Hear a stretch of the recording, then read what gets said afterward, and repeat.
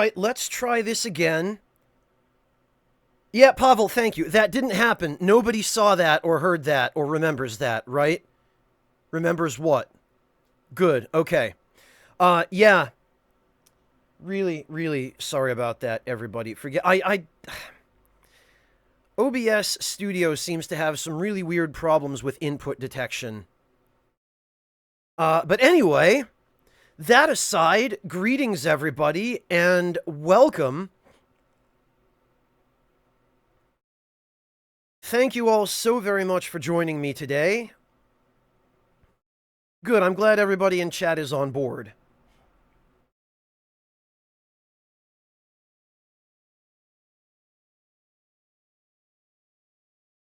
Hey Tsuyo, welcome. Hello Scarred Howl, and everybody. Greetings to everybody just rolling in.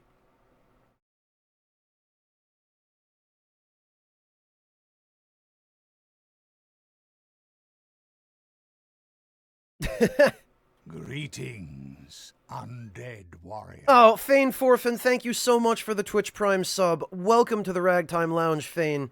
Thank you, thank you, thank you for your support. I really appreciate it. Macross, I can neither confirm nor refute that claim. Piranha Puppy, welcome home. And not that she knows who I am, but happy birthday to your mother. Thank you for stopping in, Piranha Puppy. It's great to see you. Alright, so... today we are going to play some Persona 5, and... wait a minute, this isn't Persona 5. What's going on here? Something is not right. Why is this not Persona 5? Oh, okay, I remember why. I remember what happened. I was playing some Elite Dangerous last night, and I forgot to switch for the stream today. Whoops. Well, I guess I'll just switch to... Persona 5 now. Give me a moment, everybody. Boy, this stream has been off to a great start, hasn't it? Oh, people are actually interested in the Type 10 Defender. I was not expecting this. Yes, this is a Type 10. This was just added to the game, I think about 2, maybe 3 weeks ago? Yeah, yes, this is indeed the Type 10 Defender. This is now the biggest ship in the game, and it now completely surpasses the Type 9 in every conceivable way. But I suppose we can, Venus, no, seriously, this is not intentional. I intended to have Persona 5 waiting today, but, I had a really long day yesterday, and I went to bed half asleep and didn't remember, apparently, to switch the game over to Persona 5 today. Whoops. And double, this is Elite Dangerous, and I am going to be switching to Persona 5, but... but yeah. Well, thank you, Alder, great to have you. Thank you for stopping in.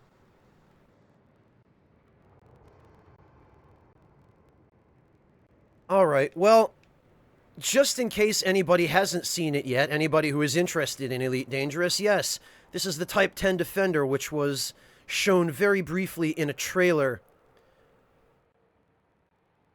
and was just recently added to the game. Enormous ship. I'm still nowhere near done with it yet, but, yeah, very cool. Anyway, let's just...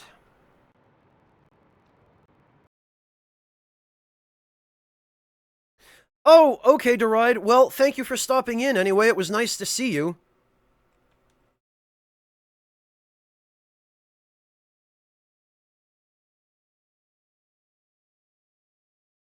Alright, let's see.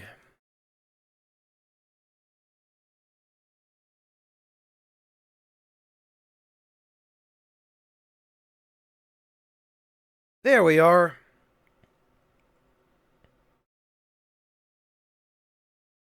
Oh, the old school Wonderide? Yeah.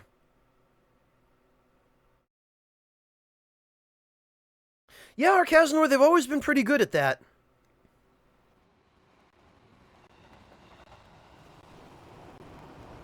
Oh no, Venus, that's awful.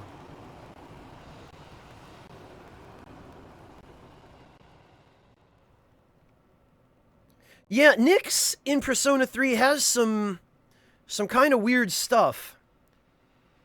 That moonless gown crap is pretty irritating, for sure. Torun, how you doing, man? Good to see ya.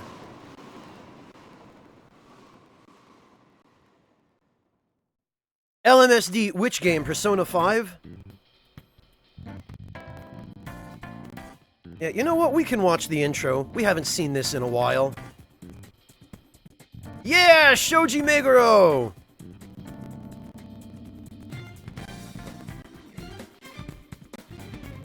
I have to say, this is hands down my favorite Persona intro yet. It is really stylish. And, I don't know, I just like the color red. They also do a very clever trick here where they contrast the red with lots of black. Which is a very striking combination. It's really nice visually. And of course, Yusuke over here. Never give in!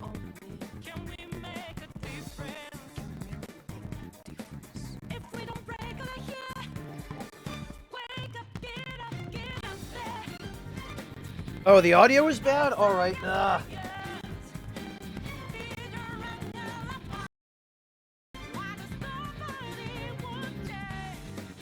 How's this? Maybe this is a little better. Might just have to reset the capture. Hey, Solman, welcome!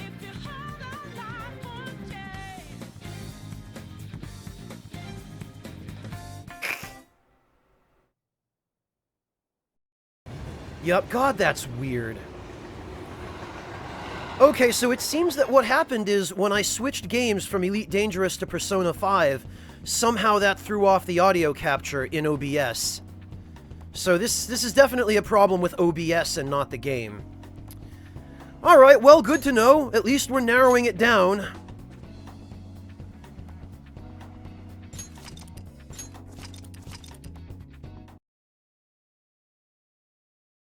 Hey, Squatus, good to see you. Hey, Jetstream.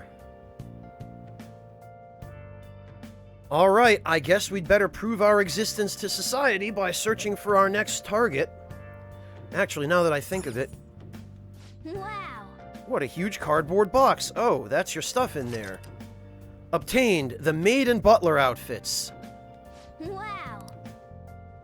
Wow! Oh, that's it. Okay. It's not me, Yoda. It's just... all this crap with OBS. It's the worst. Oh yeah, it's a perfect program with no problems or bugs whatsoever, Tempest.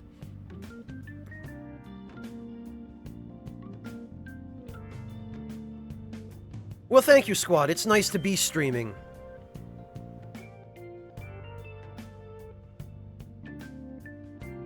Wait, what, Marcos? That guy started a Kickstarter for a P3 playthrough? Really? I never heard about that.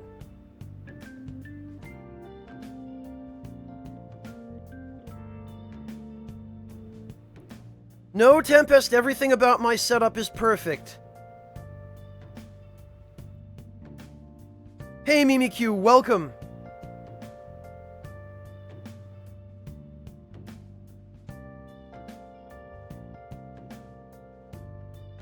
Oh, it was DSP. Okay, I'm no longer the least bit surprised.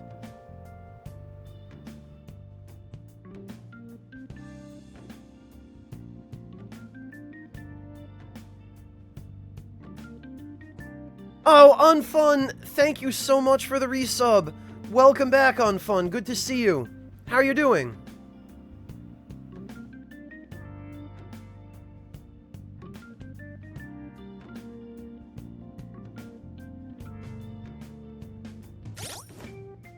Okay, so actually, where were we? Greetings, undead warrior.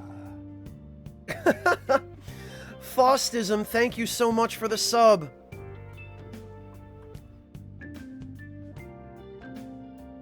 In fact, I don't think that notification has even displayed in chat yet, but, Faustism, welcome to the Ragtime Lounge. I think they must have happened at the same time, those notifications.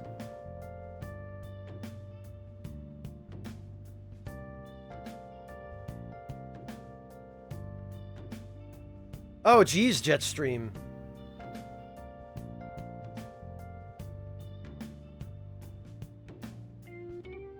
Oh, Faustism, it's quite alright.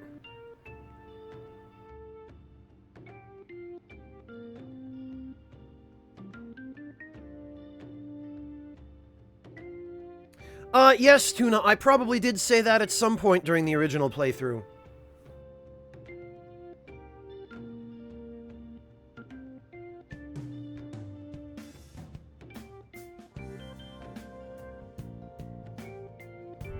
And then I found out about the SP adhesives.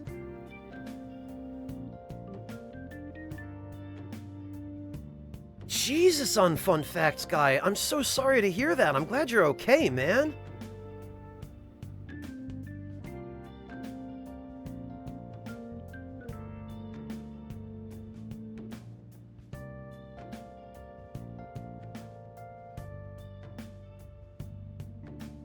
Oh, yeah, Tuna. Well, I've got the SP adhesives now, so it doesn't really matter.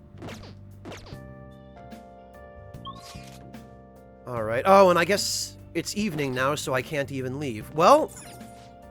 Oh, shut up, Morgana. You punk. Nice.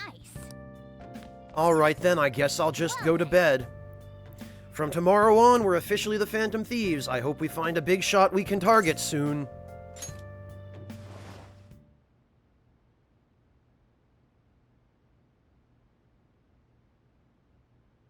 Deride, you know it. Yes, Tempest, the only freaking accessory in the game.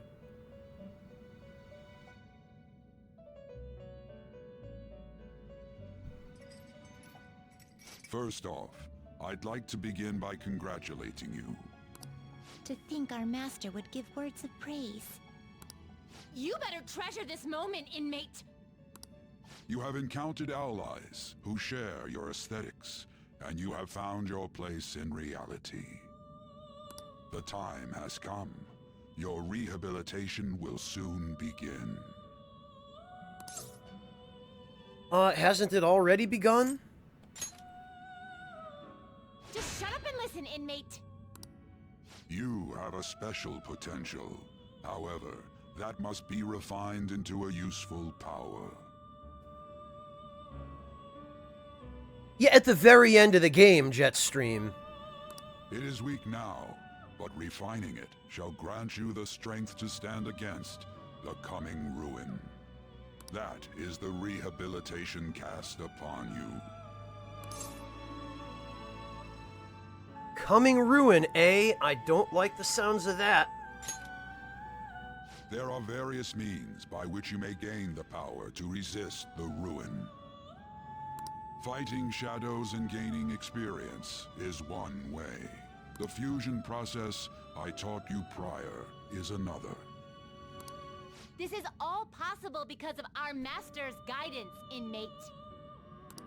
Though it may be presumptuous of us, we have words of wisdom as well. When you're out in reality, you better hone your relationships with those you have contracts with. Spending time with those people will lead to the cultivation of your relationships with them. If you've got time to waste, you'd better visit your contractors, inmate. Unfun. Yes, it is a pretty cool battle theme. This game has a great soundtrack, in fact. That is another source of power to evade the ruin that our master has mentioned. Thanks to the contracts you formed, your heart is steadily gaining the power of opposition. It seems the rehabilitation is going well. This is a truly joyous occasion. Yes, I'm so happy and joyous to be in prison. In this alternate dimension, I'm just overflowing with gratitude. I shall grant you an ability befitting of your newfound growth. May the devotion to your rehabilitation grow even deeper.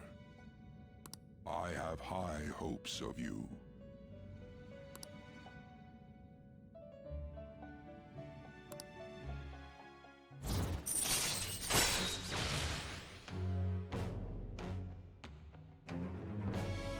Why, Tuna? Oh, good. Now I can have a few more personas on hand. That's helpful.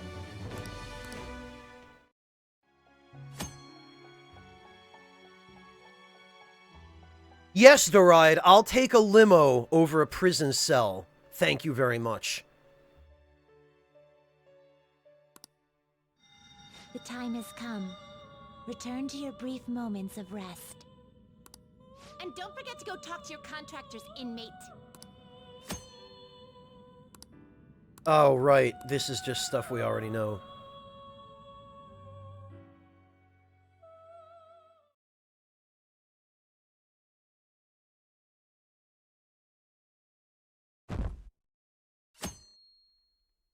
Of hearts, what tryhards? Aw. All the internet trolls are out in full force. I wish I had money I'd kill for a real breakfast. You heard? What about Big Bang Burger? The one on Central Street is holding a contest right now. The Big Bang Challenge or whatever. If you go at night, you can eat for only 500 yen. You gotta eat one of their giant burgers though, right? How can anyone actually finish that? Still, 500 yen is a steal. Wow. Huge burger, huh? Interesting. Yeah, at 500 yen, you've got to wonder what's in that burger. What percentage of it is actually real meat? I bet giving that a go will increase your guts.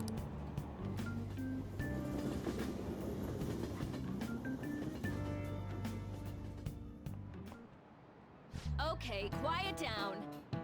Piranha Puppy, it went okay.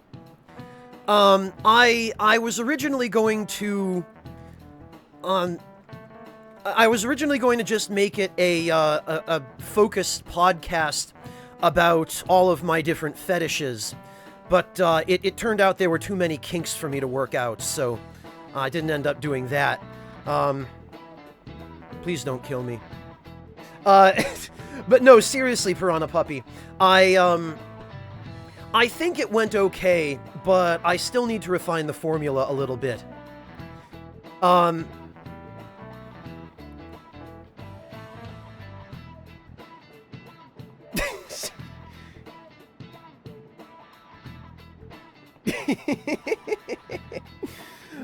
Okay, I'm sorry.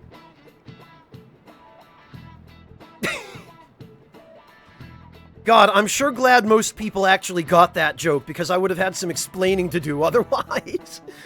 No, Piranha, it went okay, but I think I need to work on not going off on quite so many rants and tangents, because I went back and listened to it after the fact, and,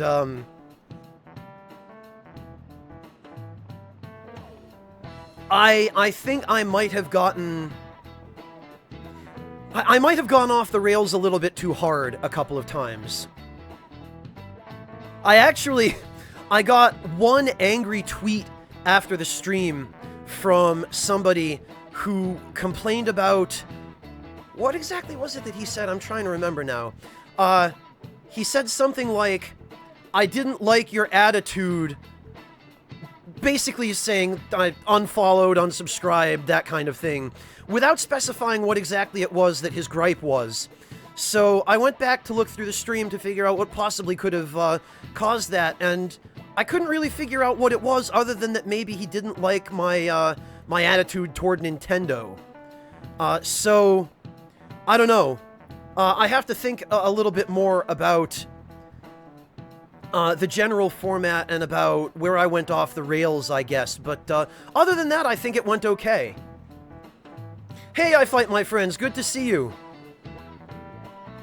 Scarred Howl, I don't know if putting me side by side with Eli is going to make me look more sane. But yeah, I think it went okay, Piranha. I need to refine it a little bit more and make some tweaks. Let's see. Like you heard last week, gym class is canceled today. Instead, I'm supposed to give you some guidance. Crystal Queen, I'm not sure. I'm going to cross that bridge when I get there. Oh, no, Archangel, I know full well not to take that kind of thing personally. It's just, I do take feedback seriously, and I was curious as to what could have garnered a reaction like that, but I messaged the person and asked him, and haven't gotten a reply, so I figure if it's that sort of situation and somebody's just looking to throw angry comments without making the effort to provide useful information on top of that, then what can I do, right? Oh well.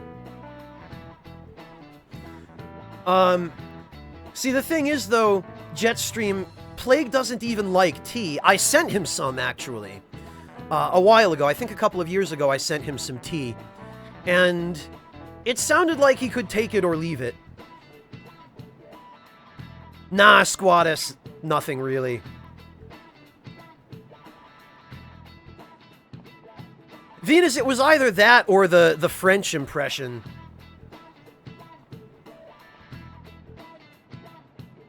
But, you know, in my position, you learn not to sweat stuff like that when it's isolated and, when the person doesn't really give you a good explanation. Well, that was the impression I got when I asked him about it, Crystal Queen, but, he seemed kind of neither here nor there on it, which for him could very well be an indication that he feels more positively about it than he does about most other things in life. So, you never know. The gist is, don't go around talking about the incident, that's all. The police are still investigating Mr. Kamoshida, so I can't say anything myself. As a teacher, though, I'm ashamed for not having noticed that a student was suffering like that. I'm not defending him, but as a colleague, he just seemed like, well, a normal person. Yeah, a lot of people think that about people who are terrible. Honestly, it still doesn't feel real. I guess people can have multiple sides to them. Yeah, they sure can. The teachers have it rough, huh? Well, the nice ones do. The rotten ones can just go get bent.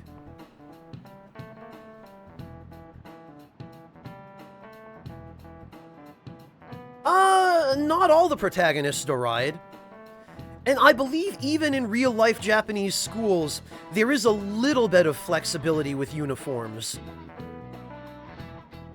Just probably not the level of flexibility that you see somebody like maybe Anne taking.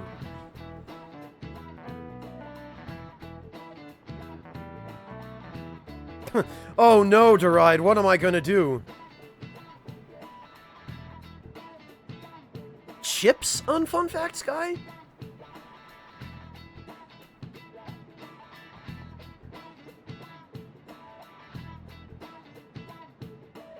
Well, there's that, Jetstream.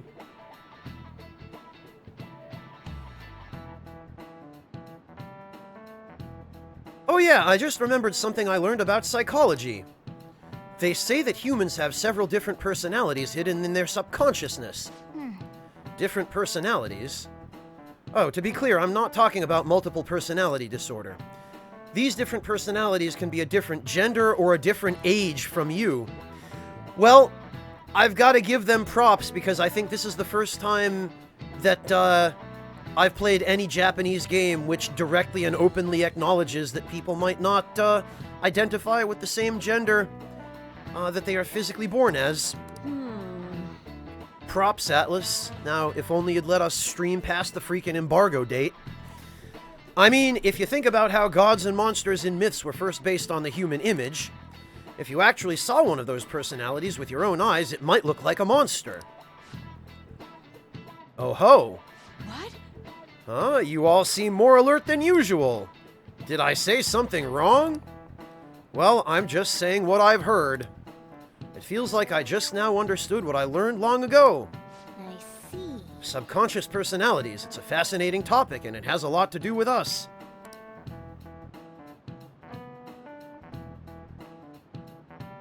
That teacher's surprisingly smart, huh? Yeah, she's one of the good teachers. Yeah, like a persona. They do a lot of that in these games, Red Knight. All right.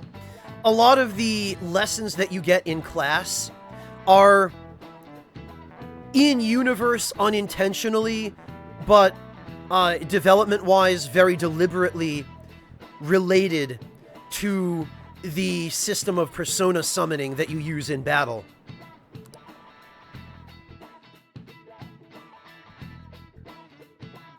Oh, no kidding on Fun. I didn't realize that. It ain't much, but we've been getting more postings on the Phantom Aficionado website. Although I guess if there's one thing I could absolutely see Plague liking, it would be potato chips.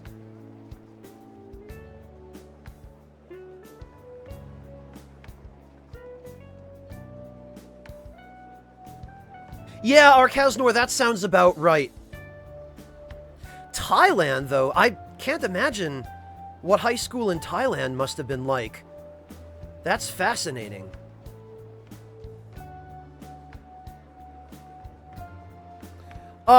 You did, Tuna, unfortunately. It will be in the VOD, though.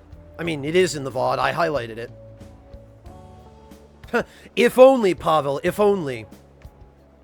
Actually, Pavel, I think the only canon protagonists of any Persona... pardon me. Any of the Persona games who can just summon their personas in the real world are the Persona 3 team, because of the evokers that they use, which forcibly draw out their personas. Okay, Scarred Howl, good night. Thank you so much for joining us, even if only for a little while.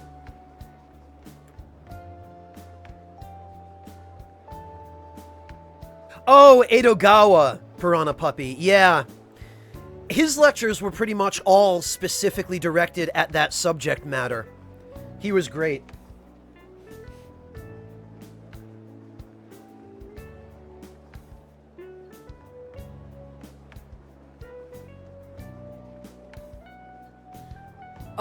Blue Kid, there are so many.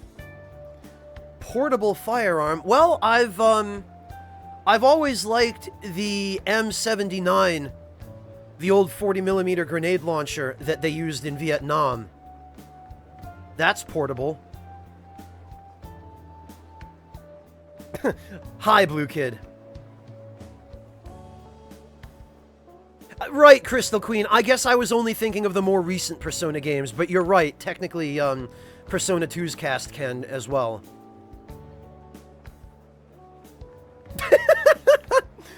Squad, I can picture that perfectly. That you're absolutely right. Welcome back, Marcos. I want to make my friend apologize for not returning the stuff I lent him. Deal with that yourself.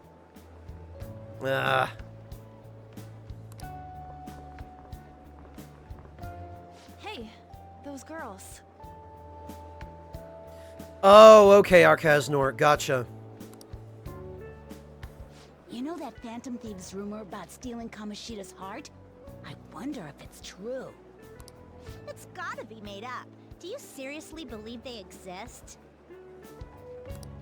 But look what happened to Kamoshida. He probably just couldn't keep hiding it after that girl tried to kill herself. Yeah, you might be right. I guess there's no way they really exist. Most importantly, it seriously sucks that our school is gonna be known for stuff like this. Oh, Torun, don't even worry about it. If you found a game you enjoy, then I encourage you to spend some time playing it. No worries, man. I wonder if it'll affect our college entrance. That's probably a normal reaction for now, but they'll see soon enough. If we can take care of 2 or 3 famous guys, people will have to believe we exist. So about those big shots, we don't have any leads yet, right? Plus, there's that rumor about you two threatening Kamoshida, too. Looks like you'll just have to live a normal, honest school life for the time being. Yeah, the UI has told me that for some time now, Morgana. Thank you for reiterating it. Still, make sure you stay prepared just in case anything comes up, alright? I'll keep an eye out for info on any big shots that might be coming around. And I'll try to dig up some dirt online. We went and formed the Phantom Thieves group, but we can't even find a target. There, there. I guess sometimes things just don't go the way we want them to. There. I have to wonder what that line originally was in Japanese. Because for them to translate it into such an awkward expression for this particular situation, it must have been one of those phrases that don't really have English equivalents. Excuse me. Did you wish to see me, Principal Kobayakawa? You saw the state Kamoshida-kun was in, didn't you? It's as if his personality has completely changed. Something is definitely wrong here. Hey, Mona Reaper! I'm not sure I follow. From what I've heard, it appears as though some students were meddling in his business. If they did something to him, who could they be? Are you saying that these students may have caused Mr. Kamoshida to change? That is what I wish to know, even if it takes some probing into student matters. I would like you to look into this for me. Oh, okay, that'd make sense, Jetstream. I could see that being translated as there. Although it's still a really awkward translation on the English side. It is true that there are many rumors regarding Mr. Kamoshida, but... Do you mean all of this talk about those Phantom Thieves? It is undeniable that Mr. Kamoshida has changed in some way. I'd like to have a grasp of the cause. This shall also ensure that I handle the mass media and police in the correct fashion. No. I will continue speaking to Mr. Kamoshida myself. Unless you find whomever did this, these irresponsible rumors will likely never die down. Don't you agree? You have been at the top of your class since day one. Your conduct is good, and teachers favor you. I could write you a recommendation for any college of your choosing, Makoto Nijima. Now he's actually starting to act like Kingpin. Thank you. Your lineage must certainly play a part in this excellence. Your sister is still young, yet she holds an admirable position at the public prosecutor's office, no?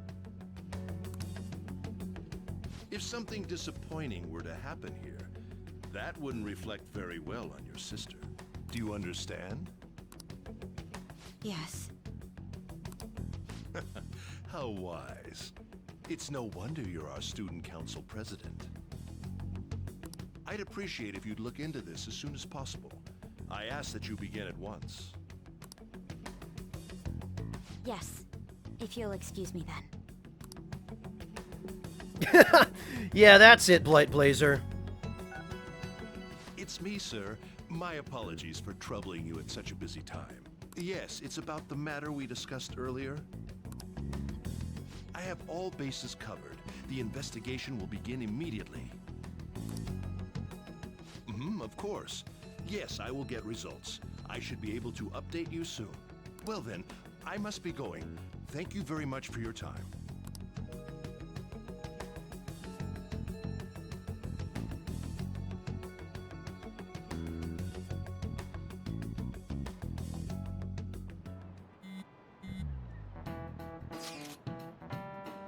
Police are really here. I saw them at the entrance.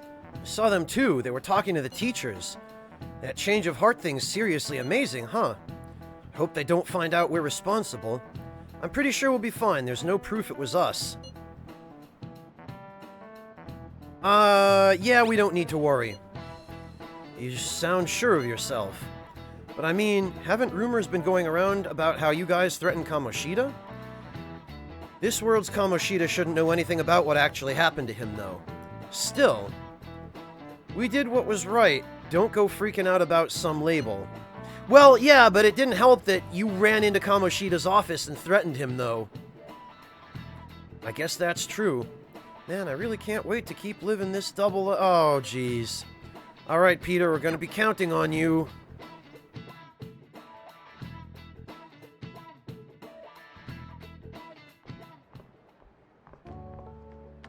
Hey. Have you seen that Phantom Aficionado website? I've heard of it, yeah. I'm the one who started it. Oh, okay.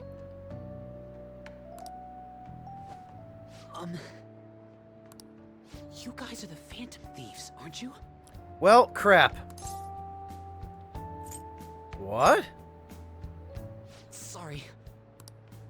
Although, if things really are as I think, I should keep it a secret.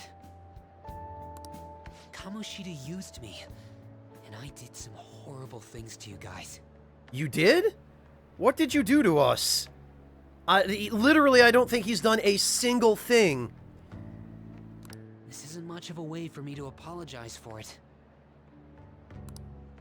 But if there's anything I can do to help, just let me know.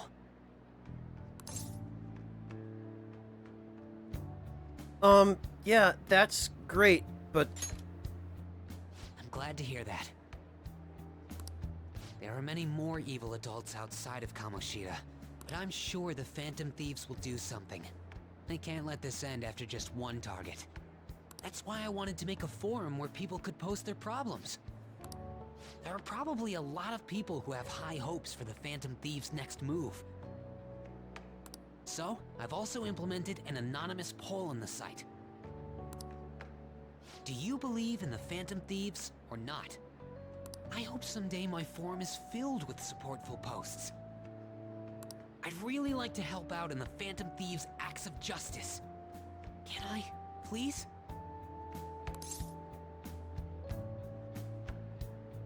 Oh, that was Mishima, Pavel? No, I thought that was Kamoshida. Because Kamoshida basically, he personally takes responsibility for spreading those rumors. I don't remember any particular line of dialogue anywhere that specifies that it was Mishima who spread those. Then again, I might have just missed it.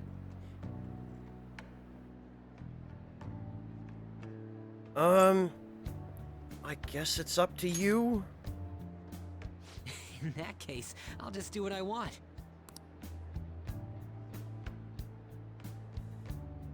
Okay, so it was Kamoshida that made him do it. I see. Alright, I guess I somehow managed to miss that, then.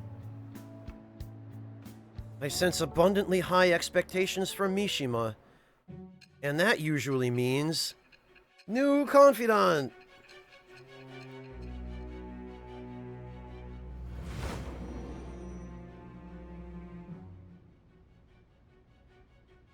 Besides the public's reaction to your group, there were others who supported you. Someone who enthusiastically cheered the Phantom Thieves on. Perhaps they were quite close. What do you have to say to that? Yeah, unfortunately, it takes until the end of Mishima's social link for him to really come around and stop being obnoxious. I can't say that I'm a particularly big fan of his either. I am thou. Thou art I. Thou hast acquired a new vow. With the birth of the moon persona, I have obtained the winds of blessing that shall lead to freedom and new power.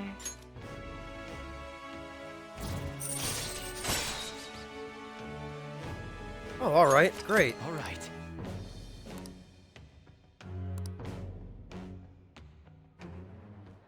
See you. Unfun, it depends. If you are a certain kind of person and you can handle certain things that would be difficult about living in Japan, then yeah, you might find you have a really positive experience there. I would like to stay there for an extended period of time. I don't know if I would want to live there. That's a decision I think I would only be able to make after spending a few years there. But if you are the kind of person who can handle being fairly isolated, being a foreigner in a foreign land, because not everyone can handle that. If you can handle doing as the Romans do when in Rome, or in that case, as the Japanese do when in Japan, and not expecting that you're going to change their society. Like, that's the main thing, I think, is that's the biggest difficulty that foreigners have when they move to Japan, is that they think they're going to be able to change Japan according to their own beliefs and ideas and customs and culture. And then they get disillusioned when they realize, no, Japan is not interested in changing according to what foreigners think. A lot of people seem to have trouble with that. So I would say that if you can handle acclimating to Japan rather than trying to make Japan acclimate to you, and if you can handle learning the customs and learning the language, because that's going to be a major wall if you don't learn the language there. You're going to have a lot of trouble getting by and interacting with people. If you can do all of that at bare minimum, then yeah, you'll probably find it to be an okay place to live and maybe enjoy it. But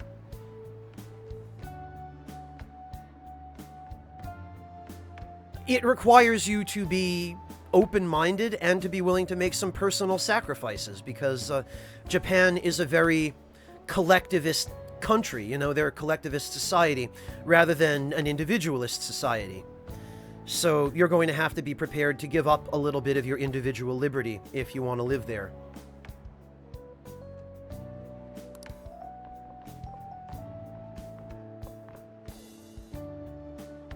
We heard all that. Jeez, it was a little awkward trying to figure out when to walk over here. Well, Blightblazer, things have always been hard for foreigners in Japan. And they're always difficult for foreigners in any country.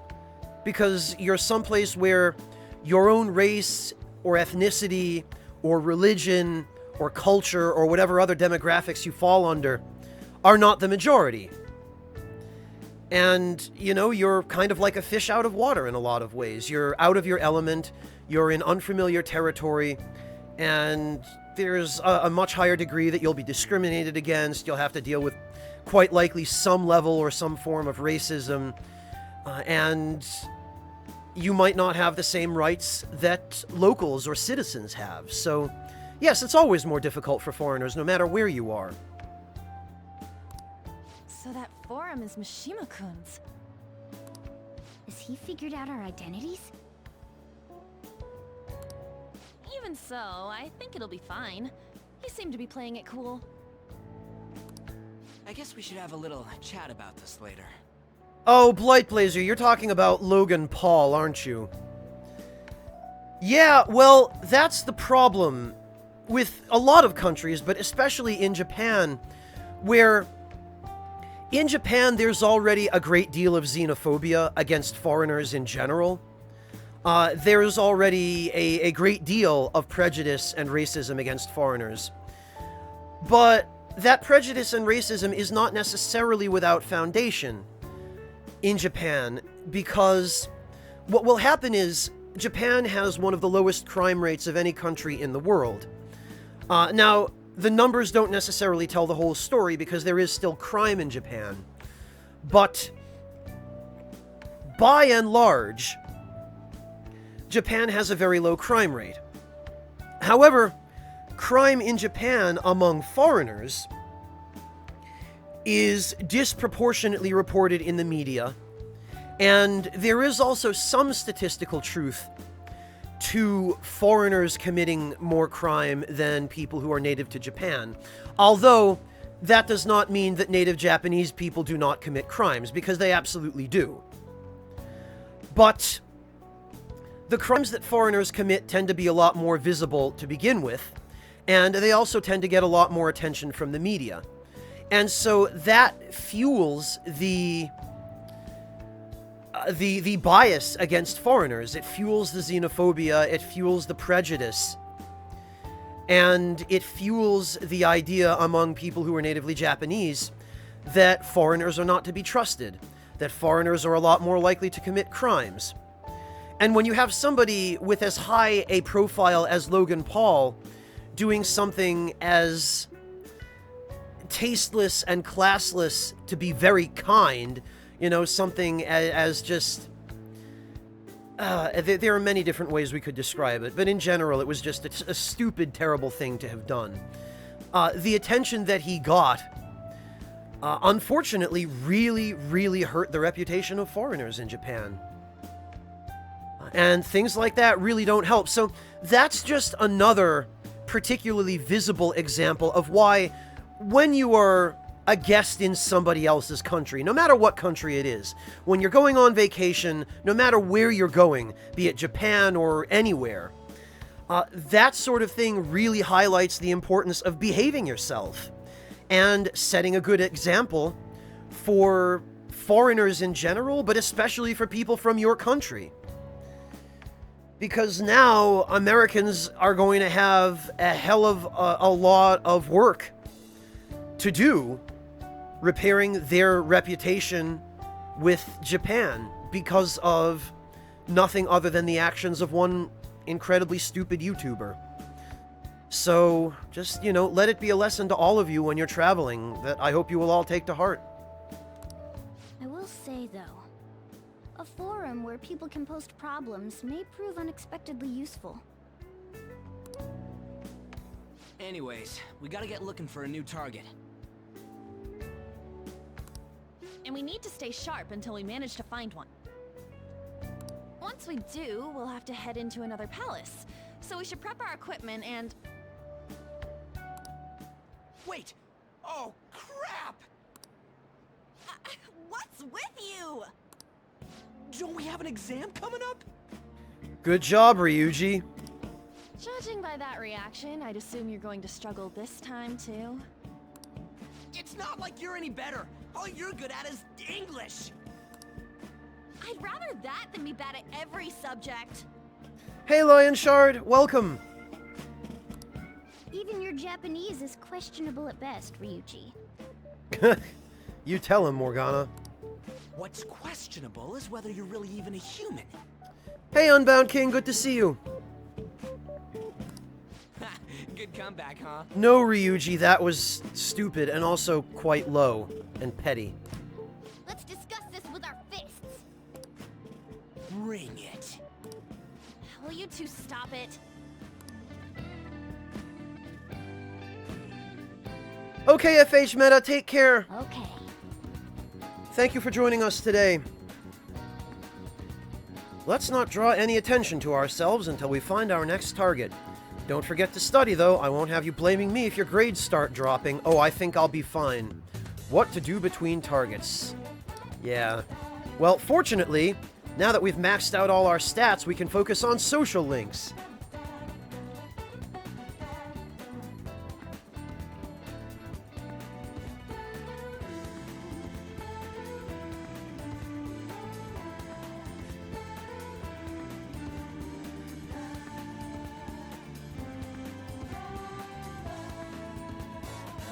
Well, Thane, unfortunately, that seems to be how low the bar is for YouTubers these days. It seems like so many of the most popular and famous and successful YouTubers are bigoted, racist screamlords like PewDiePie or, you know, Logan Paul. I don't necessarily know that Logan Paul is a racist, but his other behavior certainly does not speak very well of him. Alright, let's see. So, we've got Ryuji and Anne here. And Takemi in Yongen. Alright, you know what? I think it might be time for us to go pick up a couple of additional personas. Now that we have, I think, 2 extra slots.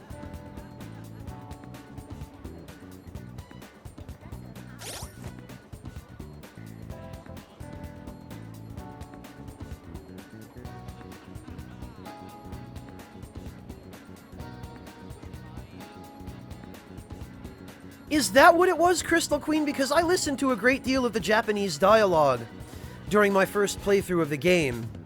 And the way that Morgana, like the way he refers to himself as Wagahai, which is kind of a pompous, arrogant sort of pronoun for oneself, I always got the impression that he more thought of himself as a nobility figure rather than a mob boss, although I guess I could understand the parallels. Where did you hear that, out of curiosity, Crystal Queen?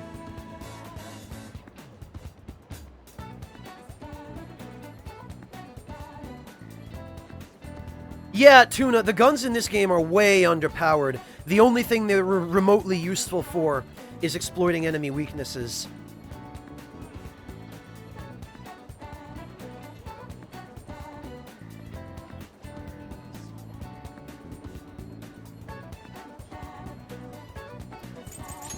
Alright, yeah, 2 additional slots. Okay, so... Actually, what do I have so far? Oh, I see, Crystal Queen, so word of mouth. Alright, so we've got Chariot, Hierophant, which means I need Lovers and Death. Hey, inmate! Okay.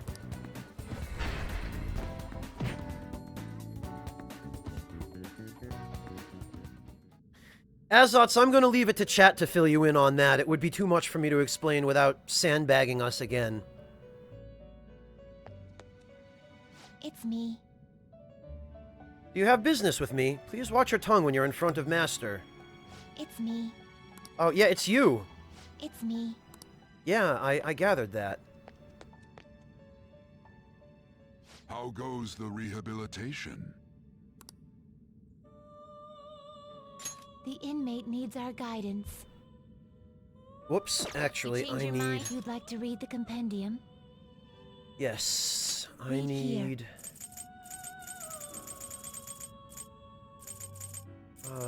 Pixie. A fee is required. This is your power. And I think Mandrake. Yes. You'll withdraw this. This is your power.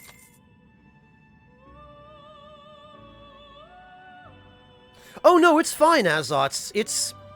I have no problem with people filling you in on the deal with Logan Paul. It's just that I personally wouldn't be able to do so without dividing my attention and ceasing to make any progress. And I really am trying to work on that. I mean, I have been for many years, but I would like to try to get better at that if possible.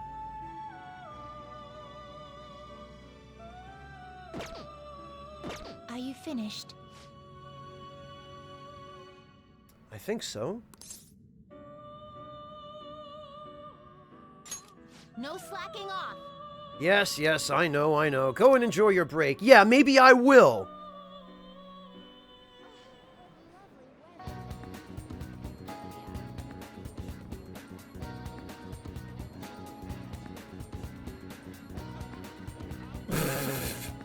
Oh, Unbound King, thanks for the vote of confidence.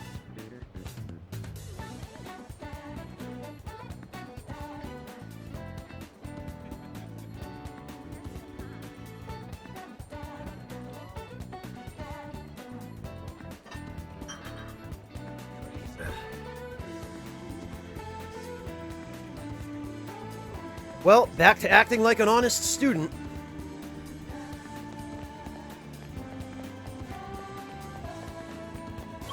You know, I think we should probably go work on our social link with Anne.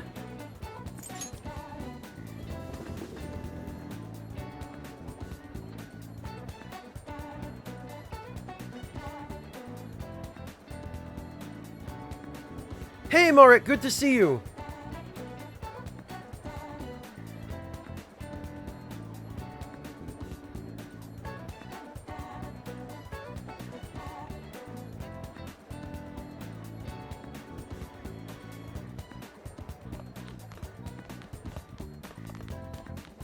There we are.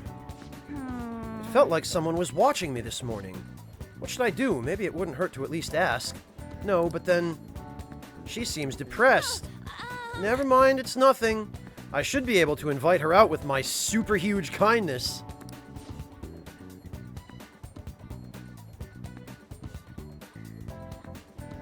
Tuna, that was Persona 3 and 4. I don't think it was this game. Although I'm not 100% certain. Crystal Queen, yes, I'm going to try. Unfortunately, I don't think I'll be able to watch it on stream, which I really would have liked to do. Hey, Random Purrs, good to see you. It has, Marek, in the podcast / talk show that I did the other day.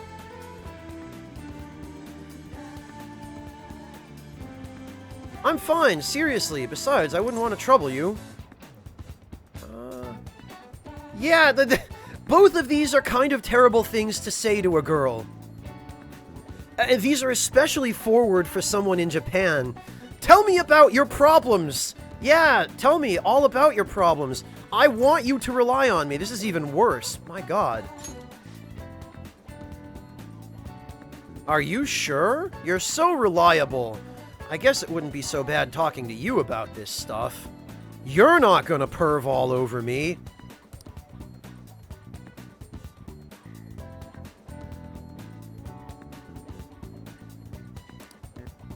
Yeah, I should probably spend time with Anne. Thanks! It's gonna be a VOD thing, I think, Azots.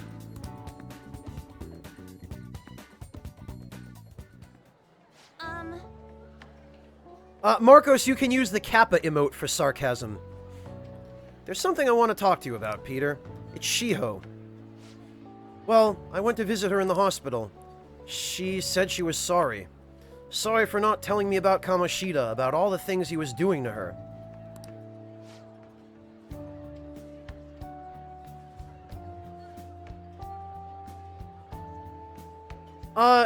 Tuna, that doesn't really work for a stream. Because it depends on other people being able to watch it at the same time.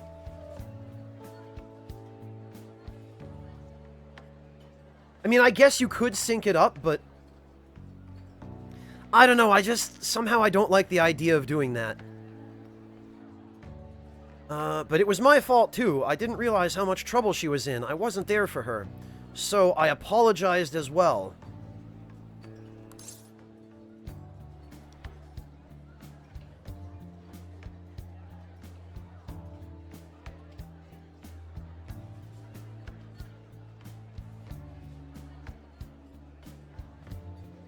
Oh, your name is Josh Yodas Jr. Huh.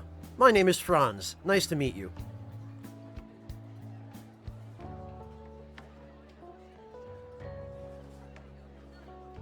Is there, Azots?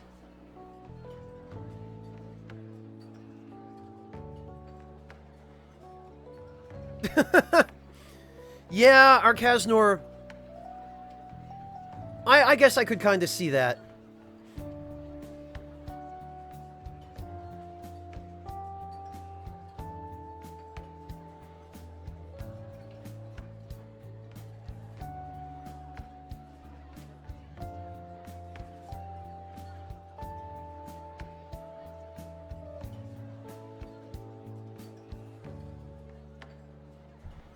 Rab It? I've never heard of that before.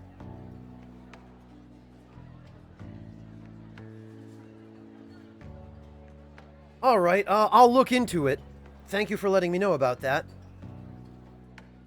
Alright, she's so strong. Isn't she? Shiho really is a great girl. I love her so much. I'm glad I finally got to tell her everything I couldn't bring myself to say before. Hey. And, remember how Kamoshida threatened to take Shiho off the team if I didn't sleep with him? I had only agreed to it so that I wouldn't ruin Shiho's dreams. But now that I think about it, he never would have put her on the bench and cost his team games. I seriously should have dared him to try and take her starting spot. But in the end, maybe I just didn't believe in her ability. Oh. Well, that's a tough one. But I guess maybe you're right. Oh. I knew it. I'm so stupid. All of this happened because of how weak I am. That's why I believed Kamoshida's authority outweighed Shiho's own ability to earn her starting spot. Peter, do you remember the last time I talked to you like this? When I got that phone call from Kamoshida and cried super hard. Oh, that could be a problem, Tuna, yeah. I felt so alone, scared even. But because you were there for me, I decided not to go. I was a little surprised at how pushy you were about it, but I see now you just wanted to help. Thanks. Oh, I just couldn't ignore you, you know? You're so kind, Peter. Back then, people used to call me all sorts of names. Prissy bitch, Kamoshida's girl. I got tired of it pretty quickly, as any normal human being would.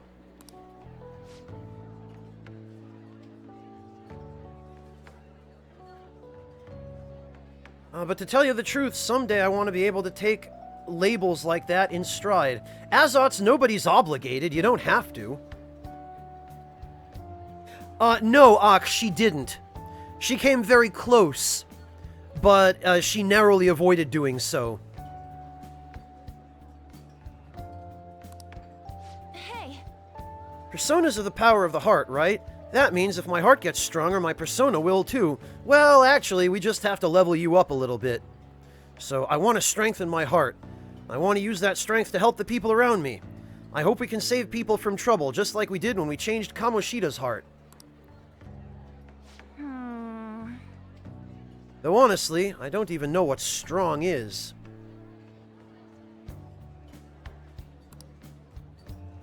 But I'm going to find the answer, I promise.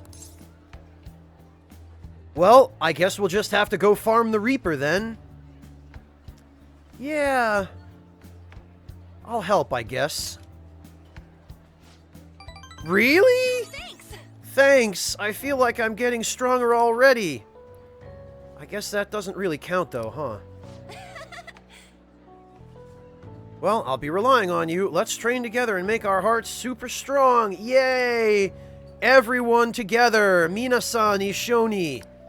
Japan. Hooray. Oh. All right.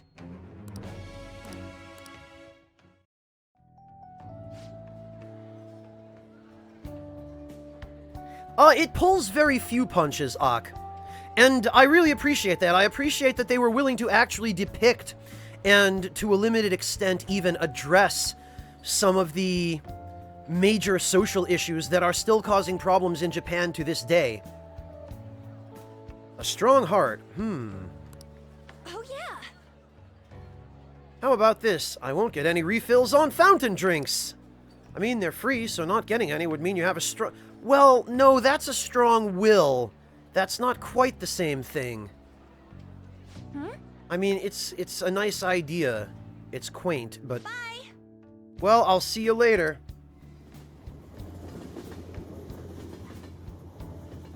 Which DLC accessory would that be, Venus?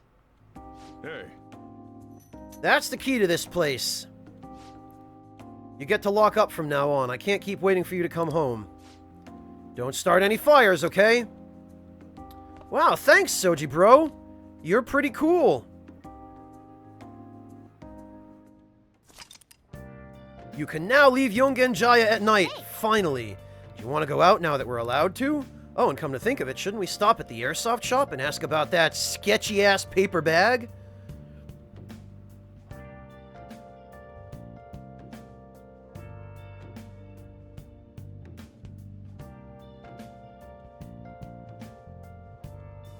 Well, Unbound King, I'm not judging. To each their own, right? As if I care. No matter what others say, there are people who just don't change. You're the only one who can change yourself, you get what I mean? As if I care.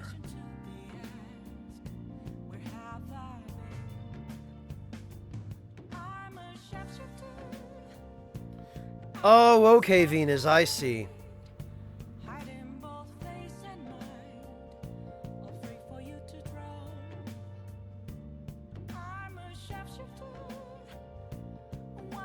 You don't like how nostalgic this music is, Unfun?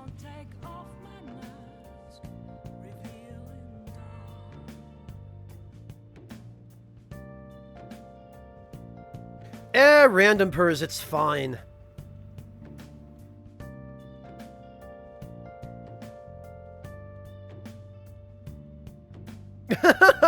Crystal Queen, that actually is a pretty good explanation. Hey, make sure you don't get dragged into some weird mess, alright? Don't worry, Soji bro, I promise I won't go out and commit crimes. Also, that last profile that walked by, that last silhouette rather, that went from right to left, looked exactly like Junpei smoking a cigarette.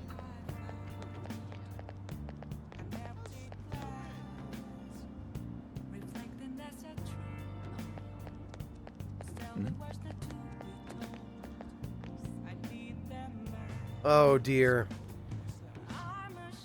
Sir, you're going to get sick if you sleep out here like this.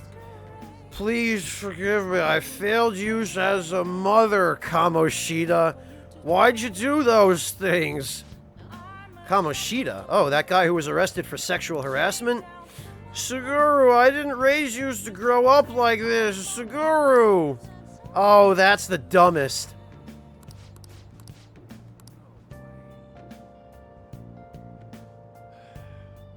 Well, Unbound King, English lyrics usually kill a song for me as well, unfortunately. Is that true?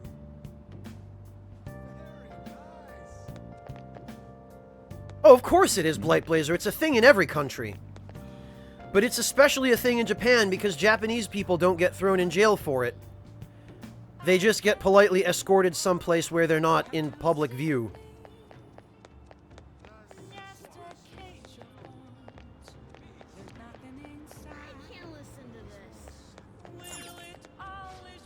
Welcome. What would you like? Oh, you have nothing left on sale, damn it. Look at these kids just hanging out here late at night, not a care in the world. They won't let me watch any TV until my exams are over. This sucks. Even on Saturday? You mean you can't watch Phoenix Rangers? I don't care about that dumb crap. How long are you going to keep watching that kid's stuff? What's wrong with it? I think it's really cool. Feather change! Okay, I have to admit it. Featherman is cool. That show has history. Listen to these cultured kids. Yeah, that show has history, man. That goes way back. Yoda Jr., I bought it already. Blightblazer, Japanese people don't usually know. Because they have, remember, I've told you before that they don't like disturbing the harmony. So rather than drunk people getting arrested in Japan, if they are Japanese, they will usually just be gently and politely escorted someplace where they can sober up, like usually just to a park bench or something, or if someone is drunk on a bus, they'll just be escorted off the bus and kind of left to their own devices. Foreigners don't get that kind of leeway, though.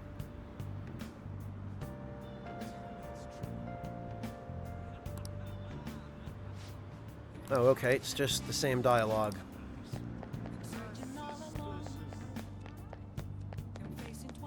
We can never go into the izakaya, unfortunately. I would really like to go check that place out. Something about the vibe here makes me not want to go in. I'm sure it's filled with regulars. Yeah, so? Also, I appreciate the level of detail in that they actually plastered all kinds of review stickers all over the window slats of this izakaya.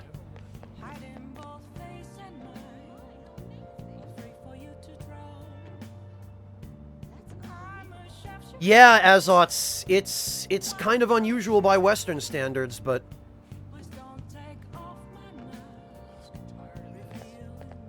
Yeah, Archangel, they really do a good job of depicting the real world in this game. This is, I think, the first time they've gone so far out of their way to recreate real-life Tokyo one-to-one. And they've done a fantastic job. Well, yeah, quick difference, and especially P3, but yeah, even P4. Sounds good, Unbound King. Alright, Pavel, good night. Hang in there, man. Good luck with Monday. Oh, jeez, Unbound. The music is upsetting enough to make you peace out? Alright, well, good night. Thank you very much for hanging out with us. EY and speech-giving man, huh? Okay. Well... Damn it, I really hate having to do this, but,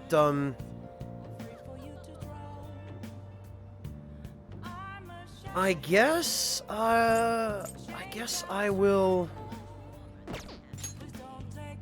Such a goddamn waste of money, but I guess I'll let go of Michael. And I'll head to the Velvet Room.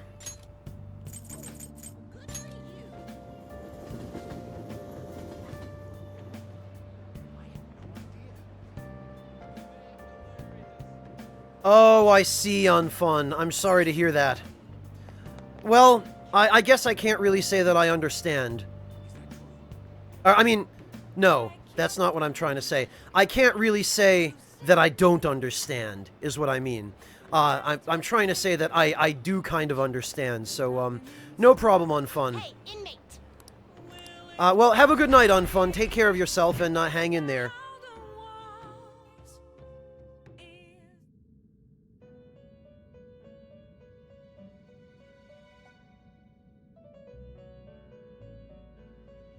Really, I fight my friends. That's unfortunate.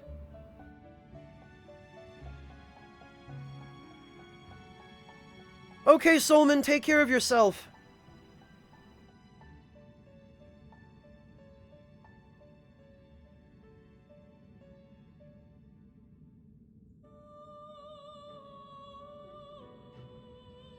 Thank you, Azakuro. Welcome to the stream. Thank you for stopping in to say hi.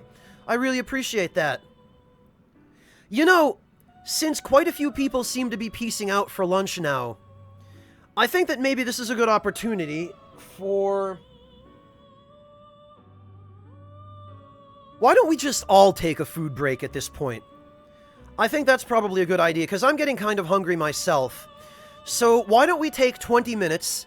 That will give everybody a chance to go get some lunch. That will give me a chance to go get some... At this point, it's going to be a really, really late dinner or an early breakfast.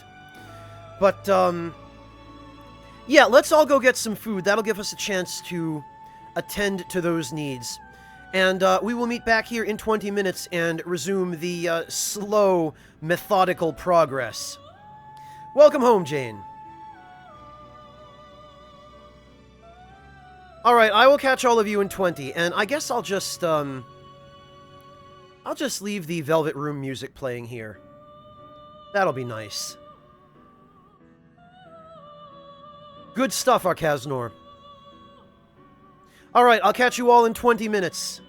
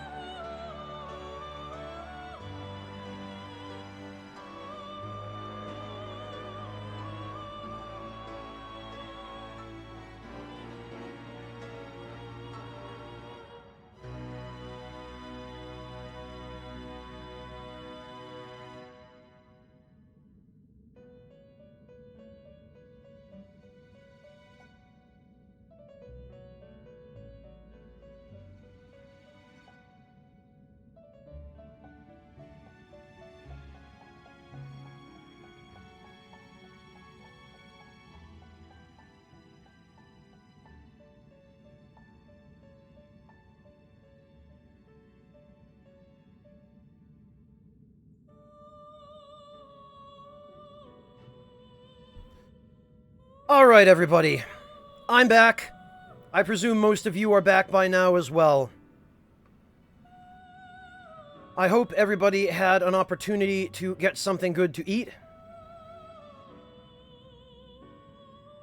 Baba Snooker and Unfun Facts Guy, I will take care of your recommendations. Yeah, Jane, 16 by 9, yes.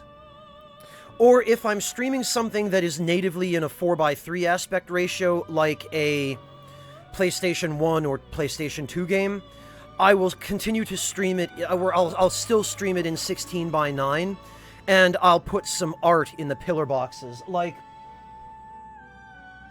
this is what I used for Dark Cloud 2, these pillar boxes, Jane. So this makes up for the remainder of the unused space in the 16 by 9 aspect ratio when playing a 4:3 game.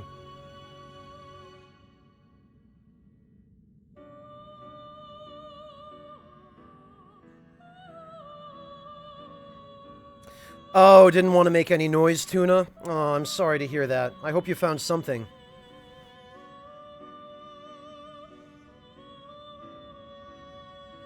Alright, Baba Snooker, as for recommendations of a jasmine tea...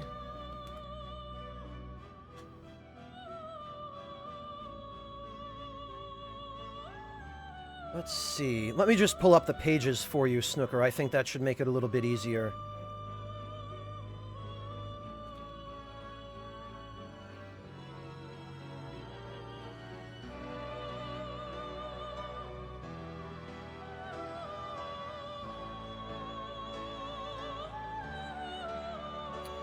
All right.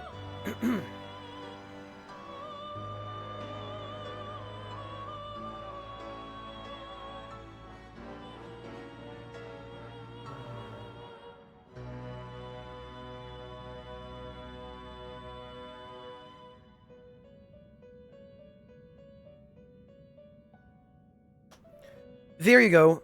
I would start there, Baba Snooker. I've had both of those before, and I can vouch for them. They're very, very good. Hello, Ziramaru. Yes, indeed, we certainly are.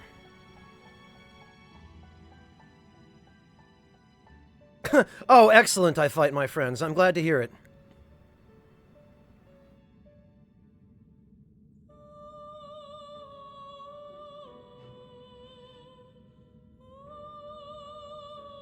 And on fun, let me...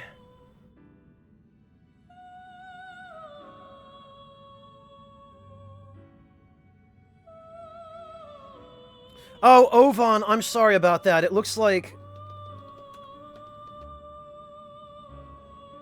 It looks like Moobot went after you for a, Moobot went after you for something he shouldn't have. Sorry about that. I'll have to have a word with Moobot, Ovan. I did get your question, Ovan, and I'll get to it in just a moment. Actually, Ovan, I can answer that while I'm looking for the stuff for Unfun Facts Guy. So, Ovan, he was made to confess by the protagonist's changing his heart. That is, going into his palace and forcing him to change his mind about the stuff he had done and admit to it.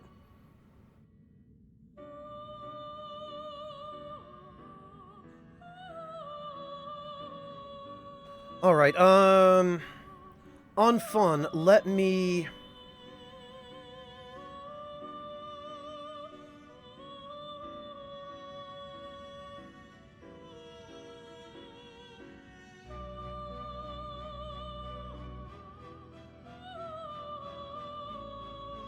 Let me dig this up for you.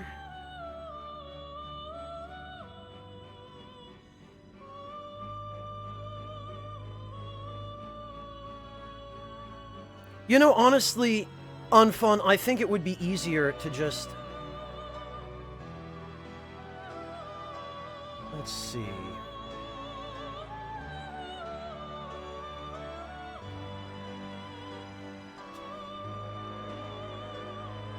Oh, Azakuro, are donation notifications not working? Alright, hang on. Let me see if I can do something about this.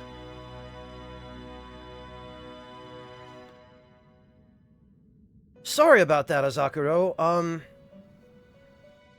Alright, hang on.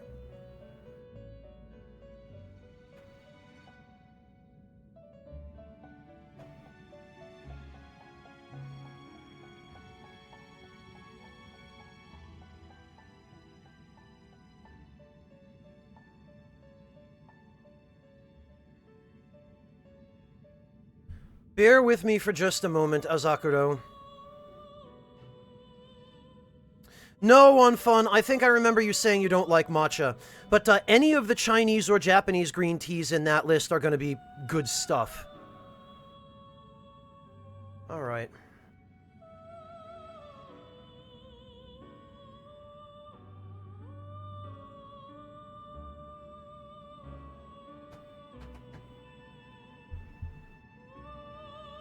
No, on fun, you don't need to get all sorts of things for matcha. You can make matcha in a regular cereal bowl. And whisk it with a fork if you have to. You don't need all the fancy stuff for it. You absolutely don't. Alright, let's see.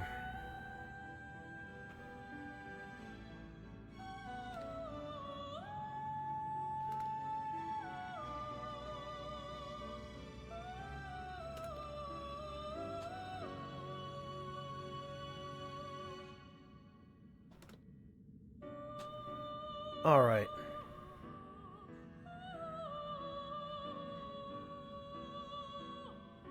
Let's see if this has fixed donation alerts.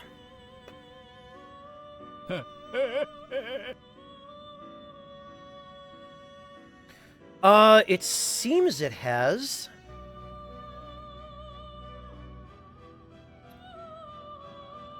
Alright, let's try. Greetings, undead warrior. Okay, they seem to be working now, Azakuro. Sorry about that.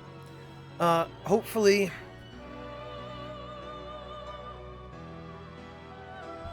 Hopefully they're working. Okay, Unfun. We'll catch you in a bit. Yeah, Azots, you absolutely don't need any of the fancy stuff for making matcha. It's nice, but it's not at all necessary.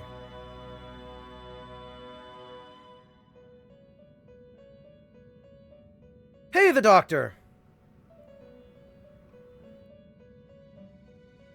Azakuro, thank you. Let me actually check that.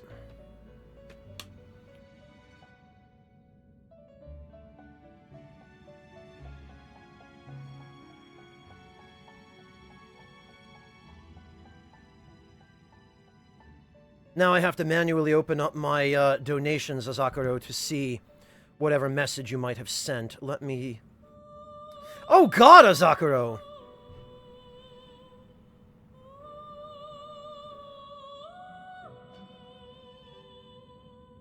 Azakuro, this $100 donation, was that you? And, the Ginger Tsunami, thank you. Thank you for the $5. I'll get to that in a moment. Yes, Ginger Tsunami, that did help, and it seems notifications are working again. Dear God, Azakuro, thank you so much for the $100 donation. Azakuro says, have something nice, Spy. It is always a pleasure to explore with you some older games and learn with you. Wish you best that you could make a living solely by spreading passion for games and history. Traveling/dining included. Maybe starting this year. What do you say, guys? Smiley face. Well, thank you so much, Azakuro. That was incredibly sweet of you, and I would absolutely love to do that, and boy, every little bit of support goes a long way to making that possible. So thank you, Azakuro. Thank you, Ginger Tsunami. Ginger Tsunami says, let's find out, in reference to whether donations are working. So, yeah, thank you both so much. I really, really appreciate that. Thank you, guys. Well, Azakuro, thank you. I would very much love for that to be a full-time gig as well. Fingers crossed, but, you've just made a very important contribution to that, so thank you again. On Fun, I had wanted to point out to you that on the list of green teas I just linked you, the ones I can personally vouch for are the... Oh, which one? The Ichiban Sencha. That's a really good one. Excuse me. And I don't think it's listed on that list, but let me just... There are a couple of Chinese green teas there as well that...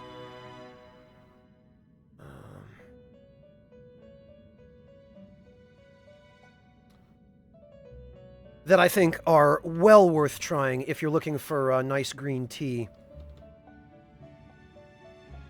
There you go. I recommend those as well. Hello, A Call Beyond! Welcome back, Schreier. No, we're still in the Velvet Room.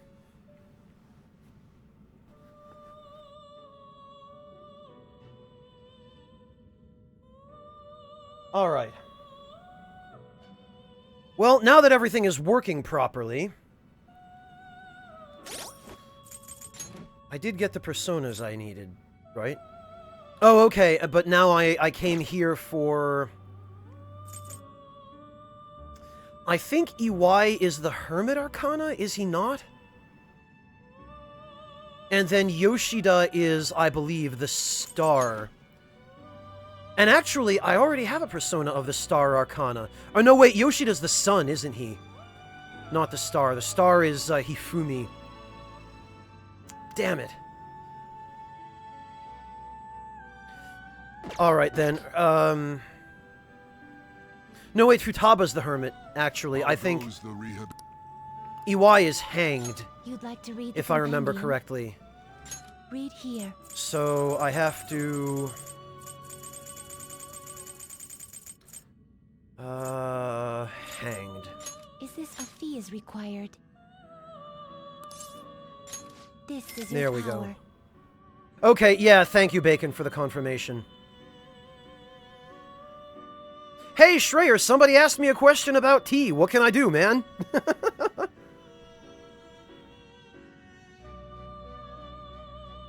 Seriously, Gravewalker? Those exist? I'm genuinely impressed.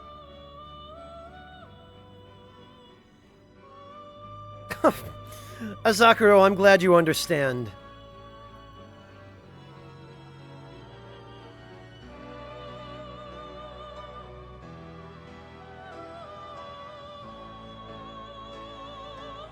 Oh, you have, Tuna. Congratulations. That was fast. You only asked me about that a couple of days ago. And you've already found something. Well, that's wonderful. Technical graphic design courses. Very cool. Oh, well, thank you, Tuna. I really appreciate that, but you worry about yourself before you worry about me, okay? You take care of your own needs, you follow your own path, and you figure out what you yourself are passionate about and what you enjoy doing.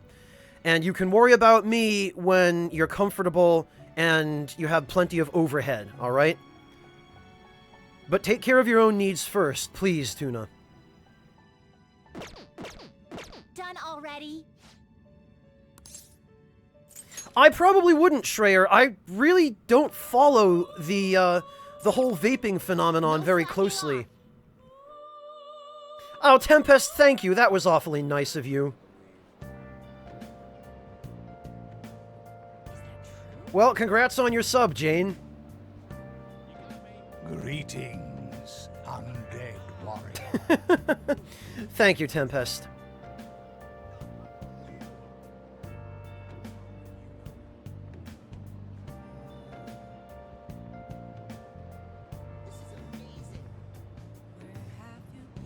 Wait, what, Venus? Is that a bug? I don't know, Azots. It's a phenomenon to me.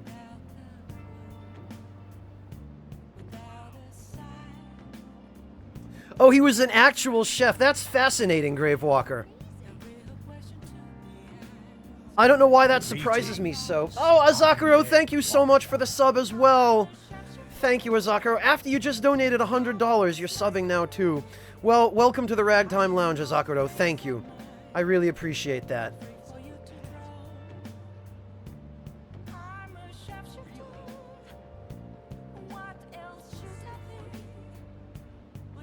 Azakaro, you'll have access to some new emotes, hopefully sometime relatively soon. Michelle Jouette Silva of Ska Studios is working on a bunch of new emotes for me. She's the one who did my 3 current ones.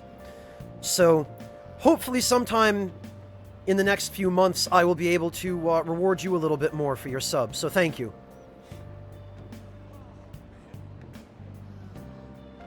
Well, Gravewalker, whatever works, right? Whatever keeps you off the nicotine. You know, if that's a constructive thing for you, then stick with it. It sounds like a good change. Yeah, you might as well, Gravewalker. One of my good friends, Nick, who operates the Bitterbits channel, he also vapes, and I've learned only a very, very little bit about it from him. But I didn't realize there was such diversity. Well, Azakaro, I hope the smile on my face is evident in the tone of my voice right now, so rest assured you've just made it even wider. Thank you, Azakaro. That's very kind of you. Alright. Hey, look! It's a foreign barker! Hey, Shibuyans, come check this out! What's up? Hey man, thanks for giving me the time of day. Everyone avoids me because my Japanese is pretty rough, and I talk like a huge punk in Japanese, which is completely unrealistic. Schreier. Thank you, Schreier, for the $12.20 donation. Schreier says, I just wanted to thank you for all those hours of entertainment you provided me with all these years, and for all those more... Oh, God. For all those more countless hours to come. And that donation was immediately bumped down on the list by a $30.45 donation from Toons Tuna, who says, with all these donations, I can't afford to lose. Thank you both so much. I really appreciate your support. That's very kind of all of you. And I'm very, very grateful. Thank you. Thank you, thank you, thank you.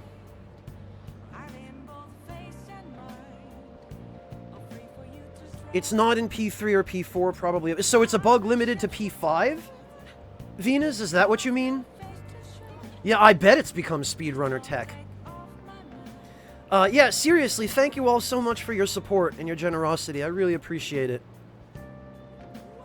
It's a very, very big help.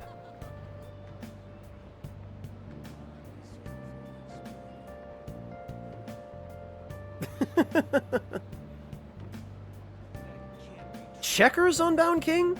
I assume you're not talking about the board game. Is that some kind of food?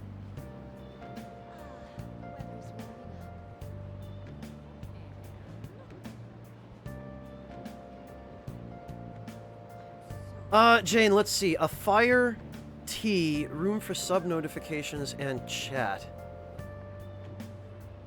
If you have an idea for that, Jane, I would be interested to see it. No guarantees it'd quite line up with what I have in mind, but I'm certainly open to an idea if you have one.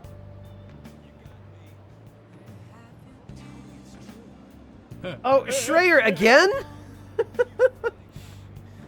Oh, jeez. Schreier, thank you for another $12.20 donation. Schreier says, alas, I shall have the last word, Tuna. Now look, you two, don't you go breaking the bank on my account, alright? Oh, it's a fast food chain on Bound King. Primus Morpheus, Azakuro? That sounds like something that you get into and fly off to fight evil in. Not a vape. My god. Like, that sounds like a Gundam.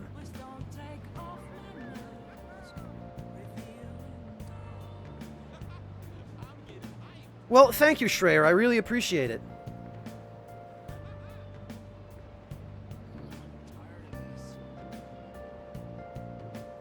Crystal Queen, it's quite alright. It looks like somebody has already donated you a sub.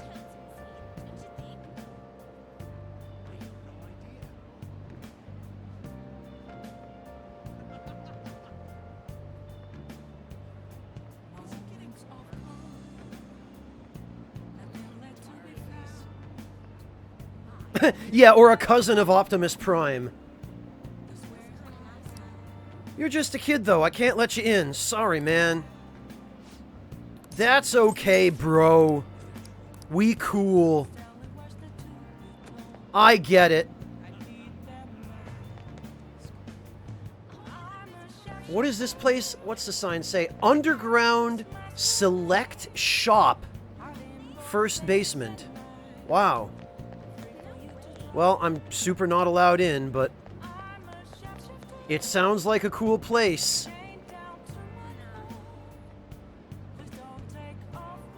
RX-78? That sounds like an earlier model of Acura.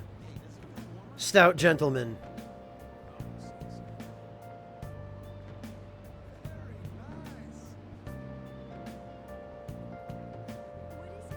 Oh, Crystal Queen, don't worry. Tuna.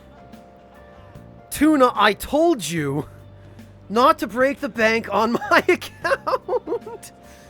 Dear God, Tuna. Thank you for another $100 donation. Tuna says, in response to Schreier, I presume, nah, fam.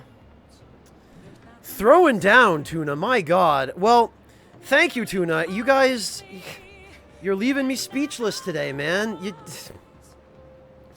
Thank you so much, Tuna, for your incredible generosity. I really, really appreciate it. I'm incredibly grateful. I'm running out of things. I'm running out of different ways to express my gratitude now. You guys are being so kind. Yeah, random person. I don't know why I bother telling people not to. Nobody listens to me. Why would anyone listen to me? No, guys, don't break the bank. Shut up, Franz. We're throwing money at you.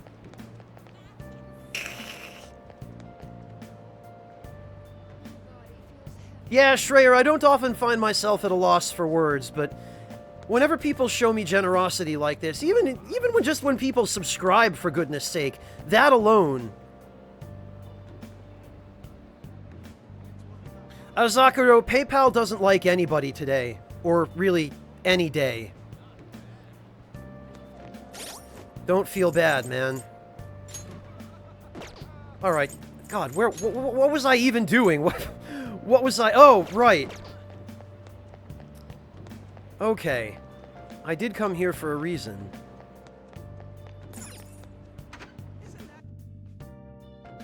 I want to start the social link with Gunbro. Right on point, Suyo. Thank you. Hello, Artista. Welcome. Thank you for stopping in. You again? You gonna try and sell me something weird again? Hey. That modified model gun should be a powerful weapon to use during palace battles. Let's ask him about what was in the bag. Don't freak out, Peter. Just ask him.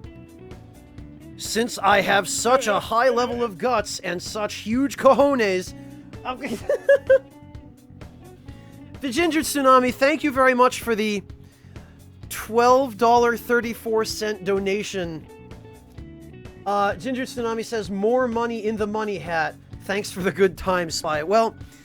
Ginger Tsunami, thank you so much for your support. I really, really appreciate this. Thank you for your generosity, and God, I wish I could just give you guys all a big hug. Thank you. I really appreciate this. Random person, it seems the donation skirmish isn't over yet. I'm gonna have to keep my head down and dodge all the flying Christ, see? Even as I speak. Mr. Marek! Thank you for the $50 donation, Mr. Marek. God. Mr. Marek says, jumping on the bandwagon would have added an extra 0 if I weren't saving up for the dentist. Believe me, Mr. Marek, I know how that goes. I completely understand your dilemma. It was like that with dental care when I was living in the United States, so I know how it is. Thank you all the same, Marek. $50 is still a perfectly great contribution.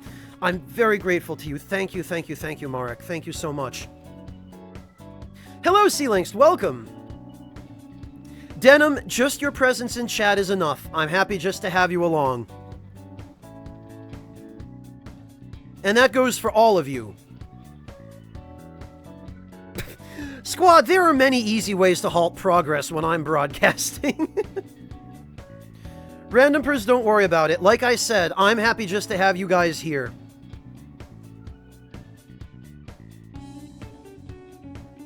That alone is enough for me. Just the fact that anybody is willing to show up and listen to me go off the rails on whatever subject I happen to be discussing, that itself is plenty indulgence for me.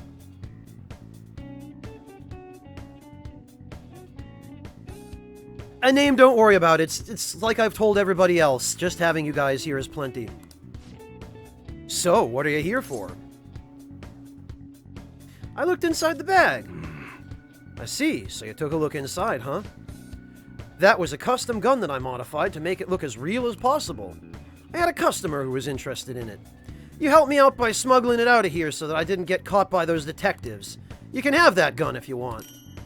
Yeah, Tkachev 2. I sure do love my bootleg model Russian pistols.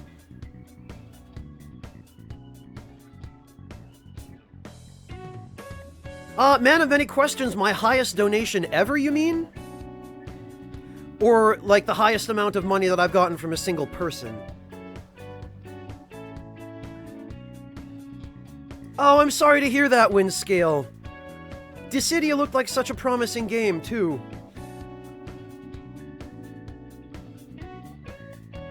What is this, Tuna?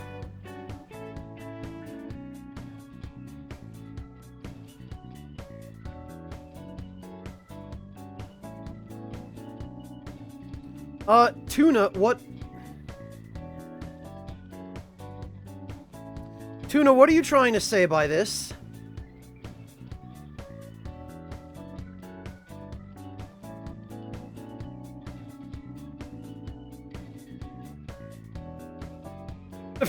Yeah, no kidding, Randompers. It's harder just to keep myself on the rails, for goodness sake. Although, Randompers, I do love trains, and I've always thought it would be great fun to be an engineer and to operate trains for a living. Highest donation ever, man of many questions. I believe that would be... Hey, Slice of Life, good to see you.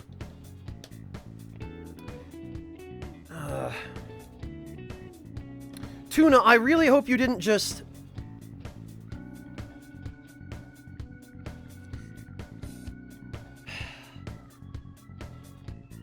Well, somebody did.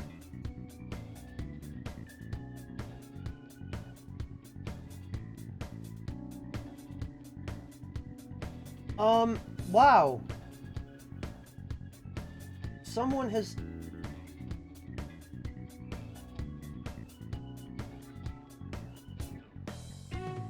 Oh dear.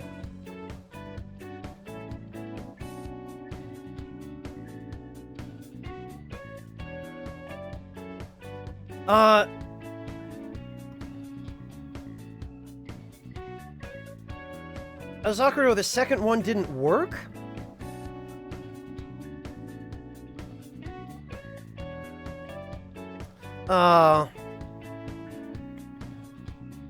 Wait, I missed another one from Azakuro? Hang on a minute, Azakuro. I think I might have actually... I think that might have gone through. No, Schreier, it doesn't look like he did, thank goodness, but, Alright,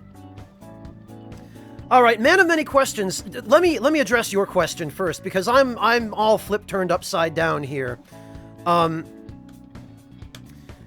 The largest single donation I have ever received was, I believe, $550 and some change. And it was from somebody who made the donation privately, so I'm not gonna pin the name of the person. But he left me a very touching and heartfelt message that made it sound like he had just lost somebody very important to him. And the message that he sent me was something to the effect of, God, what did he say? It was something to the effect of, have some money and use it to enjoy life because you never know when it could all end, or something like that. And I tried to message him back and thank him, but I don't know if he ever got it. But that was the largest donation I ever received. man of many questions. Oh, Christ, Tuna. Tuna, if you ever do that, I will come to your house and give you a hug. Like, I will get on the plane and fly to Belgium and hug you. I hope so, Windscale. I never heard back from him, so I don't know what the deal is. I made a great deal of effort to contact him and thank him and check to see if he was okay, but I have not heard back. The only means I had of contacting him was a PayPal email address, and it doesn't seem like he checked it, so... Suyo, I would have given you a hug when we went to, what's the name of that event? Gamescom. Yeah, that event that I keep forgetting. I would have hugged you if you'd asked. You didn't ask. Well, next time I'm in Cologne for Gamescom... Actually, I don't think I'm going to go back to Gamescom, honestly. It was way too crowded, way too loud, way too hot.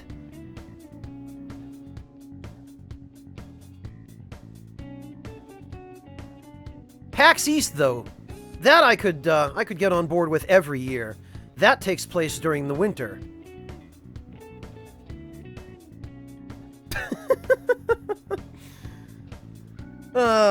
So, Azakuro, let me check to see...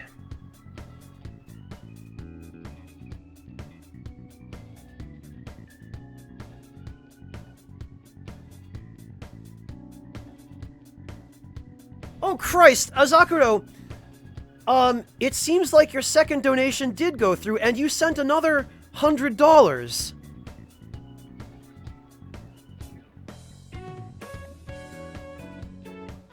Jesus, Azakuro. Yeah, I just had to open it up manually and check, but, thank you so much, Azakuro. So, let me just manually read the donation, the second one Azakuro sent. Azakuro says, "Oh, what the heck? Have some more. Next month, I may have something more for you." Azakuro, jeez, man. Thank you, I really appreciate this, but please don't overextend yourself on my account. My God, man.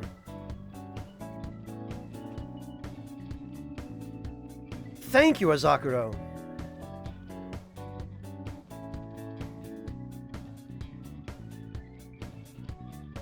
No, Tuna, you didn't leave a message.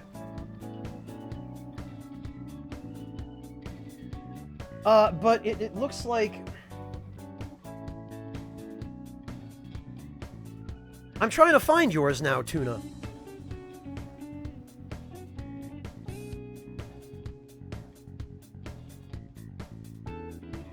Oh, that explains it. Okay, because Azakuro and Tuna both made donations that didn't show up on stream because I guess PayPal broke in Azakuro's case and Tuna just made his anonymously. Well, not anonymous anymore. Thank you, Tuna. I presume since we're talking about it, you didn't care about keeping it a secret, so, Tuna, thank you for the $100 donation. Dear God, man.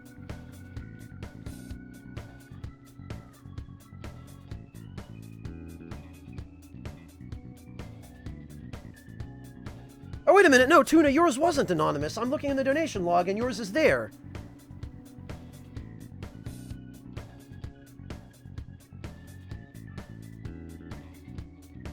In fact, they're both there. Alright, I'm confused. I'm lost. I have no idea what's going on anymore.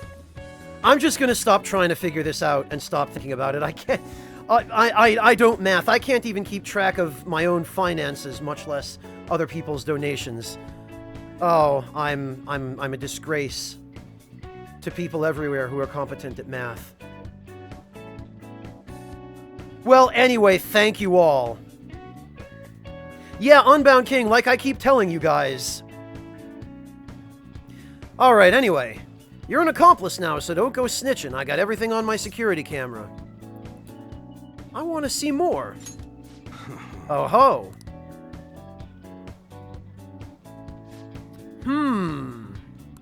Hey. Want to talk in the back? Yeah, sure. You sure did, Sea Langst. the hell are you? A friend, we'll put it that way. A gun customization guru. Huh. You sure about You that? sure look like a beginner to me. Well, I guess you got the heart of an enthusiast.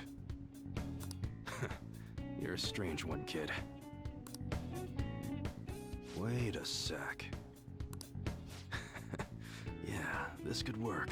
No, a name. I'm not going to take my shirt off for donations on stream. I would never do that. I believe in providing real, substantial, meaningful content. Says the guy who constantly gets sidetracked and never makes any progress in the games he streams. Hey, I can grant that wish of yours. But you better have the money. These things are worth hundreds of thousands of yen per unit. Oh, baby, just watch me make it rain. We blinging up in here. No, I'm not. I can't. I just can't do that. It's the... That's like a German spy trying to talk like he's from the hood. It doesn't work. Sometimes they even reach the millions, depending on how I feel. I can handle that. I'm willing to play ball with you, Mr. Big Shot ex-Yakuza man.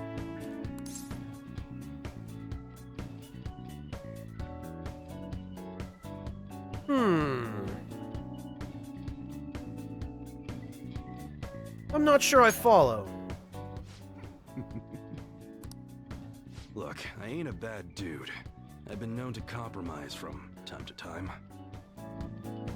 Tuna, apparently everybody today.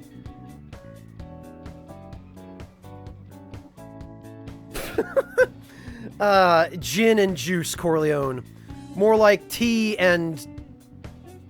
tea?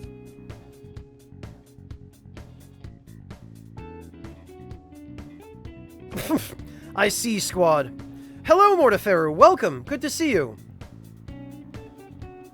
Hey, Squario. Welcome as well. Thank you for stopping in. For example, you help me out with my business, smuggling goods, destroying evidence, and as a reward, I'll introduce you to the special menu, with good prices for a punk like you. What do you say? Not bad, huh? Yeah, what's your angle? That's on a need-to-know basis, and you don't need to know. Gotta fight evil with evil. I need a pawn of my own. Oh, we're fighting evil now, are we? Don't talk to no one about this. Got it? Just follow my orders. We won't be able to get much stronger if I don't accept his incredibly suspicious but probably really helpful offer. Now what's it gonna be? You gonna take my deal or not? I'll do what I can, I guess. That's fine. Okay, I'll work on that special menu for you. You should be grateful. I guess I've made a deal with EY. I'm really kind of surprised EY didn't end up being the Devil Arcana in this game, to be honest. Should be able to ask him to customize guns for me now in exchange for helping him out.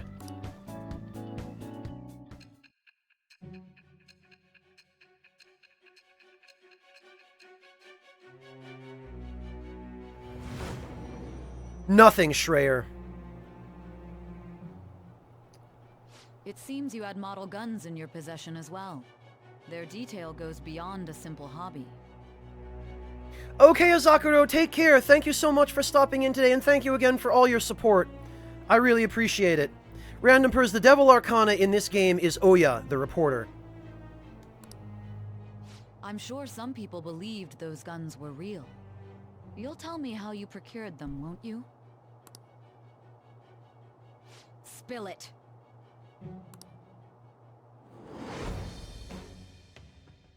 I am thou. Thou art I.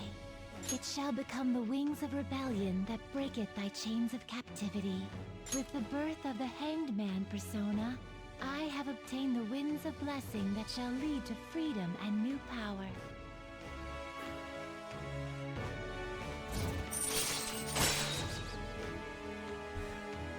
I kind of miss him too, Unbound, but I feel like the level of cameo that he makes in this game is sufficient.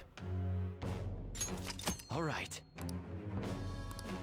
Alright, starter customization. That's okay, Oh, I yeah. guess. When I don't got any business going on, I'll have you do some miscellaneous chores.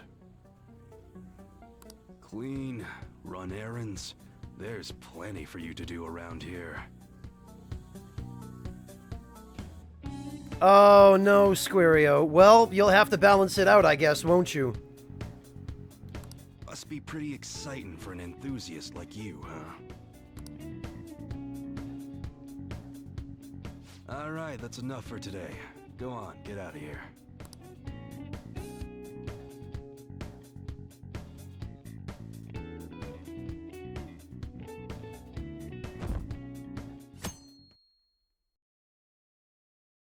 Sauce, please. God, it never ceases to amaze me the lengths they went to integrate 2016, 2017 era internet speak and shorthand into the Phantom Aficionado website. It's impressive in a lot of ways and also kind of strange.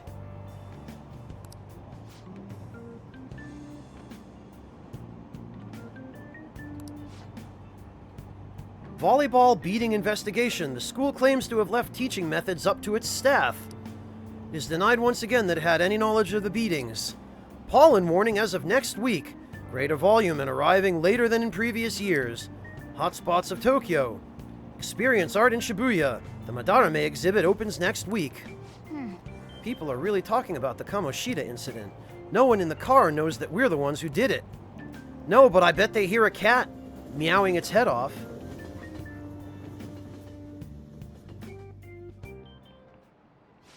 Yep.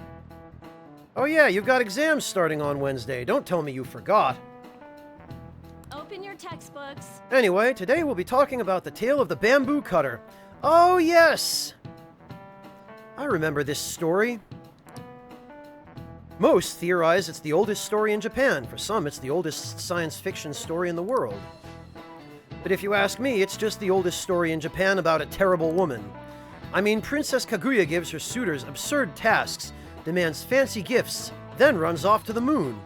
Some men lose their fortunes, some are humiliated, some even get serious wounds or go blind.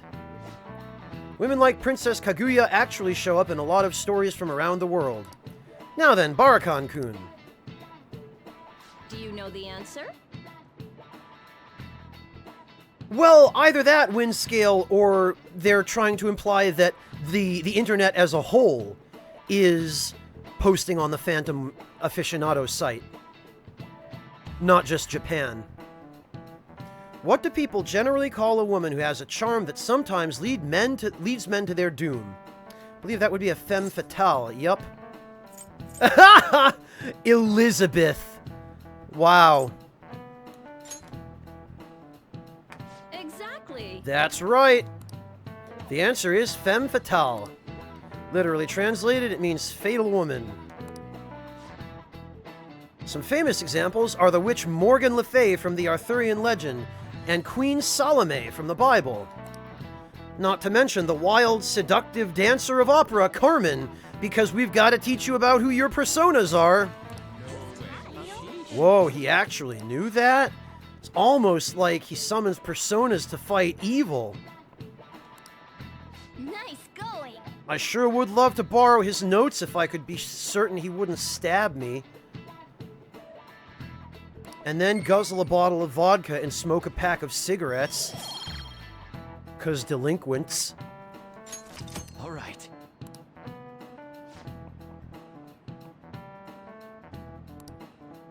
Take your time and make sure you understand the material, okay? You heard her. Must be rough being a student. Well, you have nothing to lose from studying. Give it all you've got.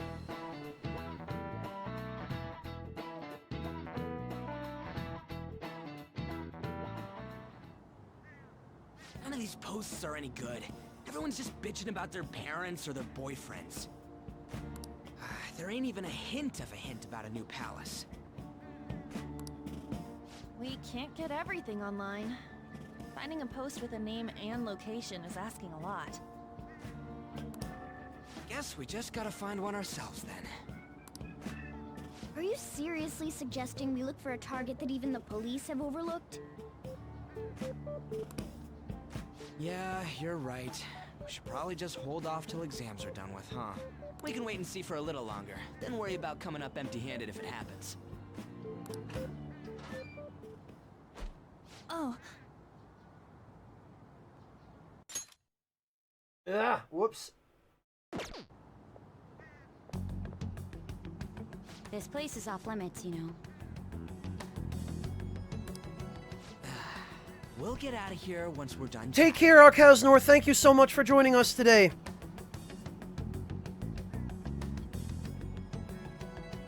Alright, well, good luck with your work, Arkaznor. We'll catch you next time.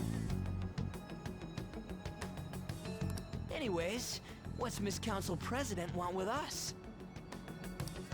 The troublemaker, the girl of rumor, and the infamous transfer student. Interesting combination. Great way to start a conversation. By the way, it seems as though you got to know Mr. Kamoshida pretty well. Who? Are you playing dumb with me? It just goes to show how little interaction he had with him. I heard Mr. Kamoshida used a volleyball team member to spread details of your past record. Don't you hate him? Mr. Kamoshida, I mean. What's all this about? My friend here's an upstanding guy. I don't mean to offend. Many students have been shaken up by what happened with Mr. Kamoshida. Yeah, it's so terrible that he confessed his crimes. The rumors about that odd calling card-esque posting aren't going away either. I didn't expect someone like you would care about that tactless stuff, Nijima-senpai. I don't know that it was tactless. Anyways, we done here? We can't leave if you keep talking to us. At least try to understand my position. Being forced to deal with this horseplay. Horseplay? Ah yes, by the way. It's been decided that this place will be closed off due to the incident. I heard some people are coming up here without permission, after all. I'm sorry to have interrupted you. What was that about? She's onto us. That girl seems rather sharp. We should be cautious of her. She really pisses me off. Yeah, me too. We better be careful. Talk about a pain in the ass. That reminds me. Study hard. Especially you, Ryuji. There are bound to be traps that will need to be solved with brains. Keep in mind that everything you do in your daily lives has an impact on your abilities. True. Studying won't be so bad if we just think of it as helping us prepare to be Phantom Thieves. I guess you got a point. But man, it's just so lame. I was all fired up about helping people, not about studying. Well, I do have somewhere interesting to show you beforehand. You guys did originally promise to help me out with my mission after all. Huh? Mission? Follow me.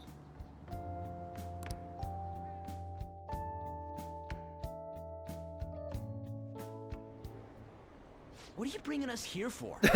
Yes, Tuna, it does. Just do as I told you. Alright, I've got the Phantom Aficionado website up. Now what? Look for a post with a full name in it. I already said there's no info on any big shots, don't you remember? But man, people actually go put someone's real name on here. That's some scary shit. Won't listen to what I say. No, wait. There's no name on this one. Someone's bad-mouthing me in online chat rooms. This one's got a name. Ignore those. Aren't there any posts about more serious trouble? I don't know what to do about my ex who's stalking me. His name is Natsuhiko Nakanohara. It says he's a teller at City Hall.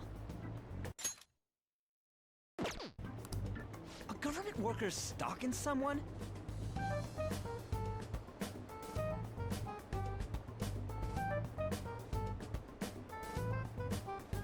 Alright, Corleone, I might or might not deal with that right away.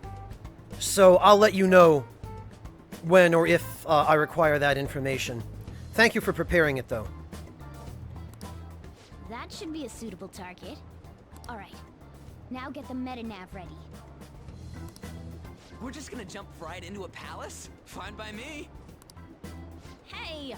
What happened to all that talk of unanimous decision? What do you think we should do? Yeah, it's going to be unanimous no matter what I say, so alright. That's what I'm talking about! Okay then, let's go. We need a name and a place, right? So the name is... Actually, we don't need a location this time. Just enter exactly what I say. The key word is... mementos. Huh? What are you trying to pull? Just listen to me. It should work. I think. Ah, jeez. That again? Mementos, was it? Candidate found. We got a hit? Just as I thought.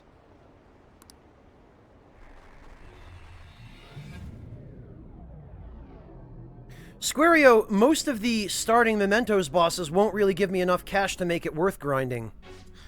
Everyone disappeared. It's established a little bit later, but the way that this looks to the general public is ridiculous. When people just disappear out of reality and enter the metaverse. It kind of feels like I'm walking on air. Is this that Nakanohara guy's palace? That's half right, but half wrong. This is a type of palace, but it's different from the normal ones. Unbound King, the luck stat only modifies the base amount of money you get by a little bit. Not enough to really make it worth my while farming early Mementos bosses. Come on, let's head down. The shadows here lurk underground. I don't quite understand why. It may be because they're drawn to something. And right now, I don't have a persona on me that can use any of the confusion attacks anyway. Underground? How are we going to get there? Yeah, that and people, Ovan. I'm guessing what they were thinking was that there are so many people around in this particular station that nobody would notice them just sort of phase out of reality. Which is how it looks to other people, apparently. How? You use it every day on your way to school. Follow me. Wait up, Cat!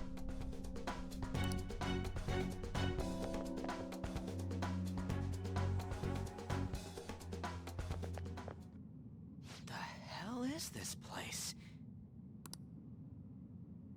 Wait, our clothes changed? The shadows know we're here? Since the moment we stepped in, You should have told us! we're still safe right here.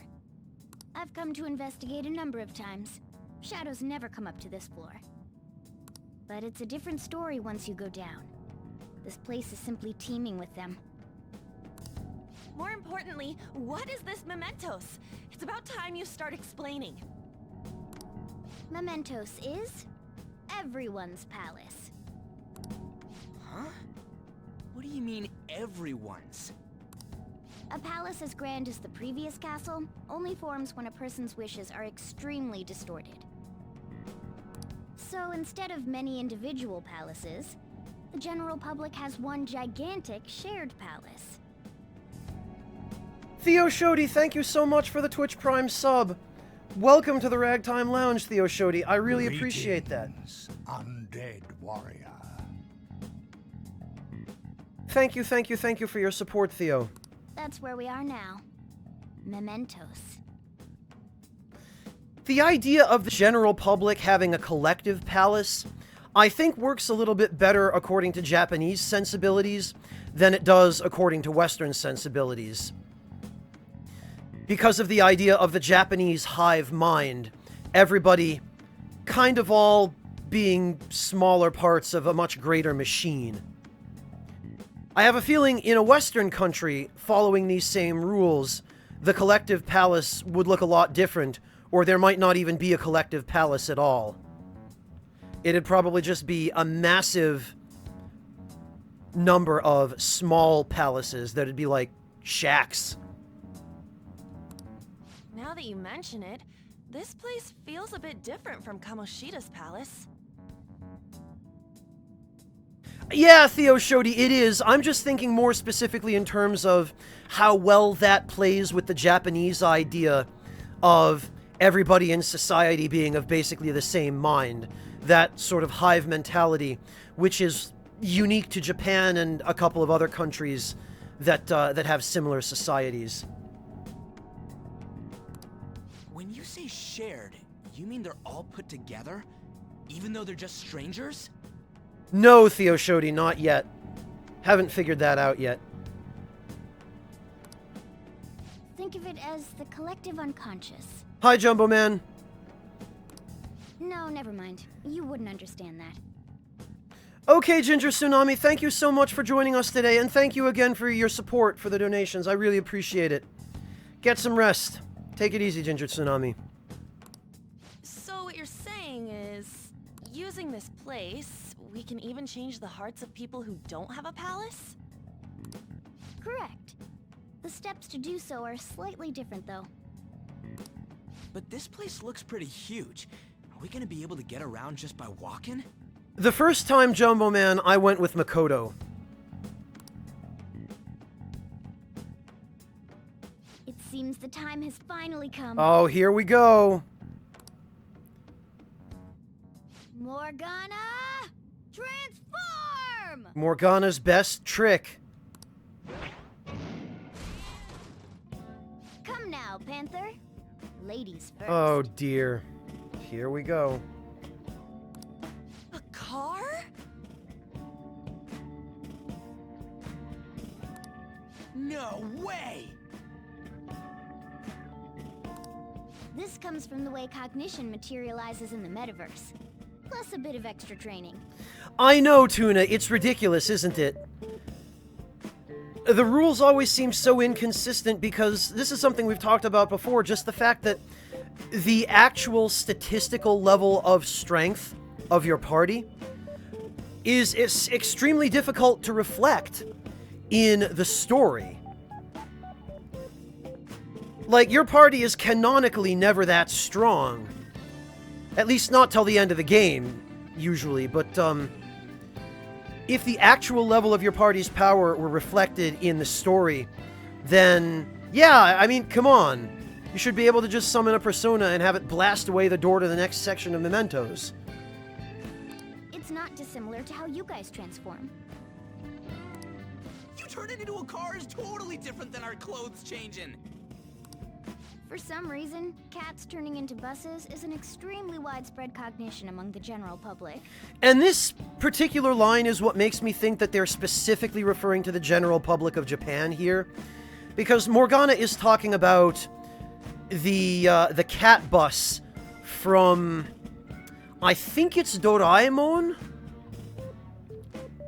I believe is where the cat bus comes from. It might be some other anime.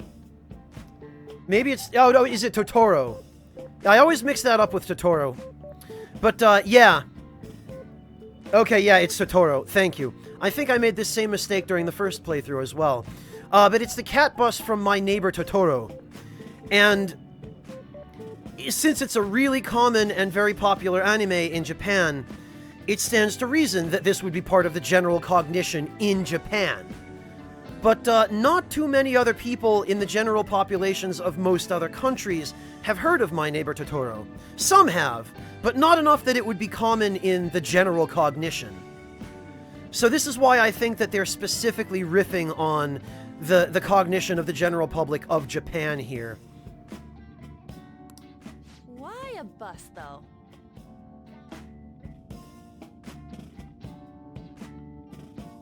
There's the compendium in-game, Lord Luis. Beyond that, there are a number of, or there are a couple of, anyway, fusion calculators online that you can use, that they might help with what you're looking for. No idea. Wait, why didn't you do this at the castle? I would have if I could. But that castle was cramped. There were tons of stairs, and no way this fits on top of a chandelier. Okay, that's a fair point, Morgana. No problem, Louise. I hope it's helpful. Hey, Skull! Ladies first! Hey, stop pulling me! Oh, that's dangerous! Panther, please be gentle! All aboard! Let's go! Somebody's gotta drive, I guess, right? Why are you all just sitting back there? I'm a car, remember? I'm not going anywhere unless someone drives me. You can't drive yourself? Do you know how to drive? Self-driving cars don't exist yet in the Japan of Persona 5. Time to bust my moves! Oh yeah! Safety first, okay? Oh, don't worry, it'll be fine. I have a part-time job as a crash test dummy. You'd better not smash up my beautiful face. You hear me? Alright then, we'll leave the driving to you. Now start the engine. You can't drive if it's not running. How about I actually get into the driver's seat first? Jeez, what a pain. Where's the key to this thing? No, Ryuji, you get in the back! Why would you need a key? There's a switch just down next to the steering wheel. That tickles. Lower, lower! Oh, there! That feels so good. Oh no, God, no, stop! Is that Purin I hear? Oh, what a creepy-ass car. For once we agree on something, Ryuji. Don't underestimate my meowdery engine. Meowdery engine? That was a Teddy-level pun. That was terrible. Of course, he's talking about a rotary engine, but... We're going full throttle. It's time to fly!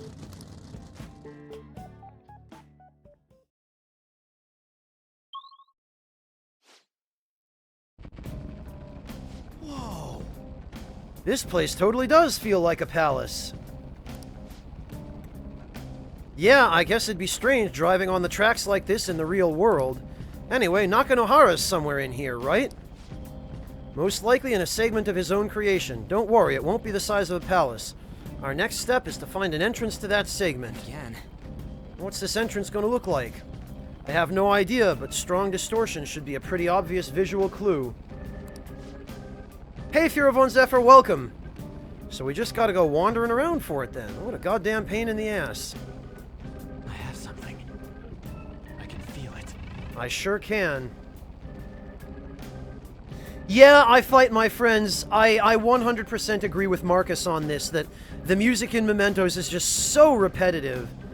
It's probably my biggest complaint about this game, other than the unfinished second half, is that having to go through so much of Mementos with basically this exact same music for the entirety of the game just wears on you after a while. Fortunately, though...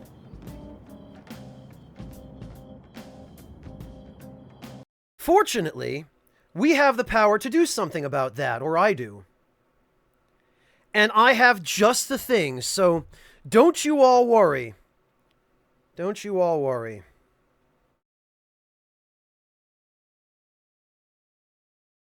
Ready, everybody? Here we go.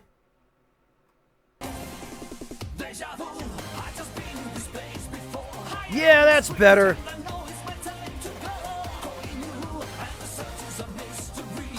See, all you have to do is make a little change and everything's fine. Oh, Marcos, damn it, man. You had to go and call it.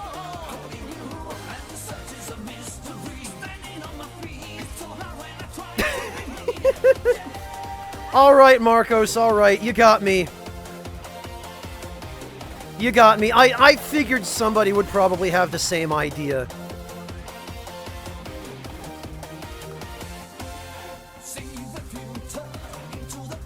It's all right, Mel Brooks. It'll be worth it.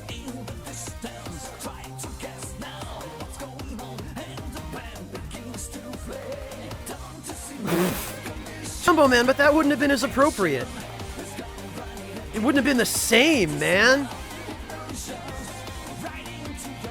Yes, this part of the VOD is probably going to get muted. No, I don't care. It's worth it to make this joke one time.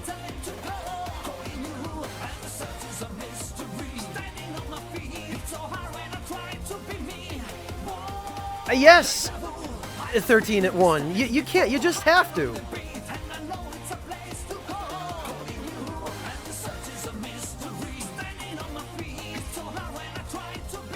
Yeah, Ovan, I'm familiar with Densha DD. Densha DD itself is a spin-off of Densha De Go, which is a series of, well, I think it's a series. It's a series of train games that are basically like simulators, train simulators. Because trains are so dearly beloved in Japan that that everybody just loves driving them. All right. There we go. Yeah! It's the only music. They should have had this on loop in Mementos.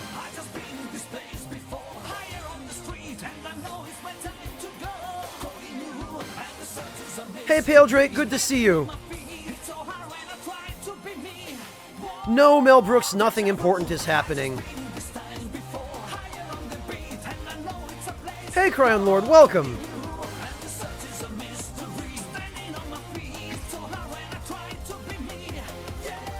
Jumbo Man, I'll address that in just a moment. We'll just...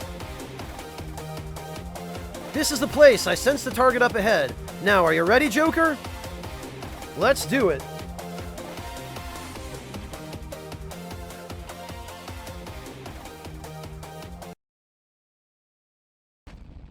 There we are.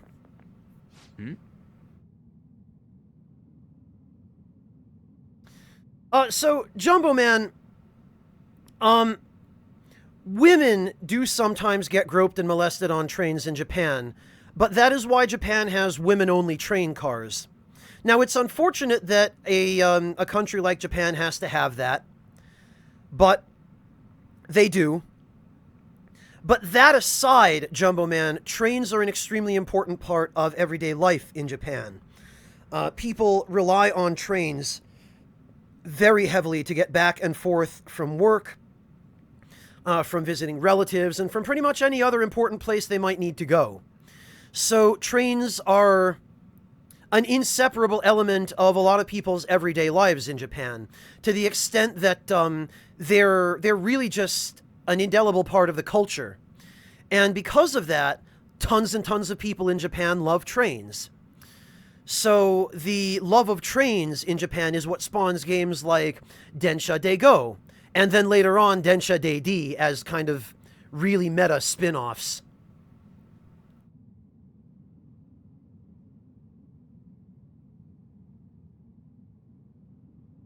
Schreier, what do you mean by people respect that? You mean people actually abide by the rules that say train cars are women only? You get in a lot of trouble as a man if you try to get onto a women-only train car. First of all, you humiliate yourself, and that humiliation alone, because Japan is so big on saving face, the humiliation of a man trying to board a female-only train car is enough just by itself to prevent any Japanese men from ever even trying it. That and the fact that Japan is really, really big on preserving harmony, or the image and the illusion of harmony anyway, and on following or appearing to follow the rules. So again, that alone, because there's just that hive mentality, Schreier, of people not wanting to be seen or observed to be breaking rules, the negative stigma associated with that is enough that no man in Japan would be caught dead trying to walk onto a women-only train car. And even if he did, the women would just shove his ass off. Not to mention, the train station staff would probably drag him off in handcuffs. So... well, no, Schreier, but Germany generally doesn't need that sort of thing. Because we don't have as much of a problem with molestation on trains as Japan does. A large part of the reason it happens as much as it does in Japan is because trains there tend to be so crowded. So, yeah, Schreier, Venus gave you a perfect example. So it's that kind of mentality.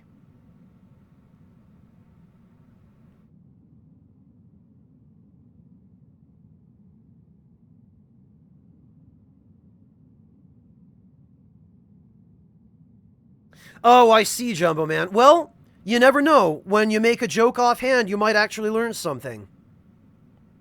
But yeah, it's a tough situation. Okay, Unbound King, take care of yourself. Thank you for dropping in. Well, Mel Brooks, that's the other piece of it, too, is, in Japan, public violence is very, very heavily frowned upon because it, again, violates or breaks the illusion of harmony. So...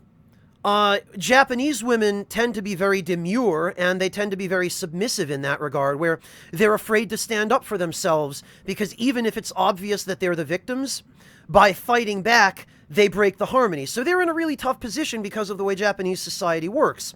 Whereas in Germany, most of the women I know or have dated, if they got groped on a train, they would turn around and break the guy's teeth. But you can't do that in Japan, because that results in you being the one that the police arrest. Because you're the one who is breaking the harmony. You're the one who is making the obvious, outwardly identifiable hostile gesture. And because the woman also can't prove that some guy groped her. And that's another problem is, the woman will make accusations and the police will say, well, what can you do? We can't prove it. The guy's gone now. What do you want us to do about it? So women in Japan are kind of stuck, and the women-only train cars are the solution the country has come up with. And it's unfortunate that it works that way in Japan, but, on the other hand, it's also unfortunate that that's an issue at all in any country. So, I don't know. You can bat it around all you like, but it just, everything has its pros and cons. Crystal Queen, they treat pretty nearly anything related to the LGBT community and people who exist within it as sort of curiosities. They have the same sort of xenophobic attitude to that stuff as they do to foreigners in general, Crystal Queen. They don't like to talk about it publicly because it's an uncomfortable subject for them. And uncomfortable subjects are things that generally subvert the illusion of harmony. So people in Japan would rather kind of ignore that stuff and not address it or deal with it publicly, in much the same way that they don't tend to really address or deal with other problems that they have, like suicide or the negative birth rate. Not that I'm saying that the LGBT community is a problem, but they treat it the same way that they do the social problems that they have, where it's just kind of a taboo subject. It's not the sort of thing that you bring up. It's considered kind of, I don't know, it's in poor tact, I guess, to just randomly start a conversation with a stranger about that stuff there. So they have a bit of an avoidant attitude toward it, Crystal Queen, I guess, to summarize.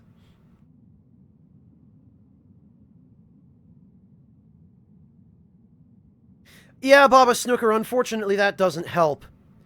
But it exists in every country to some extent or in some form. Well, I fight my friends, yes, they do. And joking about them is sometimes, under some circumstances, a good way of circumventing the taboo so that people are actually willing to talk about the issue. But you have to be careful about that, because there's a place and a time. No problem, Crystal Queen. I hope that answers your question sufficiently. Alright. Hey, something's there! That seems to be Nakanohara's shadow.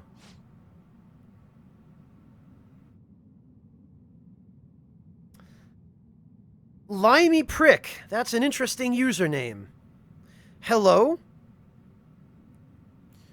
Let's see. Some front desk guy at City Hall became a stalker, right? I don't know how much... I don't know how much evil he's done, but we have to do something if he's bothering other people. And this is again what I mean, Crystal Queen. This actually, the choice of translation here is a perfect example of what I just explained to you about people in Japan not wanting to talk about uncomfortable subjects. And we've seen it before in the intro of this game when we played through the flashback sequence for Peter. But, oh, this guy is stalking his ex-girlfriend. In most countries would just come out and say, yeah, that's sexual harassment. But in Japan, no, we don't want to broach the uncomfortable subject, so no, he was just bothering her. That's not uncomfortable to talk about. That doesn't break the illusion of harmony. He was just bothering her. We can talk about that. Sexual harassment, though, oh, that's an uncomfortable... We don't want to talk about that. That's uncomfortable. We can't acknowledge that exists. All right, we'll go talk to him.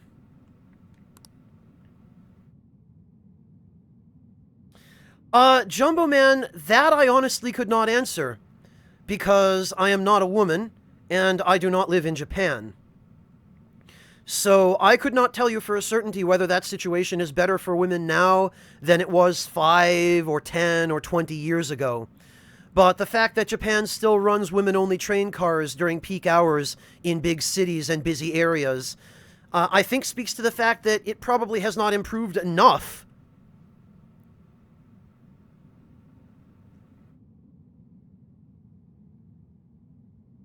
Well, but Windscale, that's how Japanese society works. Sometimes breaking the harmony is considered to be a greater offense than the actual crime that resulted in breaking the harmony, or the actual defense against a crime that resulted in breaking the harmony.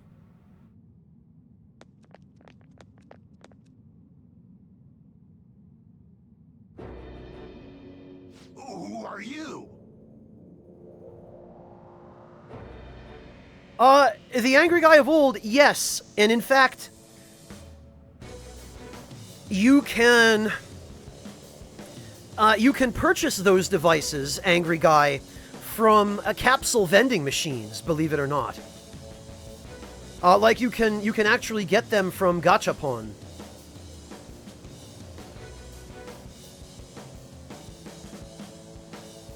And let me see if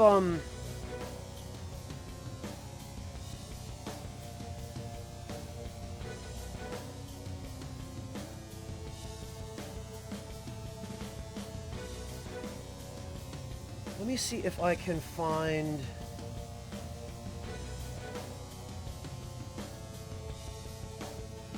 Let me see if I can find the relevant video.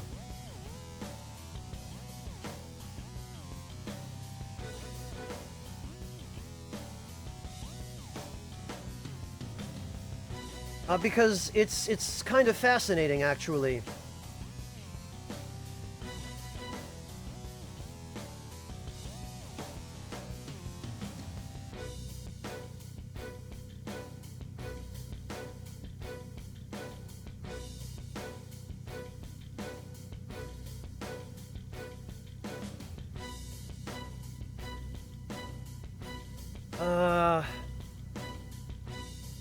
I'm having a bit of trouble locating it, but...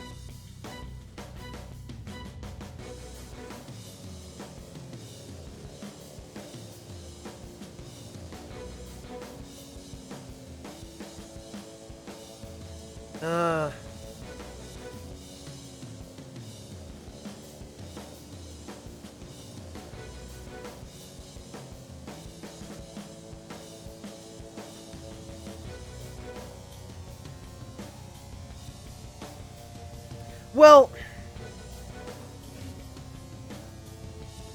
for anybody who was curious, since it's going to take me longer to find this video than it's worth, I'll just post that. Jumbo Man, the latter half of the game, the second half of the game, because it just feels rushed. Characters are not introduced with the same level of build-up. It feels like they were in a hurry to wrap up the story. The only thing I can really tell you, Jumbo Man, is to just watch a playthrough of the second half of the game. Or I'll point stuff out when we start getting to that point in this playthrough. And I think it'll become pretty clear. Hey, Faded Enemy, good to see you. Thank you for stopping in. No, Lugal, I don't believe I have. Are you that stalker? Haven't you ever stopped to consider how your ex feels? She's my property. I can do whatever I want with her. It's not like she didn't treat me like a plaything. What's wrong with me doing the same? You can't treat someone like shit just because they did it to you. What a load of crap. We're gonna change the hearts of all the bastards like you. There are millions of people far worse than me. What about Madarame?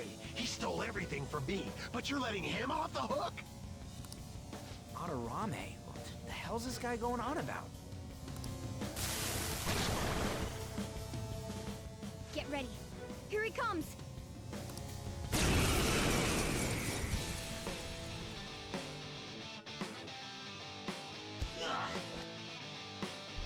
Now that I finally have what's rightfully mine, I'm not gonna let you take it away! Look, this is a winner-takes-all world. Come and fight me and I'll show you what I mean. Oh, yeah, okay. Alright, winner takes all. Winner takes all. Winner takes all. I'll remember that. I will commit that to memory.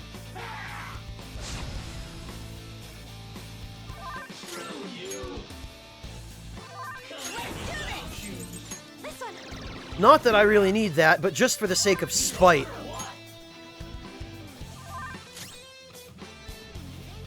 Yeah, what are we gonna do against Obarian Denim? Oh wait, I know.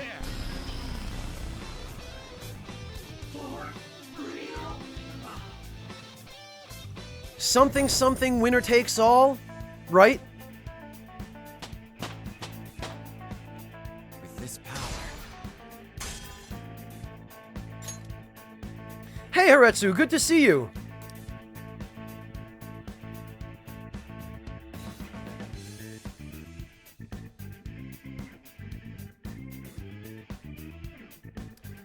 Oh, slice of life. Yeah, you gotta not let anybody crit you on merciless mode.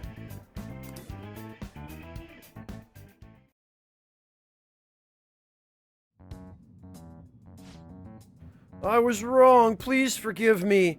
That evil teacher used me, then threw me out on the street. That's what caused my fixation on her. Evil teacher? Could it be that Madarame guy he was talking about earlier?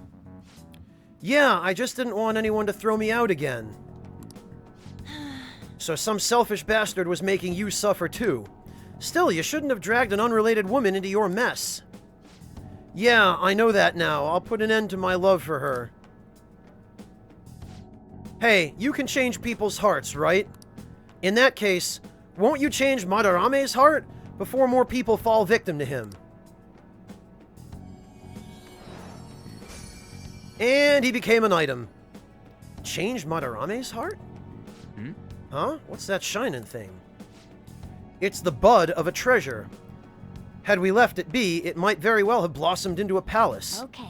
Joker, this'll make a perfect reward. Yoink. Oh, and of course it's the attachment pearl. Yes, they do, Lord Luis. Japanese toilets are like that. Alright, beware the clinging ex-boyfriend. So, Nakanohara had a change of heart, right? Most likely. Oh. But how are we supposed to know if we succeeded? The lady posted the dude's name online. If he really does change, she'll probably comment again. Ah, you do have a point. Either way, training against shadows down here is the best. It's great prep for our next target. Yeah, especially if you've got Initial D on loop. It's also nice to be able to give courage to the people who post their problems online. No Fated Enemy, and it's not that Merciless Mode was necessarily broken. It was genuinely working as intended. It's just that they made some really weird, deliberate balance choices in Merciless Mode, Fated Enemy. Dude! Sounds like things are going pretty great for us, I guess. Yeah, Neoripo, I'm going to try and finish everybody's social links this time around. Hey!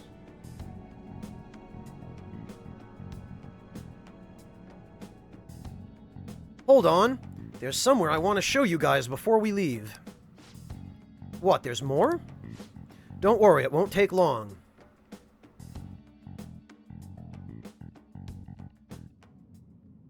Well then. Why is that slice of life? Because it was too hard or because it was too easy? Why don't we leave this room first? Yeah, why don't we? Which way is the exit, actually? Oh, okay. I was facing the exit.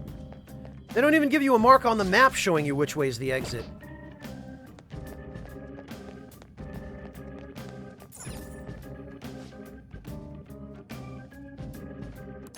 Yes, I guess we want to leave.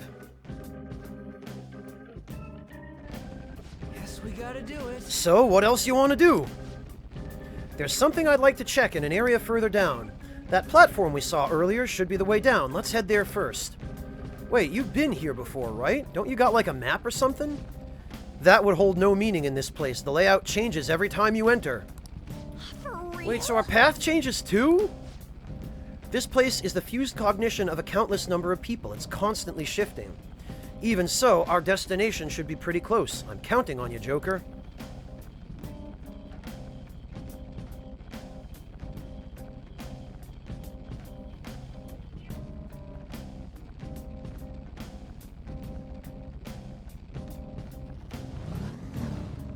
Oh, all right, Marcos. All right. No, that's fine. We can do this.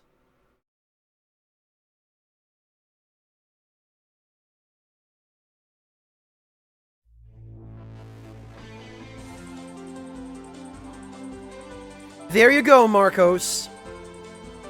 I'm risking having the VOD muted just for you. Not that this was incredibly important, this section of the game, but...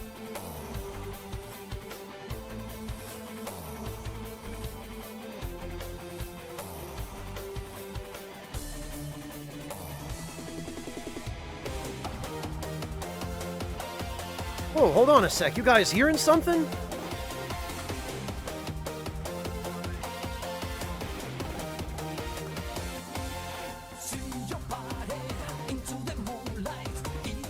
Well, we're not in the car now, so I'll switch back to that when we get back in the car.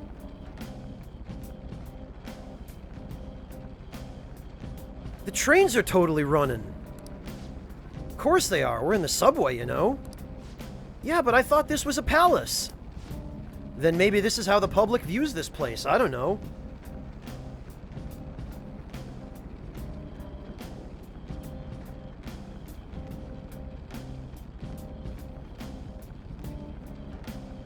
Yeah, Tuna, that's why I didn't build my personas the way you've built yours. Because I just don't have enough use for a persona purpose-built to use a single element to make it worth always carrying around with me.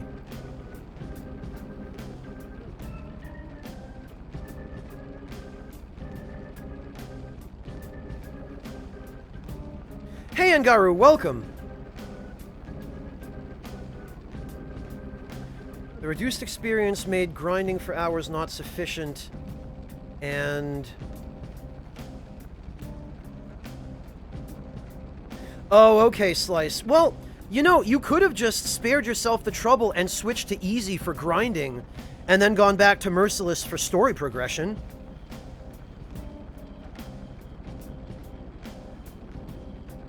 What song, Zoro Dude? Deja Vu? That's not a new meme. That's been a meme for years.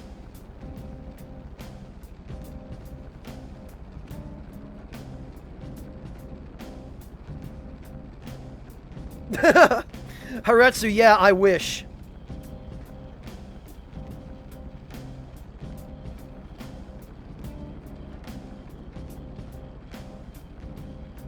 Oh, Lugal, when you say treat box, you're referring to what I think of in American English as a gift box. Okay, I didn't realize.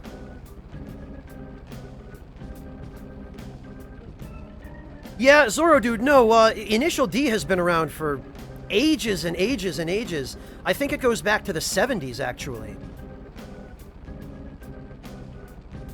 No, Jane, the Reaper can only get you while you're in the car.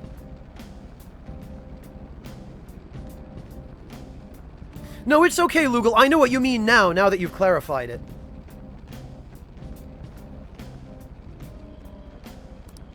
No. People go through this darkness every day? Yeah, especially the salarymen.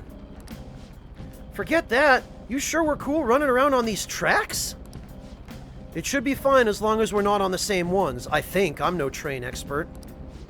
You gotta be kidding me. Let's go. Anyway, let's head to the lower area. It should be right after we go down that escalator.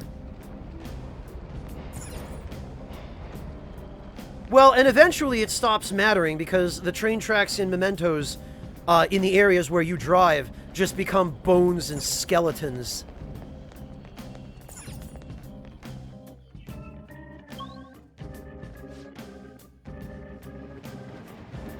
This way. What's that, Tuna?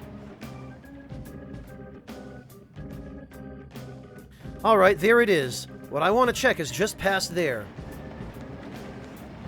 God! This just speaks to how much I've gotten accustomed to the Souls games. I forgot for a moment about these signs on the floor. I took a look at them, and for a very brief moment I thought, oh, somebody put down their summon sign in this area. I should summon them and we can co-op the next zone together. Oh my god. I really am getting old.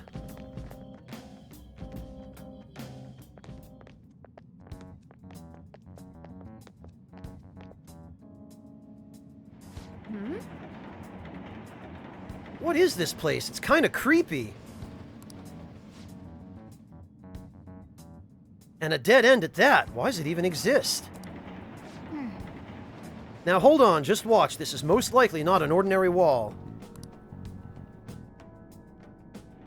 If my hunch is correct...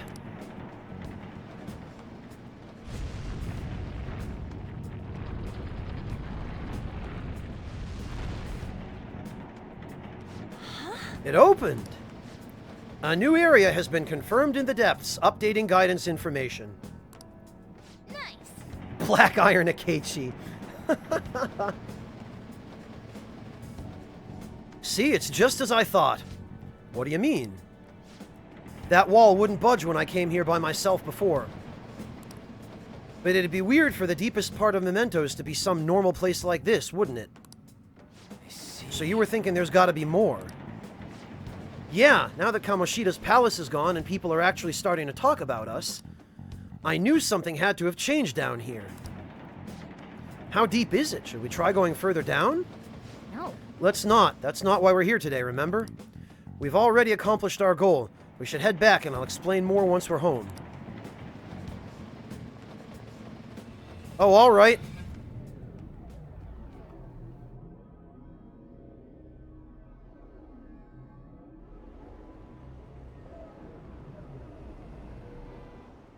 Mementos, huh? Still don't really get that place. Yeah, I guess I will, Neoripo. I guess so.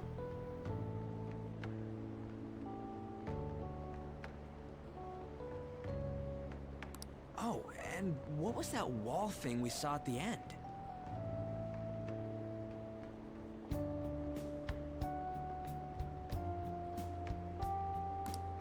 I'm not entirely sure, but it blocked us from going in past a certain depth.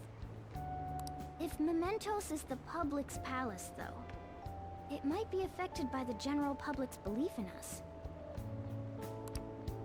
Why do you know so much about it, Morgana?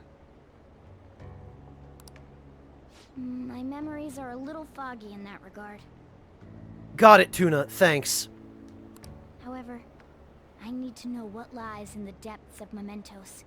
No Whoops, matter sorry. what. Mementos is not just everyone's palace. It's the source of all palaces. It used to be that palaces like Kamoshida's with one ruler simply didn't exist. So if we can do something about the greatest cause of distortions, I'm certain my appearance will... Yeah, Mortiferu, speedrunning any kind of massive JRPG like this is all relative. To call it a speedrun is generous. Because you're still talking about many, many, many hours. Sequence breaking these games, as I think someone already pointed out in chat, is impossible. You can't really sequence break them in quite the same way that you can action RPGs like Souls. Because in Souls, you can do things like jump over barriers or glitch yourself through collision, whereas in JRPGs like this, you usually can't. You wanted someone to save you, too. Hey, Natusake, good to see ya. How you doing? I just needed pawns. Jumbo Man, yeah, that would be every playthrough I've ever done. I see. So that's why you came poking your nose around with us. I'll help you. I hope you can regain what you've lost. I'll be relying on you guys. By the way, Morgana, are you a boy? Or might you be a girl? Oh, okay, here we are. Well, this is going to be established definitively once and for all now. So now everyone can stop freaking asking me about this. Could it be a car? That is a possibility. Yeah, we're not limited to the same old binary ideas of gender that... Oh, never mind, I'm not touching this. I wish I could deny it, but I just can't be sure. Why not? In any case, of course I'm male. See? I mean, What is it? No, it's nothing. We're done talking about that. Anyway, we now know that we can perform minor changes of heart in Mementos. If we come across any eye-catching leads, it may be worth dealing with them for a bit of combat practice. There weren't any other outstanding ones, though. You know, Theo Shodi, I would take the attack helicopter over a bus, but I don't think the helicopter would fit into Mementos. Though it'd sure be handy for the third palace. I bet we'll get tons of them if we can change someone famous and make the Phantom Thieves well known. Well, we haven't done that yet, Mel Brooks, but we sure need to keep him away from Anne. My God. The big fish are our main targets, after all. First, you need to find a way to get through your exams. Oh, bringing it back, Morgana. I gotta study. You can now go to Mementos. Yeah, crank that initial D. This is where you will change the hearts of petty criminals who do not have their own palaces. For now, be patient until the next target appears. So they even flat out tell you, yeah, you can't go to Mementos yet. We introduced it, but screw you. You're not allowed to go back there now. Oh, okay.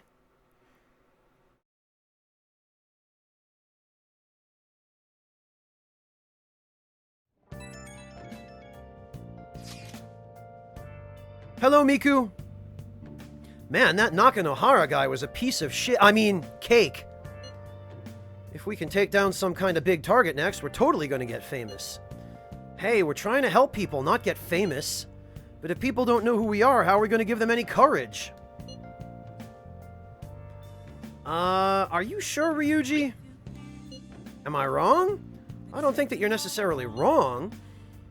But should we really be doing this at all if we don't have a reason, like with Kamoshida? You mean we shouldn't be sticking our noses into other people's business?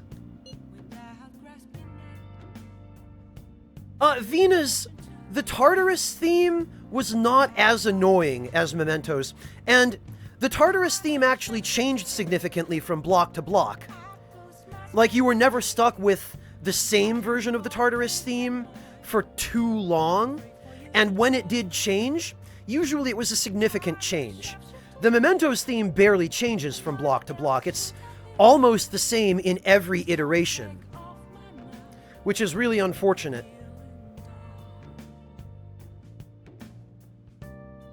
I don't know, man. If someone's in trouble, it's only natural to want to help them out.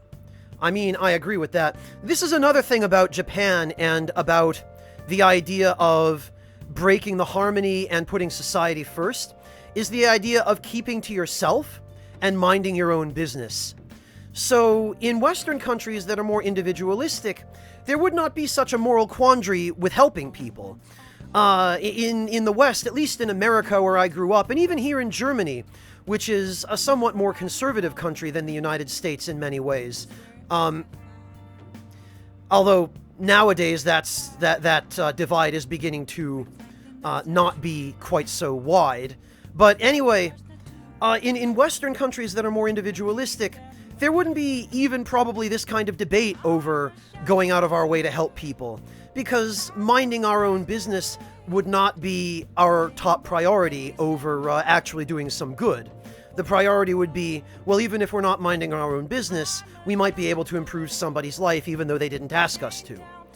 But in Japan, there's a very heavy emphasis on really minding your own business and not interfering in somebody else's life unbidden. So, I think it's just worth mentioning here that this is why they're making such a big deal of this. There is a genuine cultural reason for it.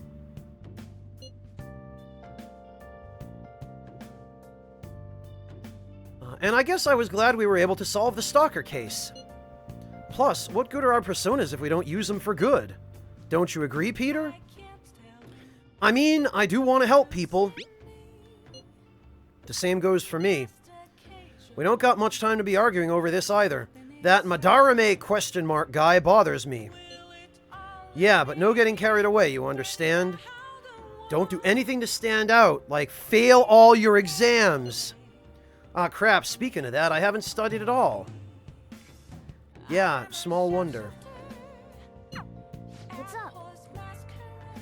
Is it Ryuji? Did he mention anything about mementos? If there's anything you want to know, I can tell you.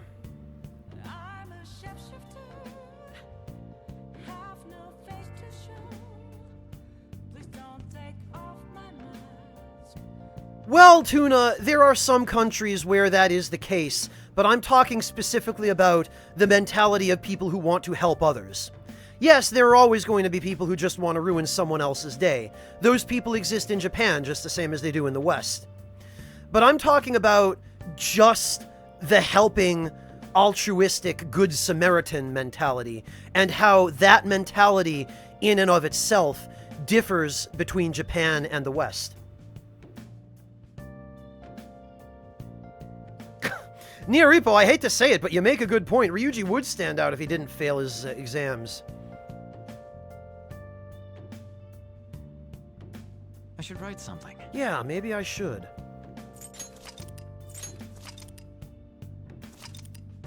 Okay, Crystal Queen, have a good stream. Good luck to you.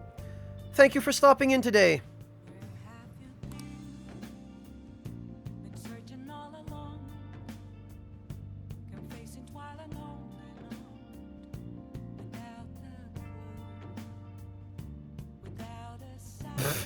Well, Denim, I didn't fail math, but no amount of studying that I did, and I did a lot of studying for math, was able to get me any better a grade than a barely passing C-.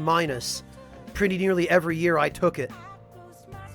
I did a little bit better in geometry, because the concepts of geometry at least can be visualized to a certain extent, but everything even remotely related to algebra and variables, everything abstract like that, barely passed.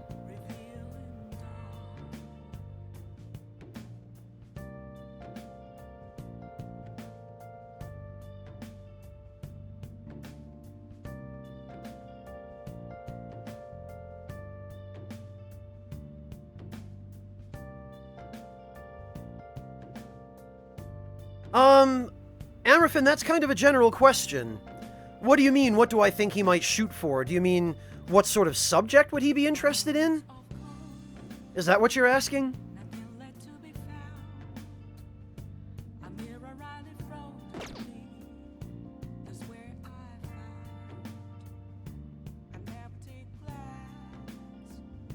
Did I actually even save? I should write something. I don't even remember now. I think I did, but just to be sure.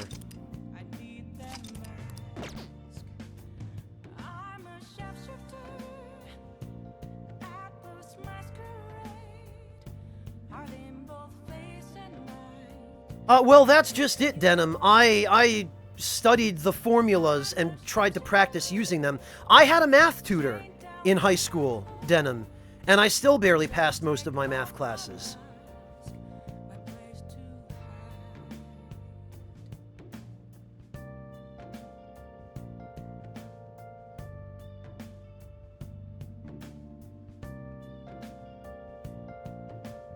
That's how I feel as well, Mel Brooks. I am garbage at math, and it's an absolutely hopeless subject for me. I despise it, I can't stand it, and it's a great cause of misery for me. But I have great respect for the people who are good at it and can do it, because it means that they get to spend their lives doing it, and I don't have to.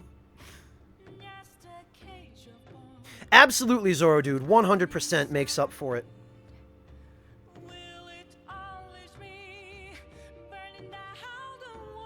Amerfin, I could see Ryuji trying out for a sports team somewhere. He seems like the kind of guy who doesn't really have the organizational skills or the academic ability for an intellectual job, but he'd probably be a great athlete. Kieran, I use basic arithmetic in my daily life. You know, I use practical math, but practical math for me is just managing my finances. You know, that's simple addition, subtraction, maybe occasionally multiplication and division. I can do that stuff in my head for the most part, or if it's really annoying, like I'm in the process of doing my taxes now, and that stuff I'll use a calculator for, because that does get a little bit more complex. But for just everyday transactions and going to the grocery store and calculating, okay, well, how much can I afford to spend this week out of the amount of money that I know that I have in reserve? That's just basic arithmetic. That's the stuff I learned in elementary school. That stuff I use. But I have not used a tiny bit of any of the math that I started learning after probably 4th or 5th grade, when I was like 10 or 11. None of the math that I've learned after that I have used really even once in a practical situation. Nah, Neoripo, he could get back into it if he could get over the emotional burden of Kamoshida. Well, I'm glad to hear it, Jayhawksa. I guess that would explain why you stick around here.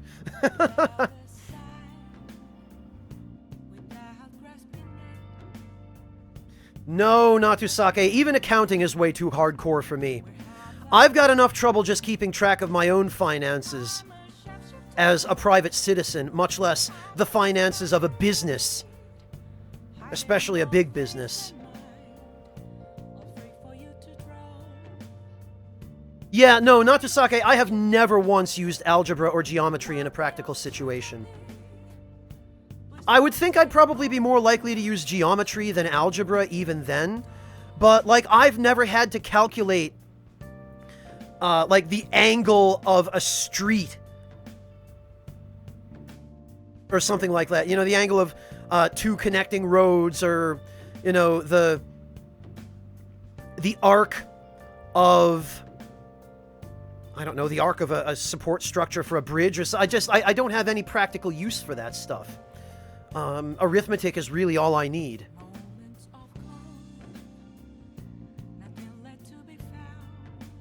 No, Denim, I've done a few of those as well, or been introduced to them. I'm no good at writing proofs or logic tables either. It's just numbers, Denim. Numbers are a language that I cannot speak. They're a language of which I have only the very most rudimentary grasp.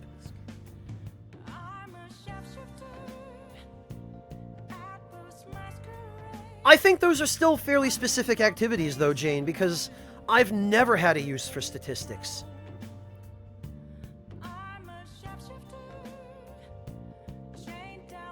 Welcome back to Ride.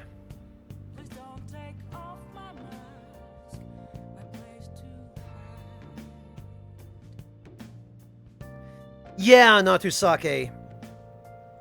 And that I can do. Like, I can do some basic carpentry, and in fact, I have done already, fixing up the place where I currently live.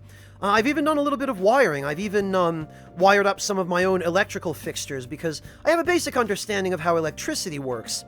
But mathematics, like, I can measure, for example, a length of wood. I can measure an angle that would be required for support beams for a roof or something like that. That I know how to do. But anything beyond that, anything that is not practical, that I can't just look at and do with my hands, something whose practical use is out of sight, to me, I just can't grasp. Glad someone understands, Tuna. Thank you.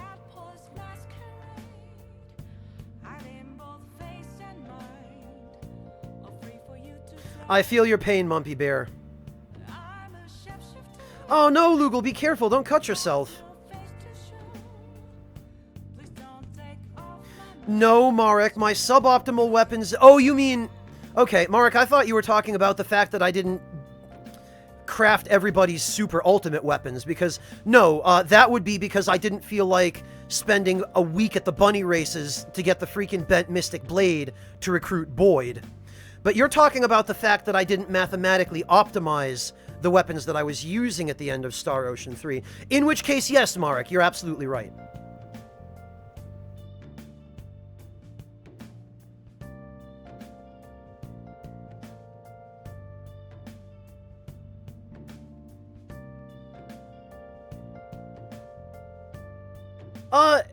Jane, I don't use statistics to interpret medical studies, I just use common sense. And as for gambling or drop statistics, I don't even know what drop statistics are. And I'm not a gambling person. I don't like taking risks. I know how to identify risks, but I don't use mathematical formulas to do so.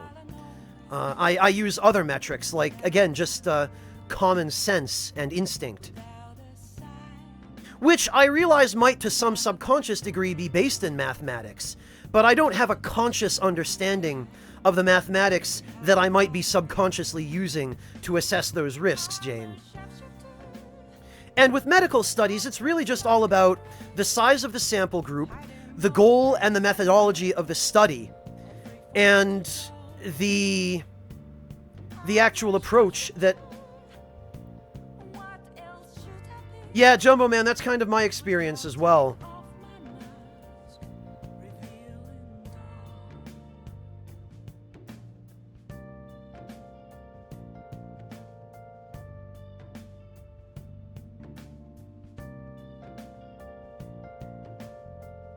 Well, Natusake, like I said, I'm glad there are people like you in the world. Piranha Guppy, thank you so much for the $5 donation. Natusake, I was going to say, I'm glad there are people like you in the world so that you guys can do it and I don't have to. And yes, Natusake, the world absolutely does need both kinds of people, which is one of the reasons I have the kind of self-confidence I do, because I've got the proficiency at language, so I can do things like streaming games on Twitch and feel pretty confident. But mathematics, no. I'm glad people like you exist, Natusake. Anyway, Piranha Puppy, thank you so much for the $5 donation. Piranha Puppy says, here's a gold star sticker for trying to math despite your lack of aptitude. Well, Piranha Puppy, if you don't try, you'll never gain an idea of, like, you'll never develop an understanding of where your own limits are. So I'm perfectly willing to try things I don't think I'm going to be good at, so that I can figure out whether or not I'm actually good at them, because there have been situations where I've been surprised. Driving is one of those situations, in fact. I didn't think I would be any good at driving when I first got my license in the United States, and I was terrified of it, but I turned out to be pretty decent at it. I didn't think I'd be any good at cooking when I first enrolled in the culinary arts class I took in my final year of high school. But it turns out I not only have a fairly decent amount of aptitude at cooking, but I enjoy the hell out of it. I love it. And I wouldn't have found that out if I hadn't stepped outside my comfort zone and tested my limits. So, you know, it's the same way. I've tried to do math even though I hate it, and I didn't think I'd be any good at it. And now that I've tried it, and I know I suck at it, at the very least I can say I've actually had the experience. Deride, what do you think? Take 3 guesses, man. And the first 2 don't count.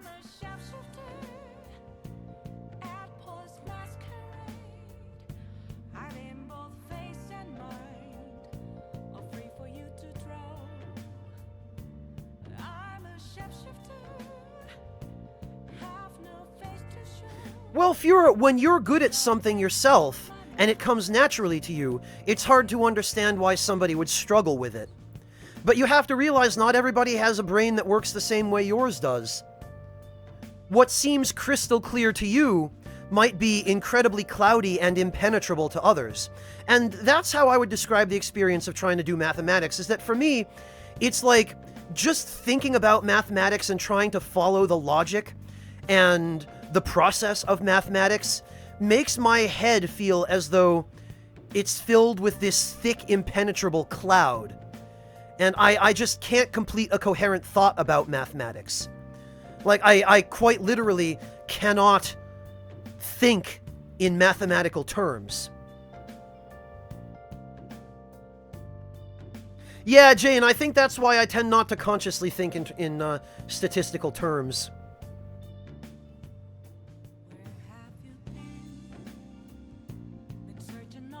Yeah, but Denim, I haven't been thinking in terms of numbers, for the most part.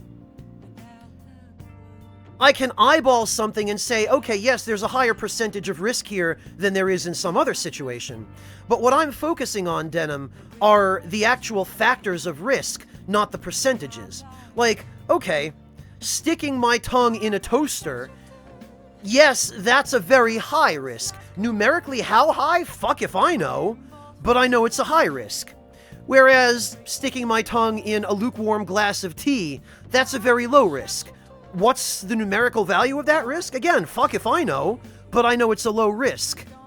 So I think in those terms, Denim. I don't consciously think mathematically.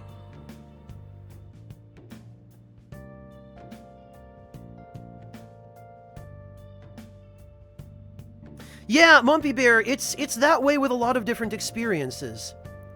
For a long time, I wanted to be an engineer. I wanted to drive trains when I was a kid. And it's still something I would like to learn how to do.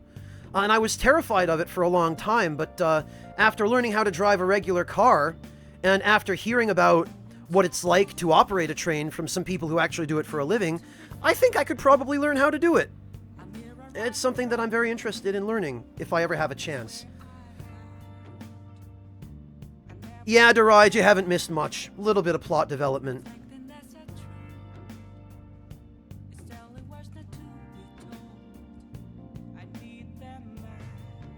It is for sure, Tuna, but as a driver yourself, there's a lot you can do to minimize the risks. We just finished Kamoshida's Palace, False Prophet. I know, Fuhrer, but think about it this way, Fuhrer. Think about something that's really difficult for you. Think about what the experience is like for you trying to mentally process a type of thinking that's difficult for you. And then just imagine that for somebody who is bad at something that you're good at, it's that same way for them trying to do the thing that you're good at. That's the best way I can put it. We all have the experience of being bad at something. So we all have at least some point of reference, some perspective for being able to empathize with other people who are bad at different things than us, right?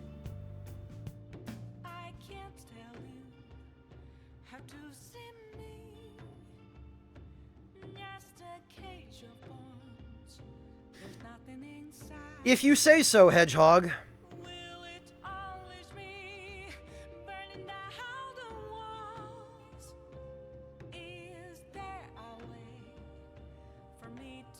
Mitkin, I'm really glad that you understand, and like I said, you've got just a completely different gift from me.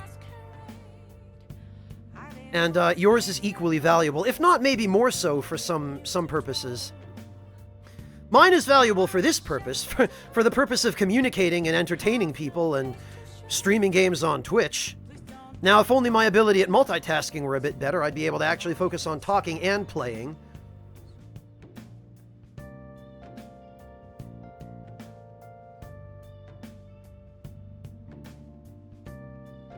I can't really relate to that either, Fated Enemy, but...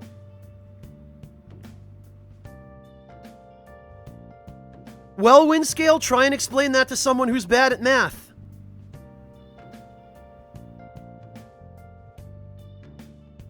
Very, very much so, Lord Louise. I feel like either you've got a brain for words or you've got a brain for numbers.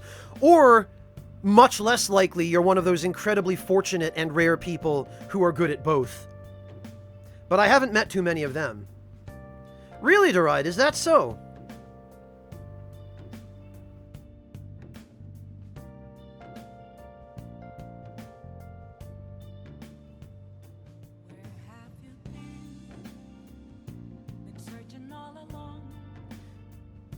Oh, Hedgehog, I was just operating under the assumption that the toaster was turned on.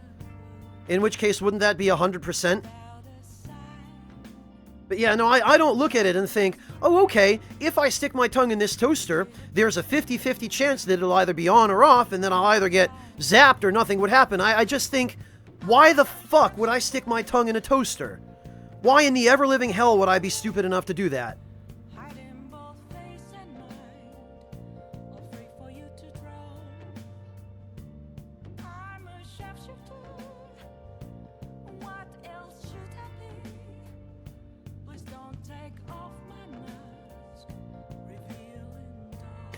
Some kinds of analytical thinking, maybe, Mortiferu. Well, Windscale, I'm glad. As long as you get the point, that's all I'm particularly concerned with.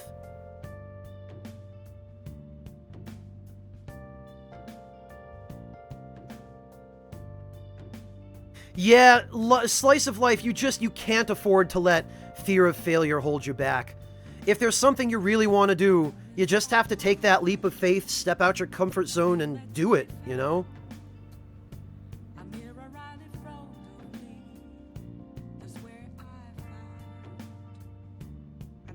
Well, thank you, Jumbo Man. I appreciate that, and I'm glad to hear it.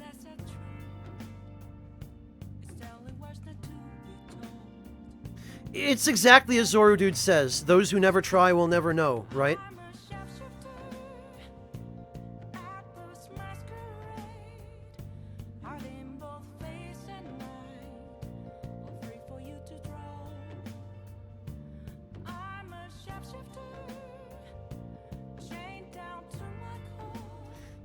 Mel Brooks, efficiency is not all about numbers all the time. There is non-numerical logic that can be applied to it as well. Hey, Gilf! My buddy, how's it going, man? Haven't seen you in a while. How have you been?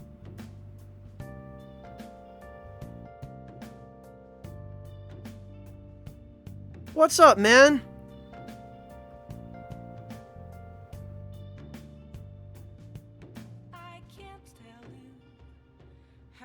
Mel Brooks, I do try to...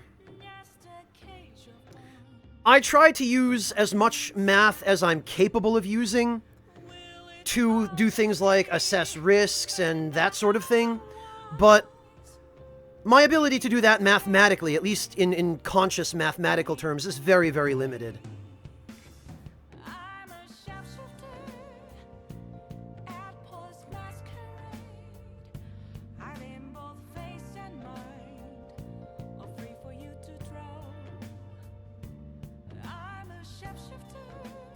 Natusake, I guess that's what I was trying to articulate, is that's an excellent point. That efficiency is using the least amount of resources to achieve your goals, and those resources can't necessarily be numerically quantified. Yeah, like how do you quantify fatigue, right? Or how do you quantify happiness, for that matter?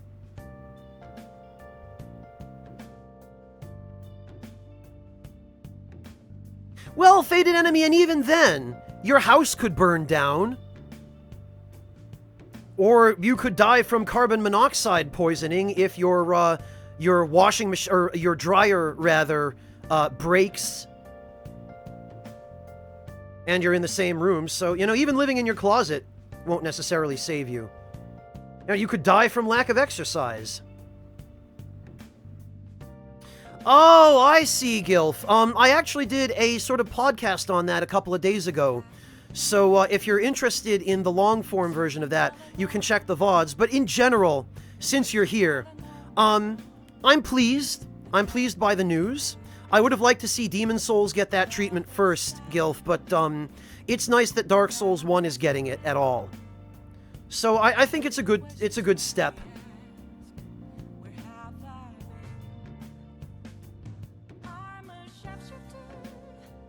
Exactly, Jayhawksa. Numbers alone are important, but they're not an absolute measurement of reality. Yeah, but Mel Brooks, the very fact that people just take economists' word for everything is part of the reason that so many capitalist countries have such a narrow understanding of happiness, because they look at happiness purely in terms of finances and economic success, when there are so many other barometers of happiness. Like, look at Bhutan. Bhutan measures happiness in completely different ways, and they're supposedly one of the happiest countries on Earth.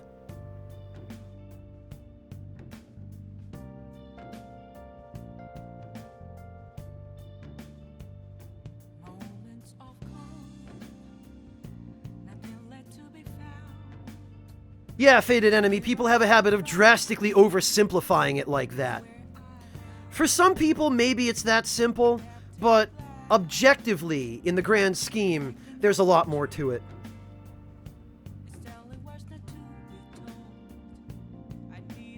Nier Repo, I suspect that's probably only because of the rumors of the DS1 remake running on the DS3 version of the engine, which has been debunked. It's not going to. That was just a rumor.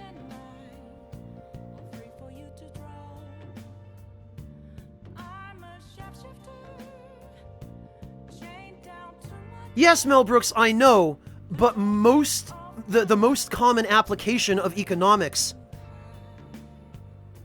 is in finance.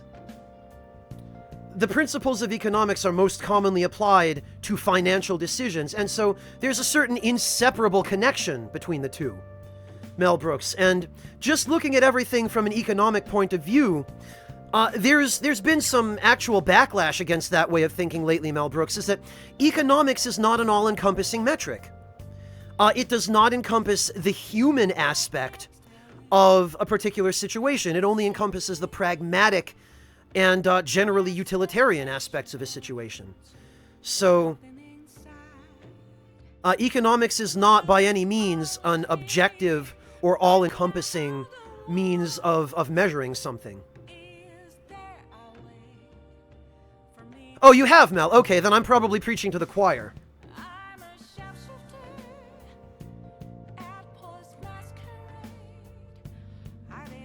Well, Tuna, money is a factor in happiness.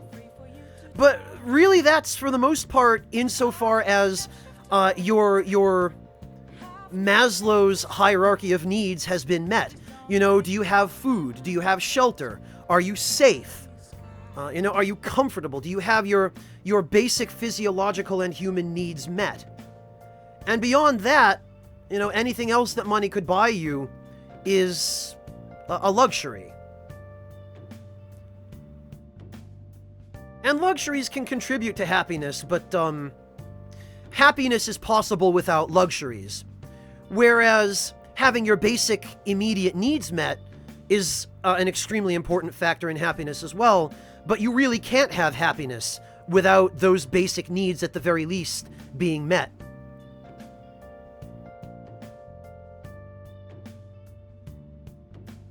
Yeah, same for me, Gilf. I was really hoping Demons would get that first, but as long as it gets it at all, I'll be happy.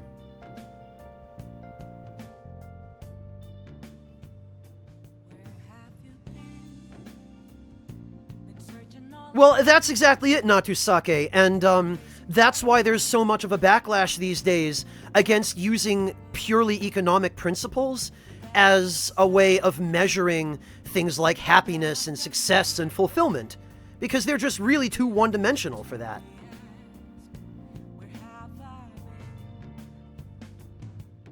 Well, Neoripo, that's kind of what I'm wondering is, will the supposedly optimized remaster version, the official remaster of Dark Souls 1, will it be better than the modded version of the PC version of the game that the community has been using for years now? I really wonder how they'll compare.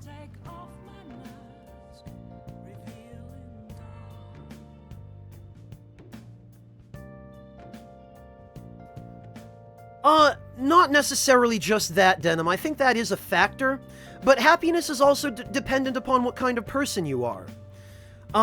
There's a saying, and I don't remember exactly how it goes, but it's something to the effect of, give a homeless person $1 million or something like that, and the first thing he'll buy is a loaf of bread. So the first thing he'll do with it is he'll make sure that his immediate needs are met. And then after that, he won't know what to do with it. Because the only thing he's ever known, presumably for the case of this example, or, you know, a disadvantaged person who has grown up as such, well, okay, I've got my basic needs met. I now have food, I now have shelter, I now have, you know, a roof over my head, I've got clothes. What do I do next? I don't know. And a lot of people tend to get lost in that win scale, and they just get ruined by their money. So I think, no, if you're the kind of person who is susceptible to being corrupted by money, then no, money can bring about misery just as easily as happiness.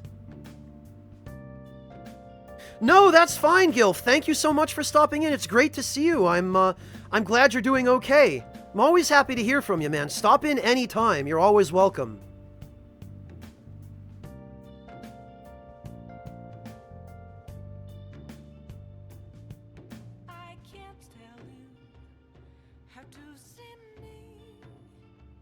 I see, Mel Brooks. I gotcha. Yeah, no, Miku is absolutely right. There are people who have tons and tons and tons of money and are just miserable.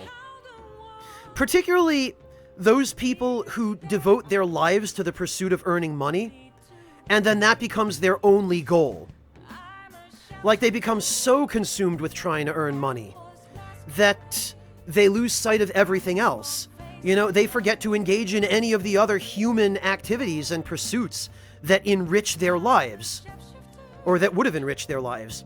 I've talked to a number of people who are very wealthy and very old, who have told me they bitterly regretted only being focused on trying to make money, because they said that they wasted their lives just chasing after an unattainable dream of wealth, and they never stopped to appreciate what they actually had.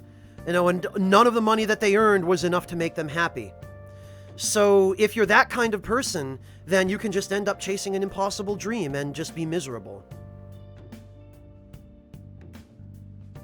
I think that in order to truly derive genuine happiness from money in and of itself, you have to be, first of all, a strong enough person not to let the money or the desire for money control you. And you also have to be the kind of person who is capable of staying true to yourself and staying organized. It is potentially Mortiferro. Money can do a great deal of good or it can do a great deal of bad. But it's like any other tool. It's all in the hands of who is using the tool. It's the same with money. It's all about whoever is using it.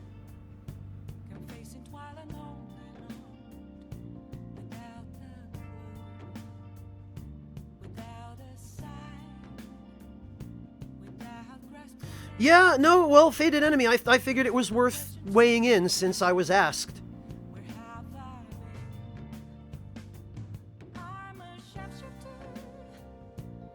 Yeah, Jane, it sounds like you're going into a potentially very lucrative field.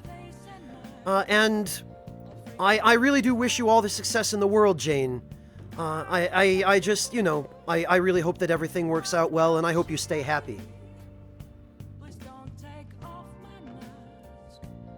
Well, Miku, money is something we created, but the concept of a reward for services, the concept of some form of currency, be it physical currency or whatever, the concept of currency is just it's a part of nature.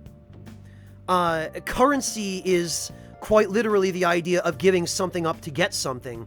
And in that regard, currency is an important part of even quantum physics, right? You can't create or destroy matter. You just rearrange atoms and molecules. And in that way, you could regard atoms as currency.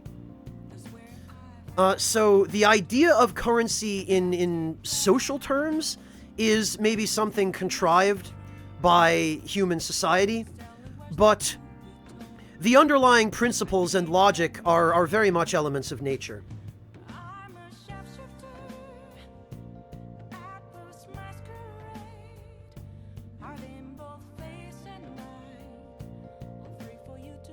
So, yeah, exactly, Jumbo Man. Currency is kind of unavoidable in order for a society to function.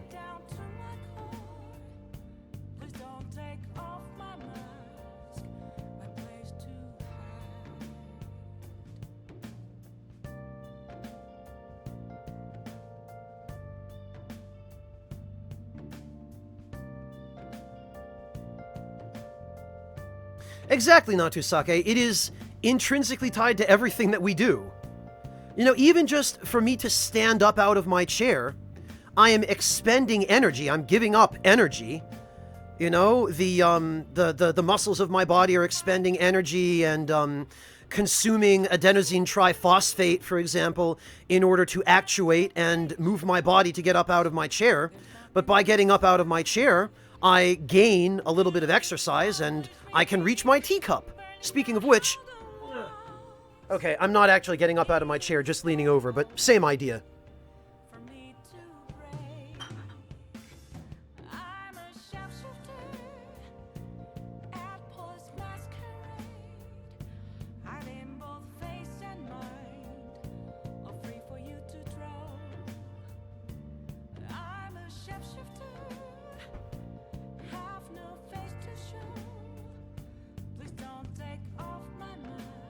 Sounds good, Deride.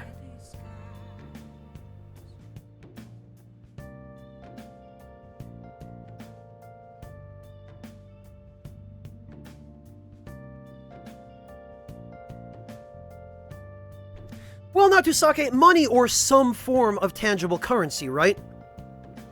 Because there have been barter economies in the past that haven't necessarily used a tangible currency, but where directly trading goods for other goods served as the currency.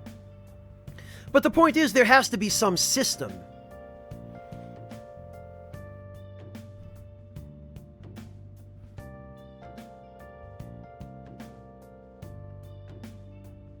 Because without such a system, there would be no way of quantifying gains and losses, right?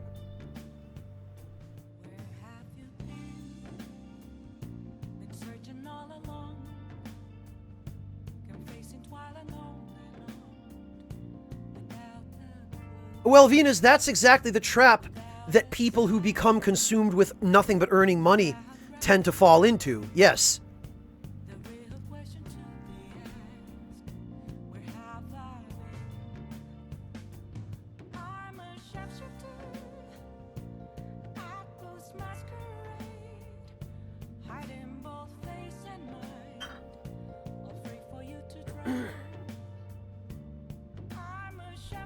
I'm sorry to hear it, Mel Brooks. I hope you feel better.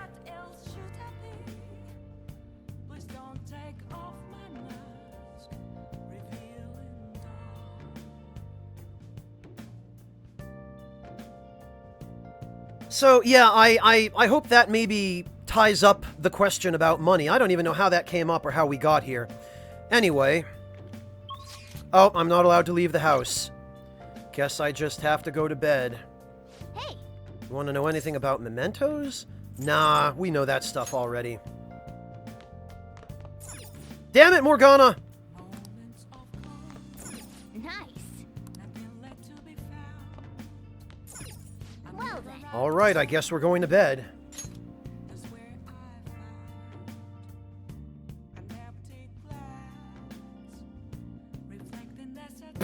Yeah, appropriately enough, Mel Brooks, right?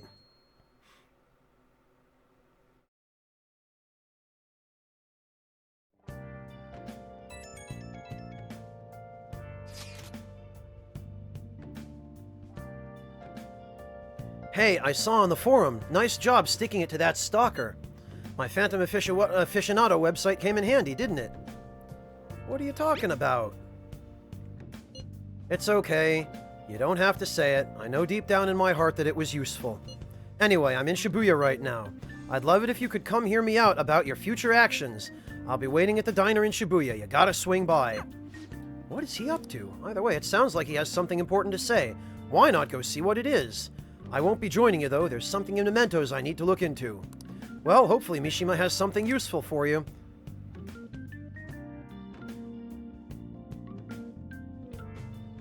Yeah, of course. Of course, Neoripo. We have time to stay up and talk about what he wants to talk about. But when I want to do something that's not what he wants to do, screw me, we're going to bed.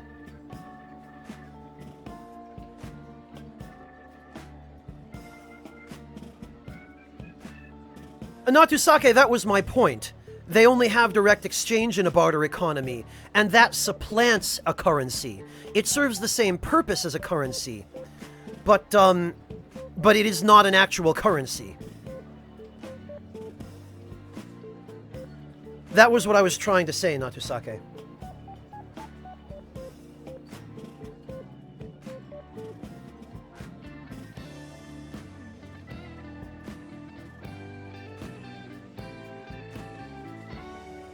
Let's see. How have things been? You know, with the special activities? Yawn. Oh, sorry about that. I haven't been getting a lot of sleep lately. I've been staying up managing the fan site all night, every night. I think it's called PR. I don't understand. Because I'm a dumb protagonist. You want to know more? Basically, there's no point in taking down bad guys if nobody's gonna know about it.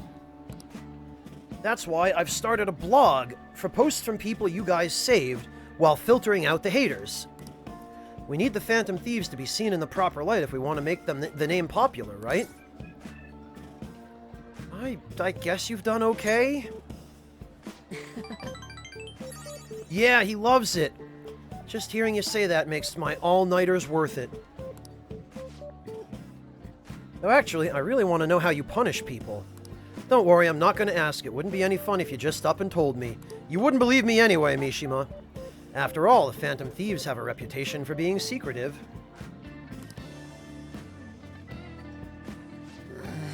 Wish I could be more like you guys somehow.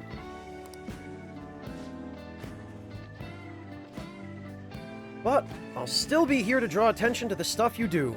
You can leave that part to me. I'm going to use my fan site to promote the Phantom Thieves and weed out any negative comments. Your popularity is going to be at my mercy. I mean, my fingertip. Well, thanks, Mishima. It's like I'll be your strategic image management representative, so to speak. You're really hyped for this. Just you wait.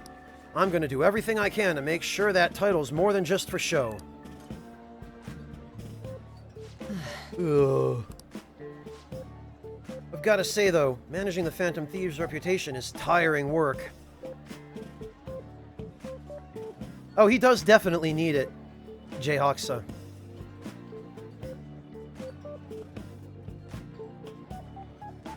Neoripo, I would take Goto's ellipses.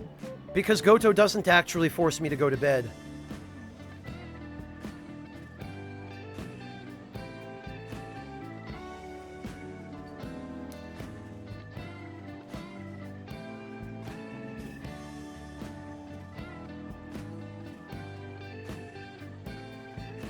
4th playthrough, Tuna. Dear God.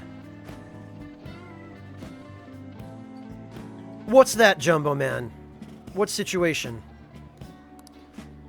The forum gets all sorts of weird posts, including tons of things unrelated to reforming society. It'd defeat the purpose of the site if the truth of the Phantom Thieves was buried among all that garbage. Dude, that's what word filters are for. Oh, but you don't need to worry. I'll sort through all the trash. Speaking of which, I've actually already found some worthwhile info about our very own school. Our quest to boost your popularity can start close to home. I'll give it my all. Okay, I guess. Mishima seems motivated. All right. Yeah, it sure is, Venus. It's a pain to have to do it yourself.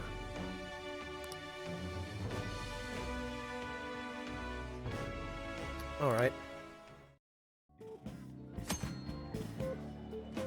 Mishima will now give you... Oh, okay, we already know this.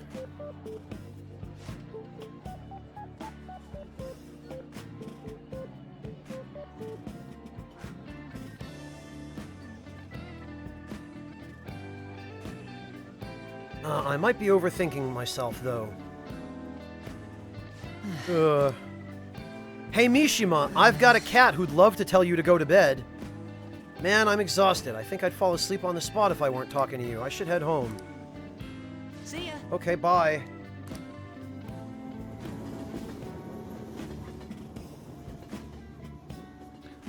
Haters would, Miku. Hey. I don't care if you hang out with Mishima, just be sure you get your studying done. Oh, shut up, Morgana. First sleep, now studying. Oh, the home shopping program is on. And Sojiro's around.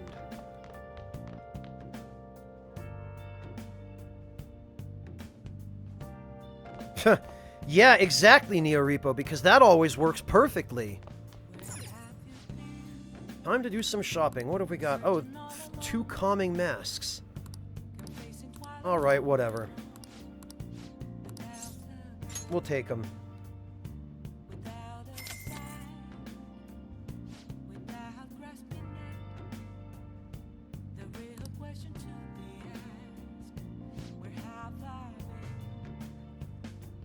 We'll try to get your order as soon as okay, yeah. Jumbo Man, let me think about that for a moment, because... No, Denim, I have not. I was planning on doing that tonight if, Furball here will let me, which it looks like he will.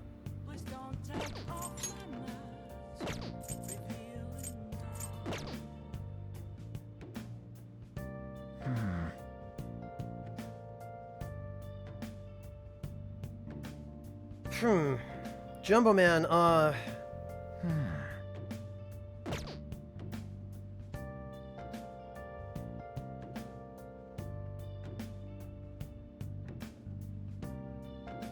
Jumbo Man, provide me with a little bit more information.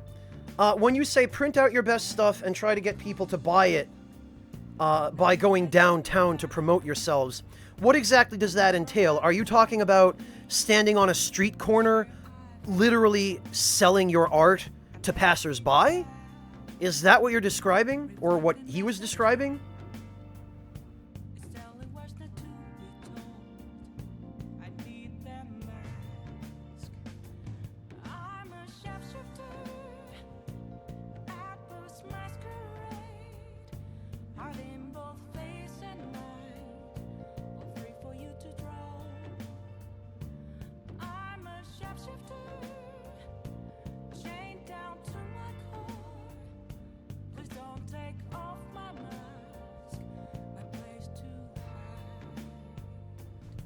Yeah, Windscale, the skills that you get from Yoshida's social link are probably some of the most useful in the game. I really like those.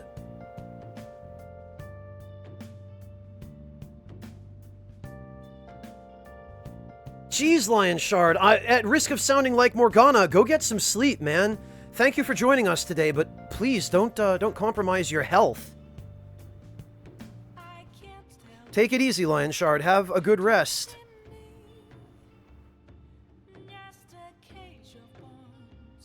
Miku, it's actually the other way around. Somebody has to dox the haters in order for their hearts to be changed. Because otherwise we don't have their names. I see, Jumbo Man. Well...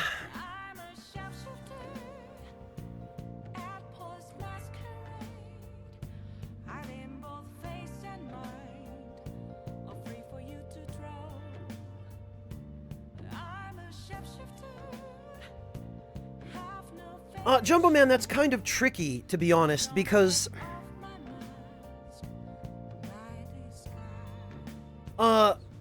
you've got to get your name out there somewhere, right? You've got to get your work out there, you've got to... You've got to somehow make people aware of what you're doing, but on the other hand... Jumbo Man, you live in a fairly large city, right? Do I correctly remember you saying Montreal or Toronto? It was Montreal, wasn't it?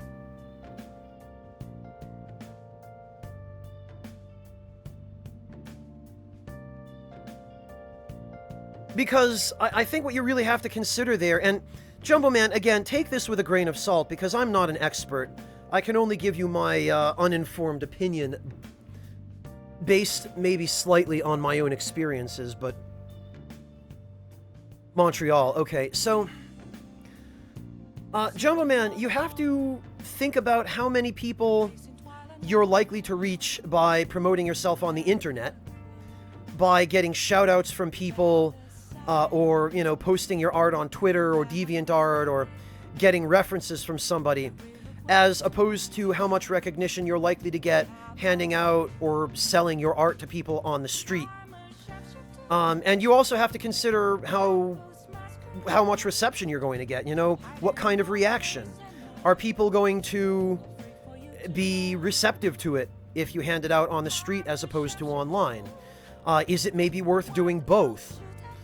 And I don't know enough about the demographics of Montreal, Jumbo Man, to be able to tell you what your chances of success are standing on the corner of the street in downtown Montreal, offering to sell your art to people. I don't know that this is a great time of year for that to begin with, especially since I have visited Montreal this time of year, and it was buried under about 5.5 feet of snow. So I think for the time being, Jumbo Man, at least until the weather gets a little bit better, if I were in your shoes, I would stick to just promoting online. Maybe come spring or summertime, you could get out there and go downtown. Or like if you're talking about hanging out in the underground city and promoting your stuff, that's a different story maybe. But I can't imagine actually standing outside this time of year and doing that.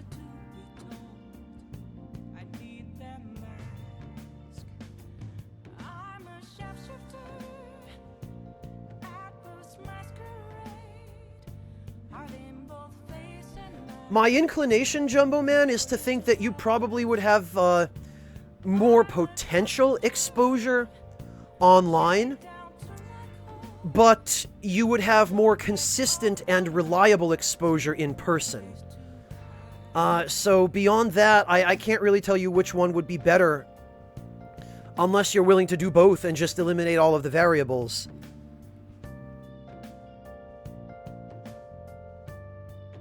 And there are many, many unpredictable factors in both cases, Jumbo Man, so I think that's probably the most I can really comfortably tell you. I hope that's even remotely helpful.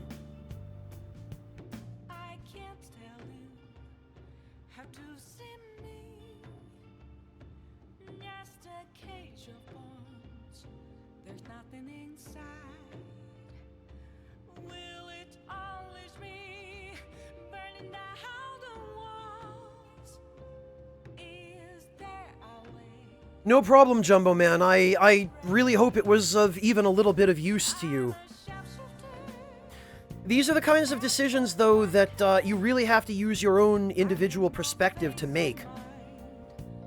Because I can give you all kinds of pointers and say, well, yes, I think you should do this and this and this, but I don't really know enough about your situation to be in a position to be able to tell you that from any real stance of authority.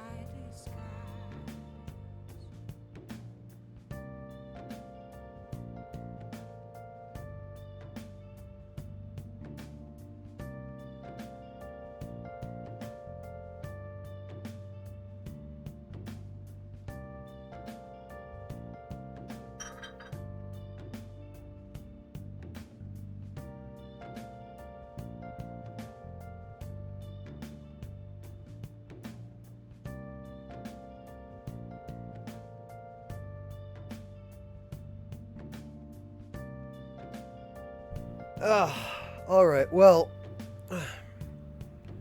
Let's go meet up with Yoshida. Station Square, I believe.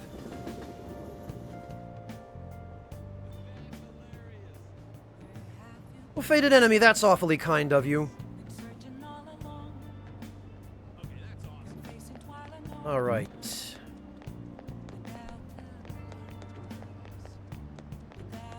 Please consider what I have There to have say. been far too many incidents recently to ignore. Can anyone deny this? The runaway train incident, mysterious psychotic breakdowns, a school with corrupt teachers. We have yet to discover the truth of it all. The apathy that permeates society is a direct result of negligence by our government and the media. You're listening quite attentively? Are you interested in politics? No, actually, I hate them, but I want this social link. Are you a student? I'm delighted to captivate the interest of someone your age. I could use the help of a young person, but I can't hire someone without any experience. I'm sorry about that. However, I'd be happy if you stopped by to hear one of my speeches again. Well then, that's all for today. I'm heading to the Beef Bowl shop. Oh, damn it, that's right! Oh.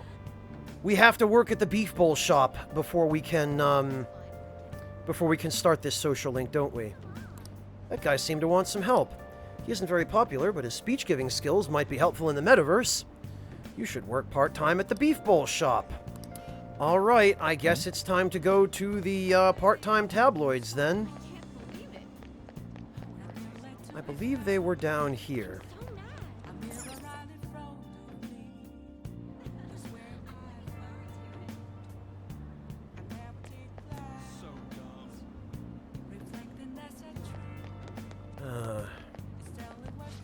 What do you want? Go home if you don't want to get hurt. What are you doing? What do you care? The way I live's got nothing to do with you, kid. In the city, you could get hurt for meddling in someone else's business, you know? Be careful. This guy seems to have two distinctly different personalities.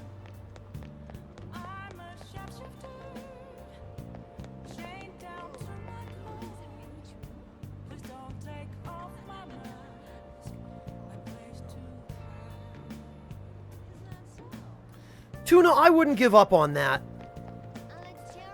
Just because you might struggle with social skills doesn't mean you can't do a job that requires them. It just means you can brush up on your social skills a little bit.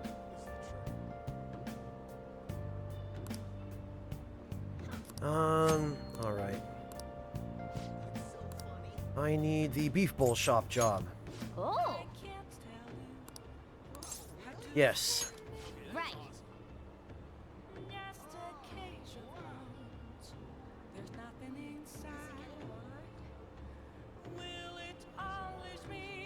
So, Tuna, sometimes you just have to try to figure out where your limits lie, as we discussed earlier.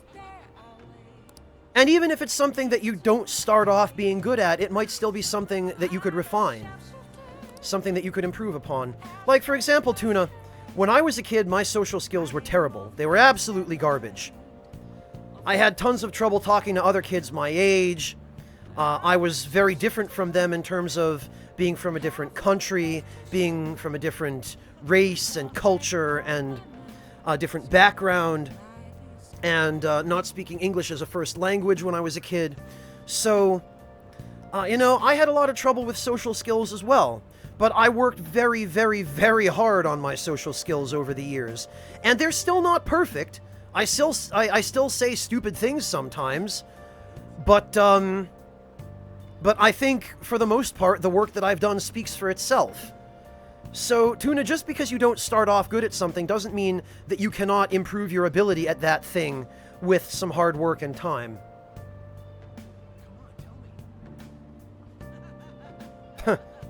Yeah, I know, Natusake and Jumbo Man. It's hard to imagine because I'm so old now, but I was once a kid too.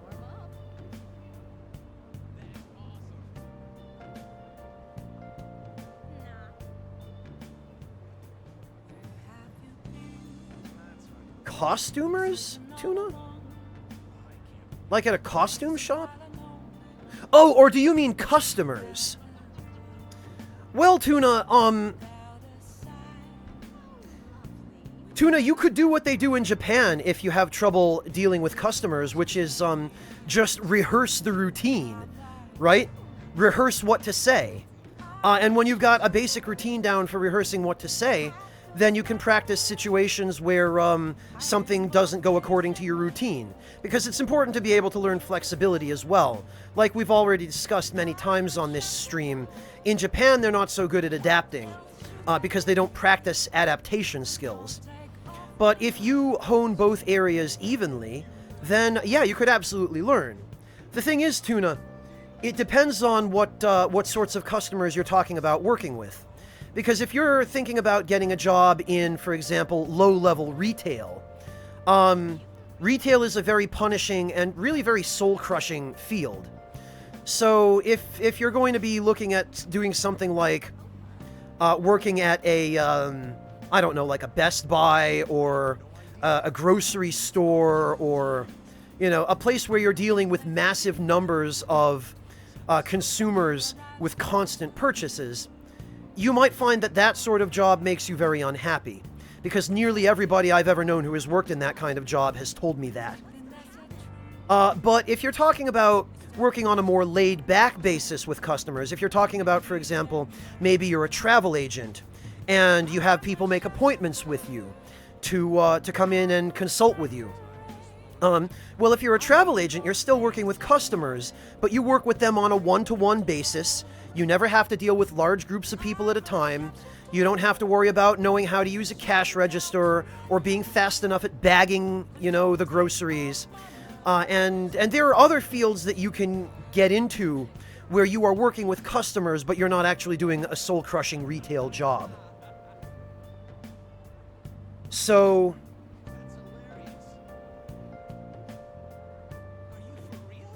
yeah, Mortiferro, I can relate to you there. Maybe not for quite the same reasons, or maybe for the same reasons, I don't know. But I can relate for sure.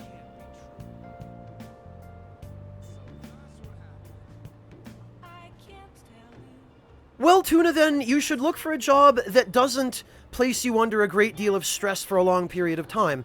Travel agent, I think, would be great. Or real estate agent, because then you'd have a nice, comfortable office you could work out of.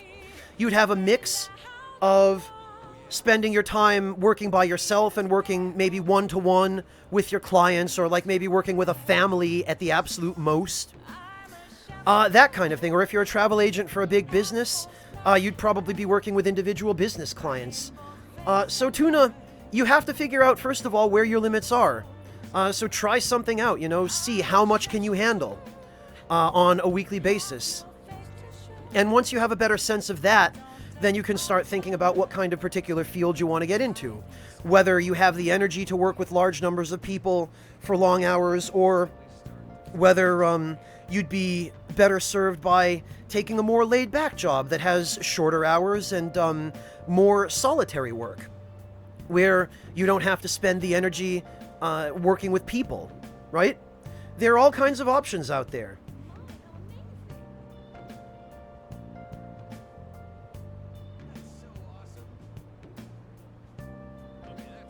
Well, I wouldn't recommend that, Windscale. Oh, I'm sorry, Crystal Queen. Do you want to talk about it?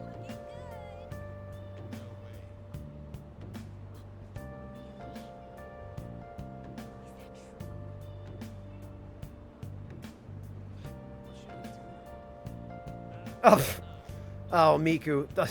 I won't turn down fan art, but...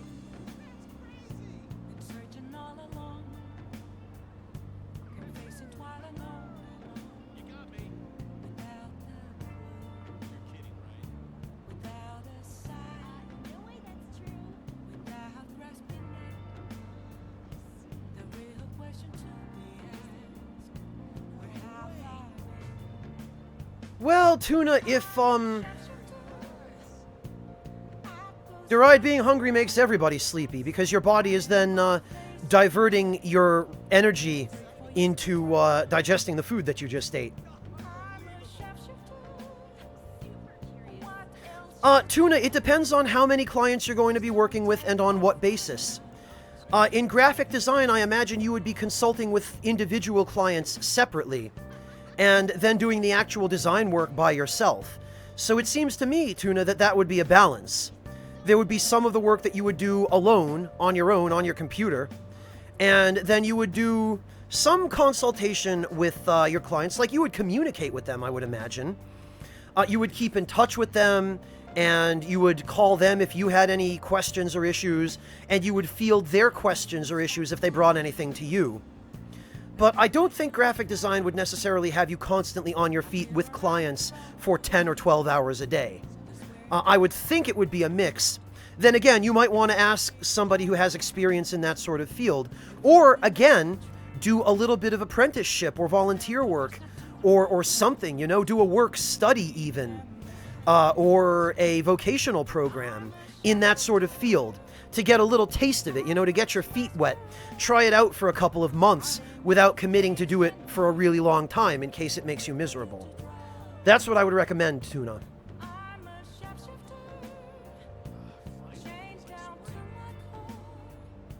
Oh, I see, Crystal Queen. I'm sorry to hear that.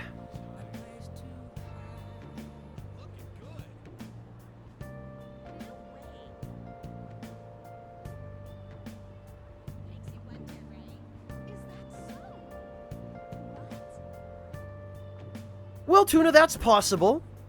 But it also depends upon the basis on which you work. Like, if you're working with 6 or 7 clients at a time, I don't know how realistic that is, but yeah, that would get really hectic and stressful. But if you're working on a commission basis, then you would presumably have the freedom to only take on one job at a time, presuming it paid well enough. And in that case, you'd only have one client or one set of clients to worry about. And yeah, that could get a little bit intensive, but dealing with one set of clients is a lot better than dealing with multiple sets of clients, and that might be within your reasonable, comfortable limits. So, Tuna, if there are variables, it's the sort of thing you just have to go try it out for a little while and see for yourself what it's actually like, because that's the only real way you'll get a sense for it. The next best thing is to ask people who actually do it for a living, and I don't know if maybe there's anybody in chat who can give you some insight directly into that matter. But that's what I would encourage you to do. First of all, ask around. Second of all, if you're still interested after asking around, see if you can find a short-term work-study program or a vocational program that will let you try it out for a little while. Or shadow somebody who does it for a living, maybe.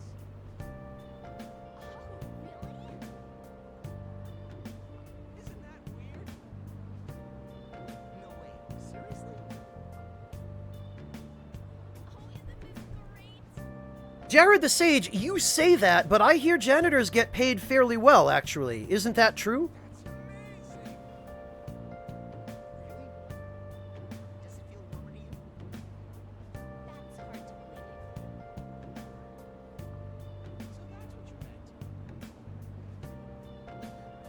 Oh, okay, Jane. Well, that's somewhat helpful as perspective. Assuming you communicate with this person and can relate some of their experiences.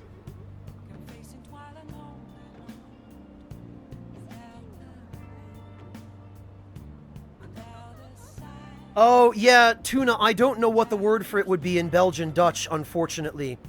But a real estate agent is somebody who is responsible for purchasing and selling property. And usually a real estate agent will sell property on somebody's behalf. So if, for example, you want to sell your house, and you want to get the highest possible price for that house, you might hire a real estate agent who would then list your house as a property for sale by their agency. And then they can help you get a good price for your house. They can help you find somebody to actually buy your house. Like, they can help you get the word out there that you're trying to sell your house. And they can help connect you with a buyer. And in exchange for their services, they take a percentage commission of the sale price of your house. So, being a real estate agent can be a very profitable line of work, if you're good at it.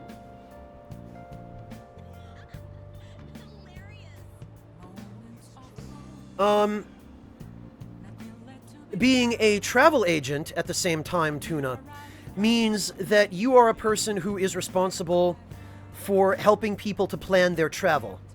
These days, a lot of people are turning to their own resources, to websites and the internet for planning their own vacations. A travel agent is somebody who does all of that work for you. A travel agent is somebody who books your hotel for you, who books your rental car. They might book any of the, for example, activities that you might want to do. Usually travel agents will have connections in particular areas or with particular organizations or stores. So a travel agent will be able to sometimes get you a discount on a particular trip that you might want to take. They might be able to get you discounted airfare or a good package deal that comes with airfare and a rental car and a hotel as kind of like a combination for less than it would cost you for each of those things separately. And a travel agent is somebody who just basically gives travel advice on where is a good place to go, where is a safe place to go, where are places that should be avoided, and that kind of thing. So that's what a travel agent does. Mel Brooks, they do, but the problem with being a forklift driver is that if you screw up, you inevitably end up becoming a viral internet meme, and the security camera footage of your massive screw-up just stays on Fail Army forever.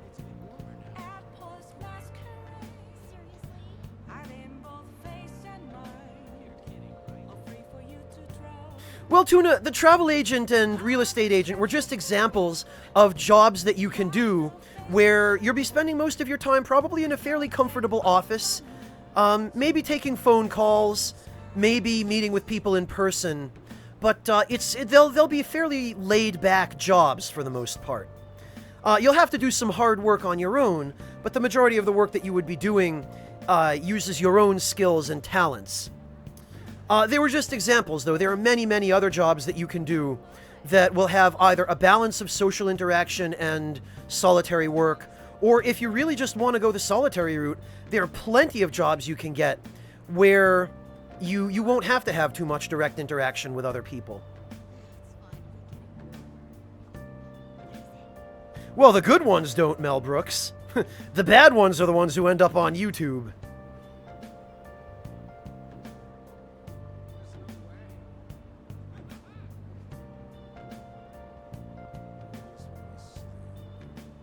Well, there's that too, Natusake, especially in construction or high-risk fields. Diseases like mesothelioma and different kinds of cancer and tumors and whatnot are fairly common in construction when people are tearing down buildings that are filled with asbestos, for example, and other carcinogens.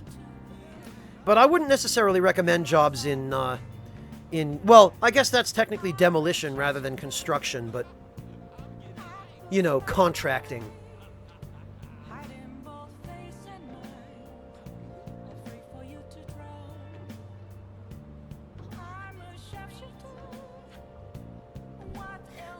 Lord Louise, I've had a volunteer job that was somewhat similar to teaching. Back in my earlier days in the United States, I volunteered at an academic and social skills program for children and young adults on the autism spectrum. And they really liked me there, but it just didn't end up being the kind of thing I felt I could do for the rest of my life, as much as I enjoyed it. There were some other reasons for that, which I don't really want to get into. Just the organization kind of got political, and it became a place that wasn't so great to work at anymore. But I don't know. I don't think I'm really cut out to be a teacher. Well, Natusake, or to build something newer and better in their place. Or newer and worse, as the case might be.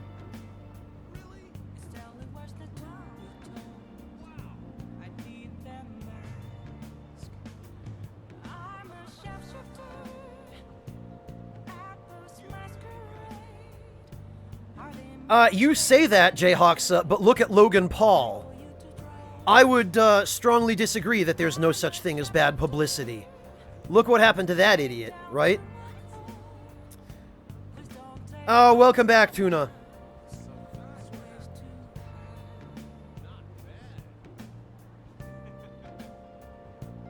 Yeah, he sure is, Jane. Let me actually finish this. Hello, this is Ori Nobeko on Central Street. How many people are you ordering for? Oh, you're calling about the job. This is great timing. We're in need of some extra hands. I'd take just about anybody at this point. Even Ryuji. You don't mind working at night, do you? Stop by anytime you're free to work. I'll be waiting. We're right by the entrance to the Central Street. Hope to see you soon. Great, that settles it. You better Ganbaru. Yeah. Well, thanks, Mel. I appreciate that. I do try. Oh, you know what? It's Sunday. We could go to the... We could go to that juice bar.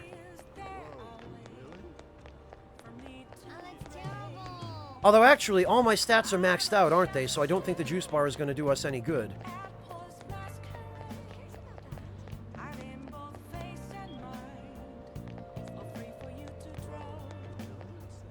Hello, Zojinbo!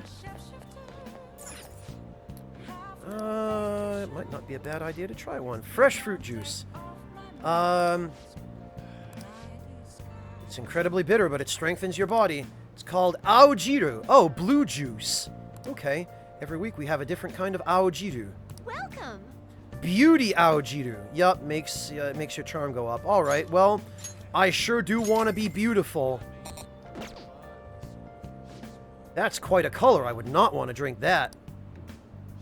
Nice chugging. That's how you do it. Ugh! Ugh, it was filled with kale and spinach.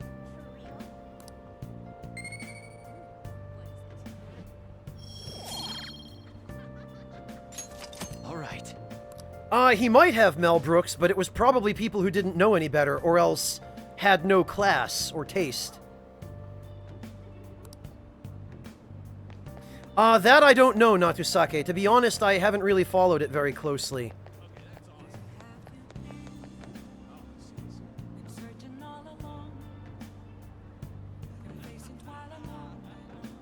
But as far as I know, I don't believe there are any laws in Japan that specifically forbid what he did, so I don't know if what he did is legally punishable or not.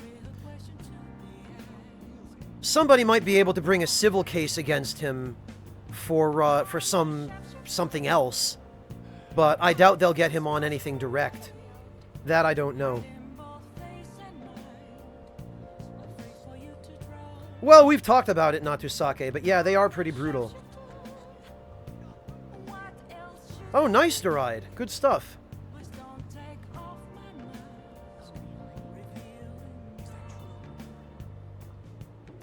Well, Natusake, if that's the case, then it serves him right, considering what he did. Well, no, Mel, it doesn't. They don't need a warrant or probable cause to arrest somebody in Japan. They can just drag you in if they don't like the look of your face. And, as we've discussed before, they can hold you indefinitely. So, I don't know. I don't know what will happen.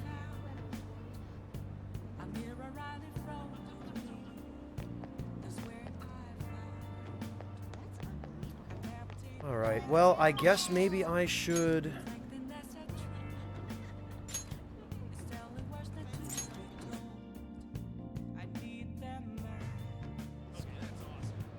No, Natusake, I wouldn't say that corporal punishment is right for what he did, but I would say that,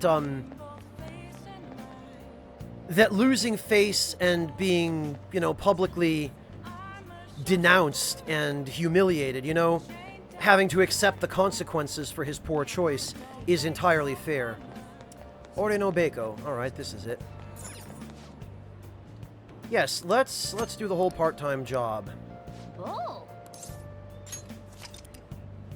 Okay, Marcos, take care of yourself. Thank you so much for joining us today.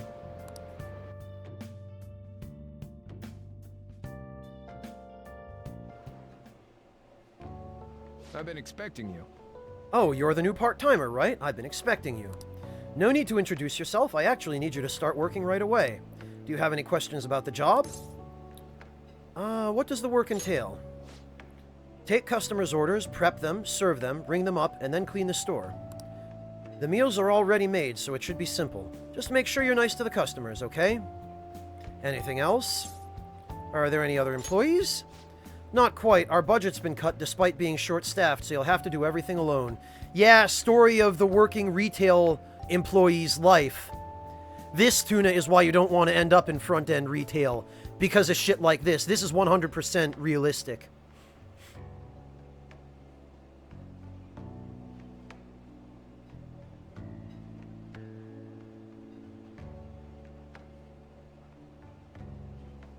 That's true, Batman and Ryan, but I fear that YouTube's reaction to that will simply be more automated algorithms, which are not only going to not solve the problem, but they're going to make things worse for everybody else.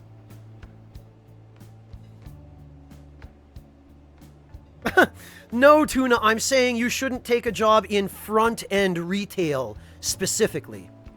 I'm saying you shouldn't take a high-pressure, highly demanding job that requires long hours, like working in a restaurant as waitstaff, or as a dishwasher even, or working in a grocery store as a cashier or as a bagger. I'm saying you shouldn't take those kinds of jobs because those will grind you down and crush your soul. I'm not saying you should not work with customers. However, if you feel like you really don't want to work with customers, then you just shouldn't work with customers. You should find a job you can do by yourself, right? And there are plenty of jobs you can do by yourself. You know, you could get a job as a welder at a shipyard. The EU is probably the best place to do that because we have some of the strictest safety standards for our workers anywhere in the world. You know, you could get a job in fabrications. You could get a job as an auto mechanic. You'd probably be working with other people, but they would be your co-workers. And, you know, you wouldn't have to constantly deal with them every day. You'd just be working on cars most of the time. You know, there are plenty of jobs you can get that don't require you to work with customers, Tuna. So, you know, you should do as you feel.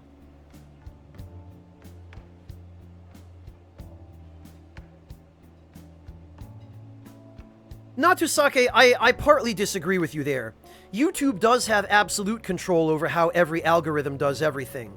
They're the ones who design and program the algorithms and who insist on using them in the first place. But I do agree that YouTube does not control the people. And I think that's where the major variables lie. YouTube can only control the content, but they don't necessarily approach controlling the content in the smartest or most sustainable or most creator-friendly or even community-friendly ways, Natusake. But, Natusake, I think that to say that YouTube is not 100% to blame for their bad algorithms is just to make excuses for them. They own that. They and nobody else.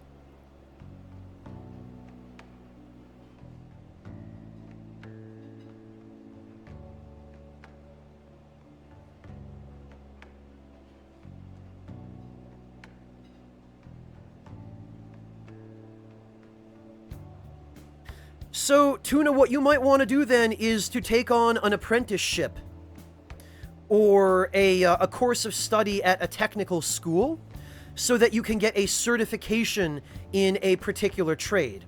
For example, you could learn how to do welding. If you know how to weld, your skills are going to be in demand all over the place. Because there are certain kinds of welding that machines simply cannot do. And again, you're talking about welding at places like shipyards and that kind of thing. Assembly lines, not so much. For cars, a lot of that's automated now. But big things like ships and buildings as well.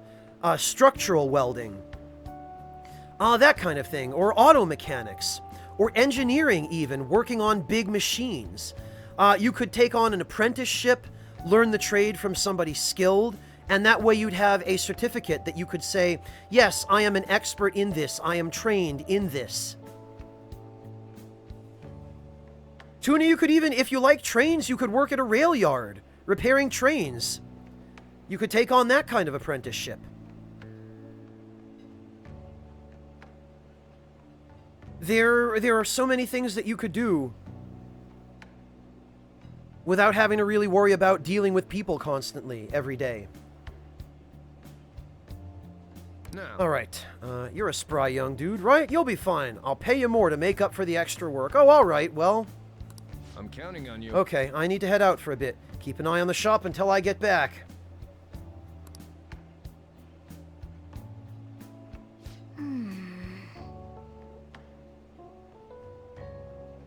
Yeah, Tuna, you could, like I said, I encourage you to try different things. And since you live in Belgium, I believe you have a fairly progressive government that might even help you to pay for your job training, Tuna. So I would look into that. Because I think there might be a way that you can get government assistance as a subsidy for your job training. So check that out, Tuna. I do recommend you look into that. This job is ludicrous. You have to do everything all by yourself from the very beginning? Oh well, just give it your best shot, I guess. I'll be cheering you on. Hey, wait! Oh look, there's Yoshida. Hey, there are dirty plates still left on the table. There are customers in front waiting to pay. Are you going to be okay? Nice job. Alright, good work. You can leave now since it's the end of your shift. This is your pay today. Thank you. Well, I hope you can keep it up. Yeah, not bad. Put us up to 2.1 mil again. Man. I don't blame you for looking exhausted. Yeah, exactly, Mel Brooks, right?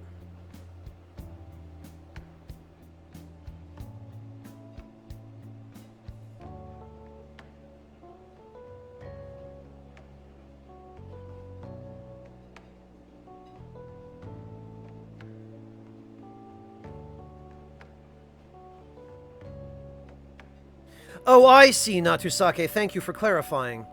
Yeah, but I mean, that still gets into the same issue of, well, if somebody designs a deep-thinking algorithm that makes some decisions on its own, who is then responsible for the algorithm? The algorithm are the people who design it, right? You know, no matter what bad, dumb things your algorithm does, if you designed it, you're still 100% responsible for it. And I think the only solution there is to just keep tweaking the algorithm. Or to just not use an algorithm if it's not working. Which, you know, I really feel like YouTube relies way too heavily on algorithmic filtering for their videos.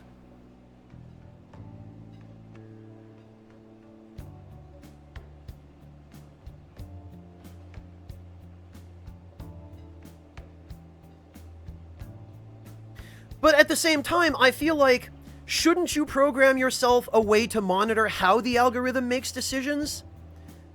Because that seems to me like the logical thing to do. Like, just creating an algorithm and saying, oh, well, this algorithm is learning to think for itself, so nothing we can do, that to me is still an excuse. Because you should have some way to monitor the activities of the algorithm and track the decisions it makes and why it makes them. It seems to me that some sort of transparency, you know, some sort of tracking of what exactly the algorithm is doing to arrive at the decisions that it makes.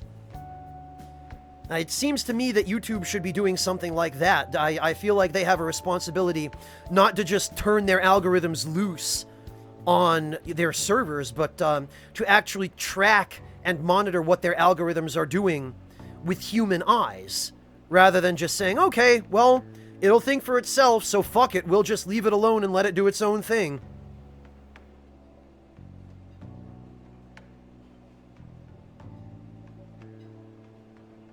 Yeah, Artista, I don't disagree that algorithms are the simplest solution to that volume of content, but there is such a thing as using algorithms responsibly and not. And I think YouTube is using their algorithms irresponsibly.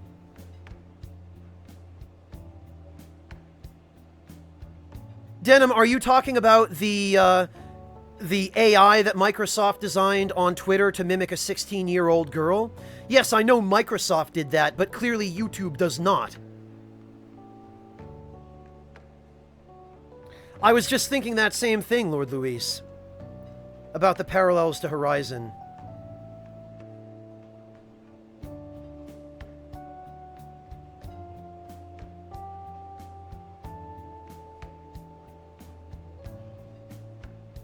Alright. But you still managed all those orders by yourself. If you ask me, you were pretty proficient. Yeah.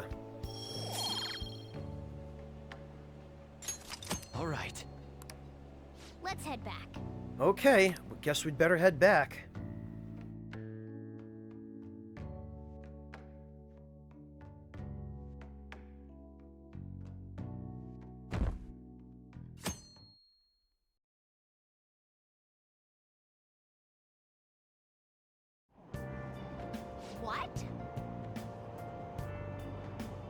Yeah, Tuna, not if the Microsoft AI was any indication, right?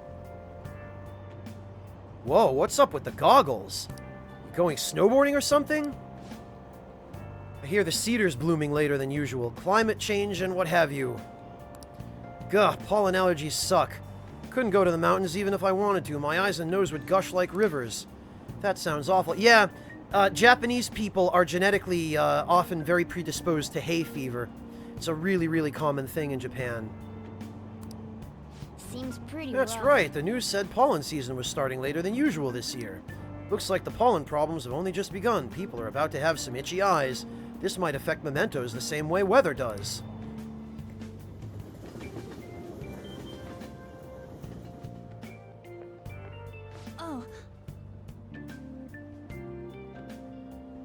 Oh. What kind of tea is it, Lugal? Morning. Oh. What's up? Actually, I've been having this feeling that someone's watching me. No, it can't be. Oh, maybe I just can't shake off that feeling of infiltrating a palace. At the palace, we're always cautious of not being noticed, you know? So it has to be my imagination. Yeah, it's totally not Yusuke or anything.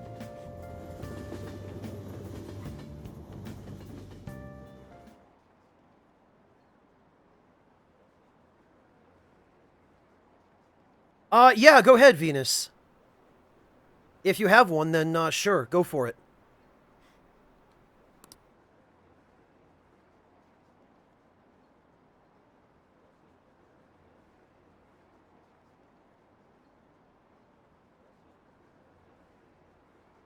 Chamomile. In that case, Lugal, I would go with honey. He got what he deserved. Wonder who put up those postings. What's the problem? Casting shame on the school like that. What's his problem, rather? Your life is pretty much over if you do something like that.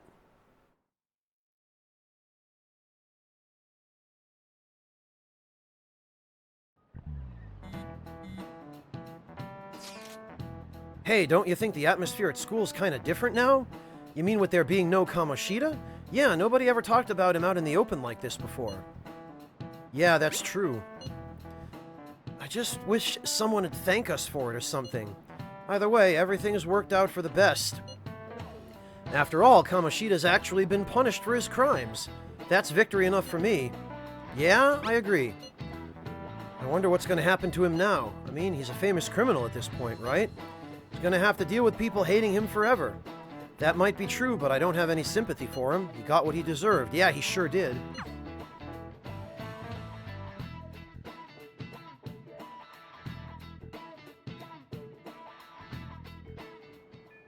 Now then. Actually, Crystal Queen, I think that makes it all the more perfect to fit. Now that we know what happens when we change somebody's heart, choose our next target carefully, okay? Hey, I have some new info for you. I saw it on the fan site, but I've heard about it at school too. Anyway, there's a guy at school whose bullying has gone too far. I want to help the victim, but that's impossible for me. I went ahead and posted on the forum that the Phantom Thieves are coming for him though. I mean, you already changed the heart of that stalker, so this should be a breeze, right? Yeah, piece of cake. You're amazing! The bully is a brown-haired guy frequently seen standing out front of the school entrance.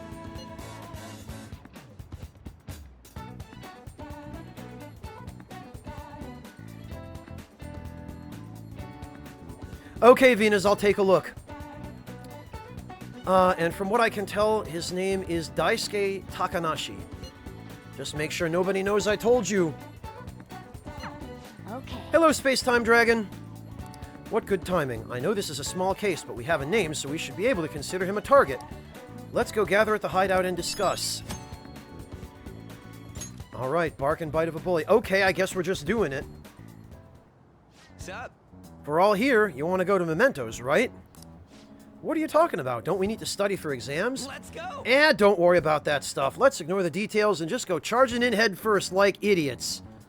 Thanks, Ryuji. That's easy for you to say, but we don't even have a target. That's actually not a problem anymore. Some intel has come in from Mishima. All right. Perfect timing. Let's just go in right now, then. You'd really do anything just to avoid studying, huh? A new category is available at the hideout now. Confirming Memento's requests. Alright, well, we know how this works.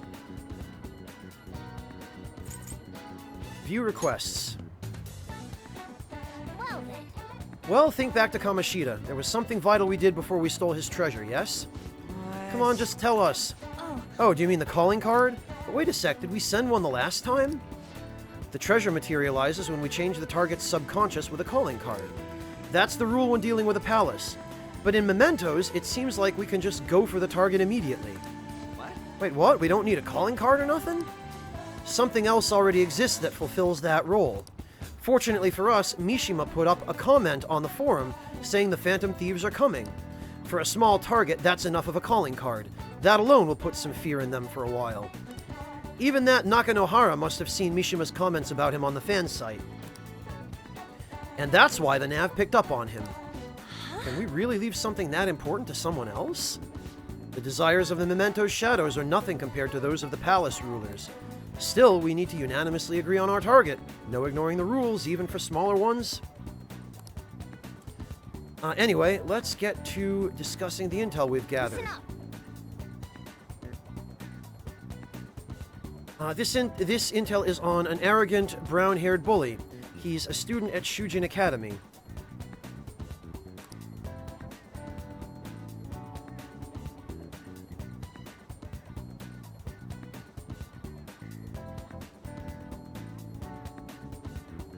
I see, Mitkin.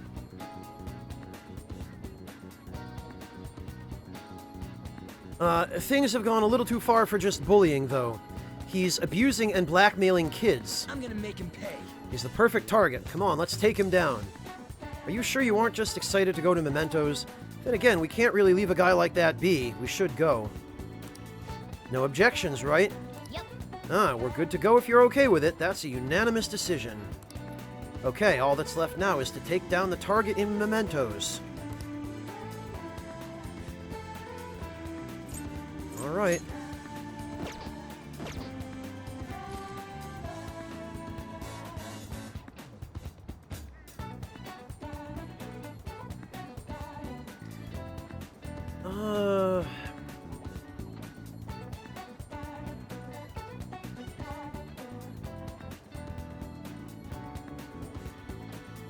Alright, I guess we'll go to Mementos. A moment, our target count in Mementos is 1. Well, let's go. Okay, let's go.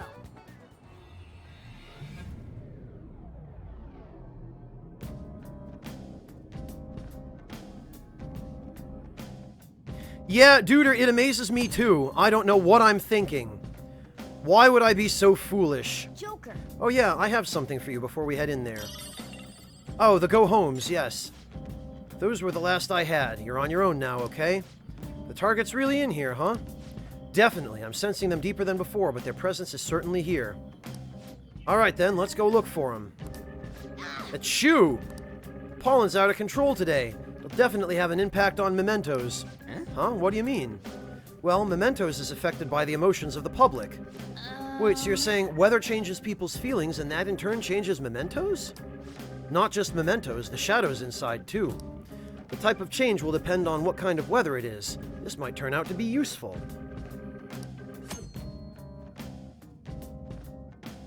Maybe Batman and Ryan. I do at least plan to buy it and play it, so I might stream it at some point. Alright, bad weather tutorial. I remember all this. Hey. What happens when there's a ton of pollen? I'm not too sure, but the impact on Mementos is determined by how the public is feeling. How have other people been seeming to you? Come to think of it, some of the kids in my class have bad allergies. They all seem really out of it. Apparently the medicine makes them feel sleepy. I see. There might be a similar effect in Mementos, then. Right. It makes shadows fall asleep. It's probably easier to beat shadows or ignore them completely. Well, let's go find out. Yeah. Let's do it. But first, let's save.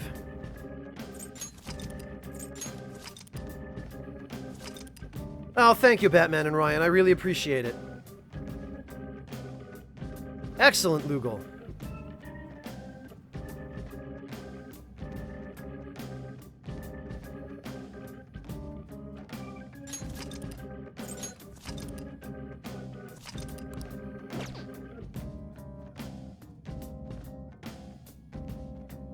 Risk from cutting tongues?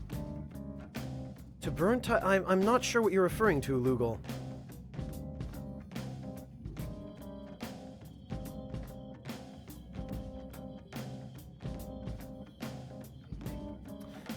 No, Heavenly Gunner, probably not.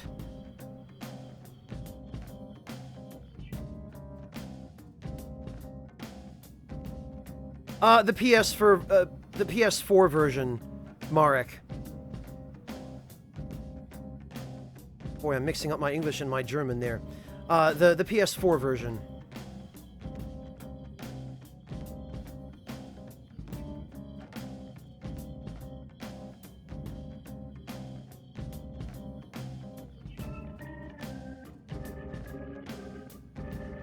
Yeah, Mel Brooks, boy is everybody getting screwed over by that algorithm. Half of the episodes of the Horizon Zero Dawn playthrough that I've uploaded so far have been hit as not advertiser friendly. This is Horizon Zero Dawn. It's one of the cleanest games that are out there these days. And even Dark Cloud 2, I got a ton of false positives on the Dark Cloud 2 playthrough from that stupid algorithm. Sorry, Marek. I'm just really not into PC gaming. And my PC is already so tied up with just streaming when I'm playing games that, it doesn't do so well with actually running the games. Not smoothly, anyway.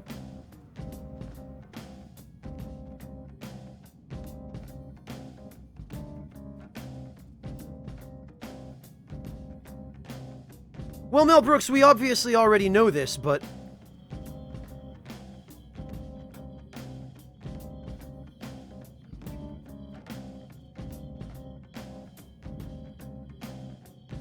Yeah, Louise, it's just been indiscriminate. That algorithm just nails everything.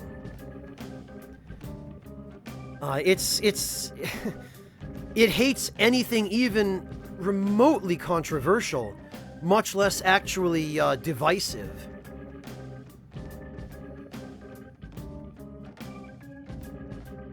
It just doesn't like any of that stuff, and it doesn't care. It will label everything. No, Marek, it's a desktop PC, but what I really need to do is just reinstall my operating system and upgrade some parts, Marek.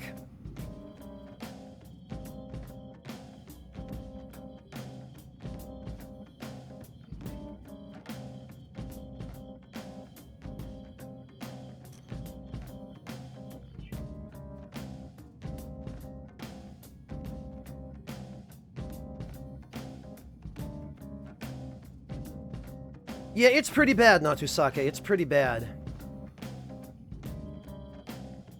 Haretsu, based on the things that I've seen get flagged, I get the sense that the this supposedly self-thinking algorithm that YouTube uses to identify things like what is and isn't advertiser friendly, I'm starting to picture this algorithm as having developed the consciousness of like an 80-year-old ultra-conservative grandma from the American Deep South. Because that seems to be the set of sensibilities the algorithm has. I know, Jane, I know, I'm sorry. But yeah, Natusake, the algorithm didn't care about Logan Paul.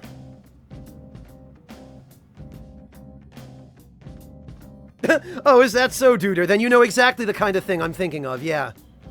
You know exactly that personality.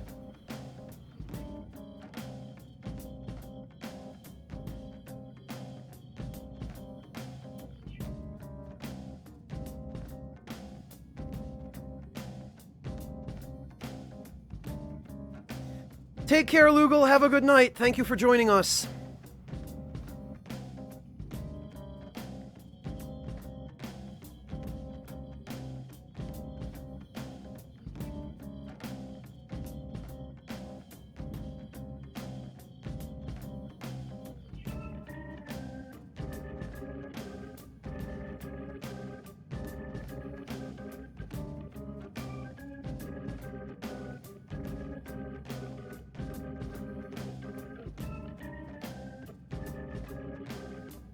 Oh god, Duder. Okay, yup.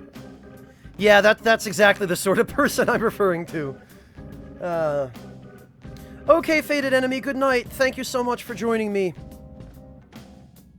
And you know, actually...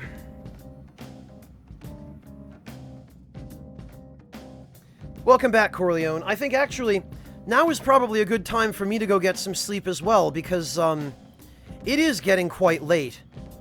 And I've lost all track of time again, so, I think I'm gonna call it here for now. I am going to continue streaming Persona over the next several days, I hope. Though I also need to sit down and record the next batch of episodes of Horizon. So, it might be another day or two before I get to stream again, but hopefully not much more than another couple of days.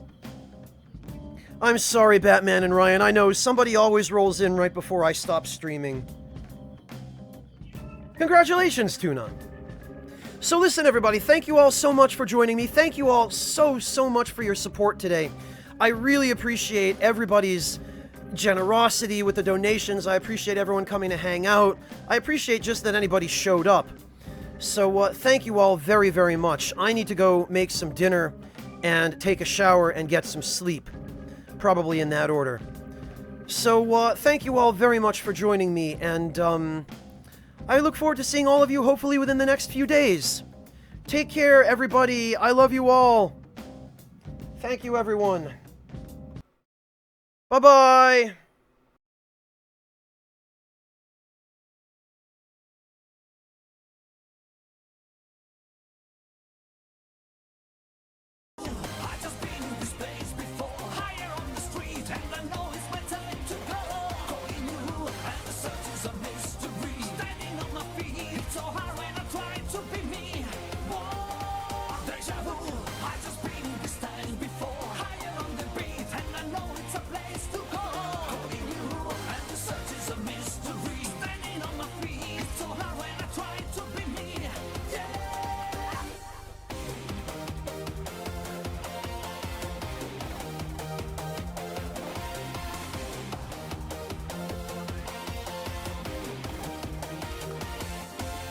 See the future into the present.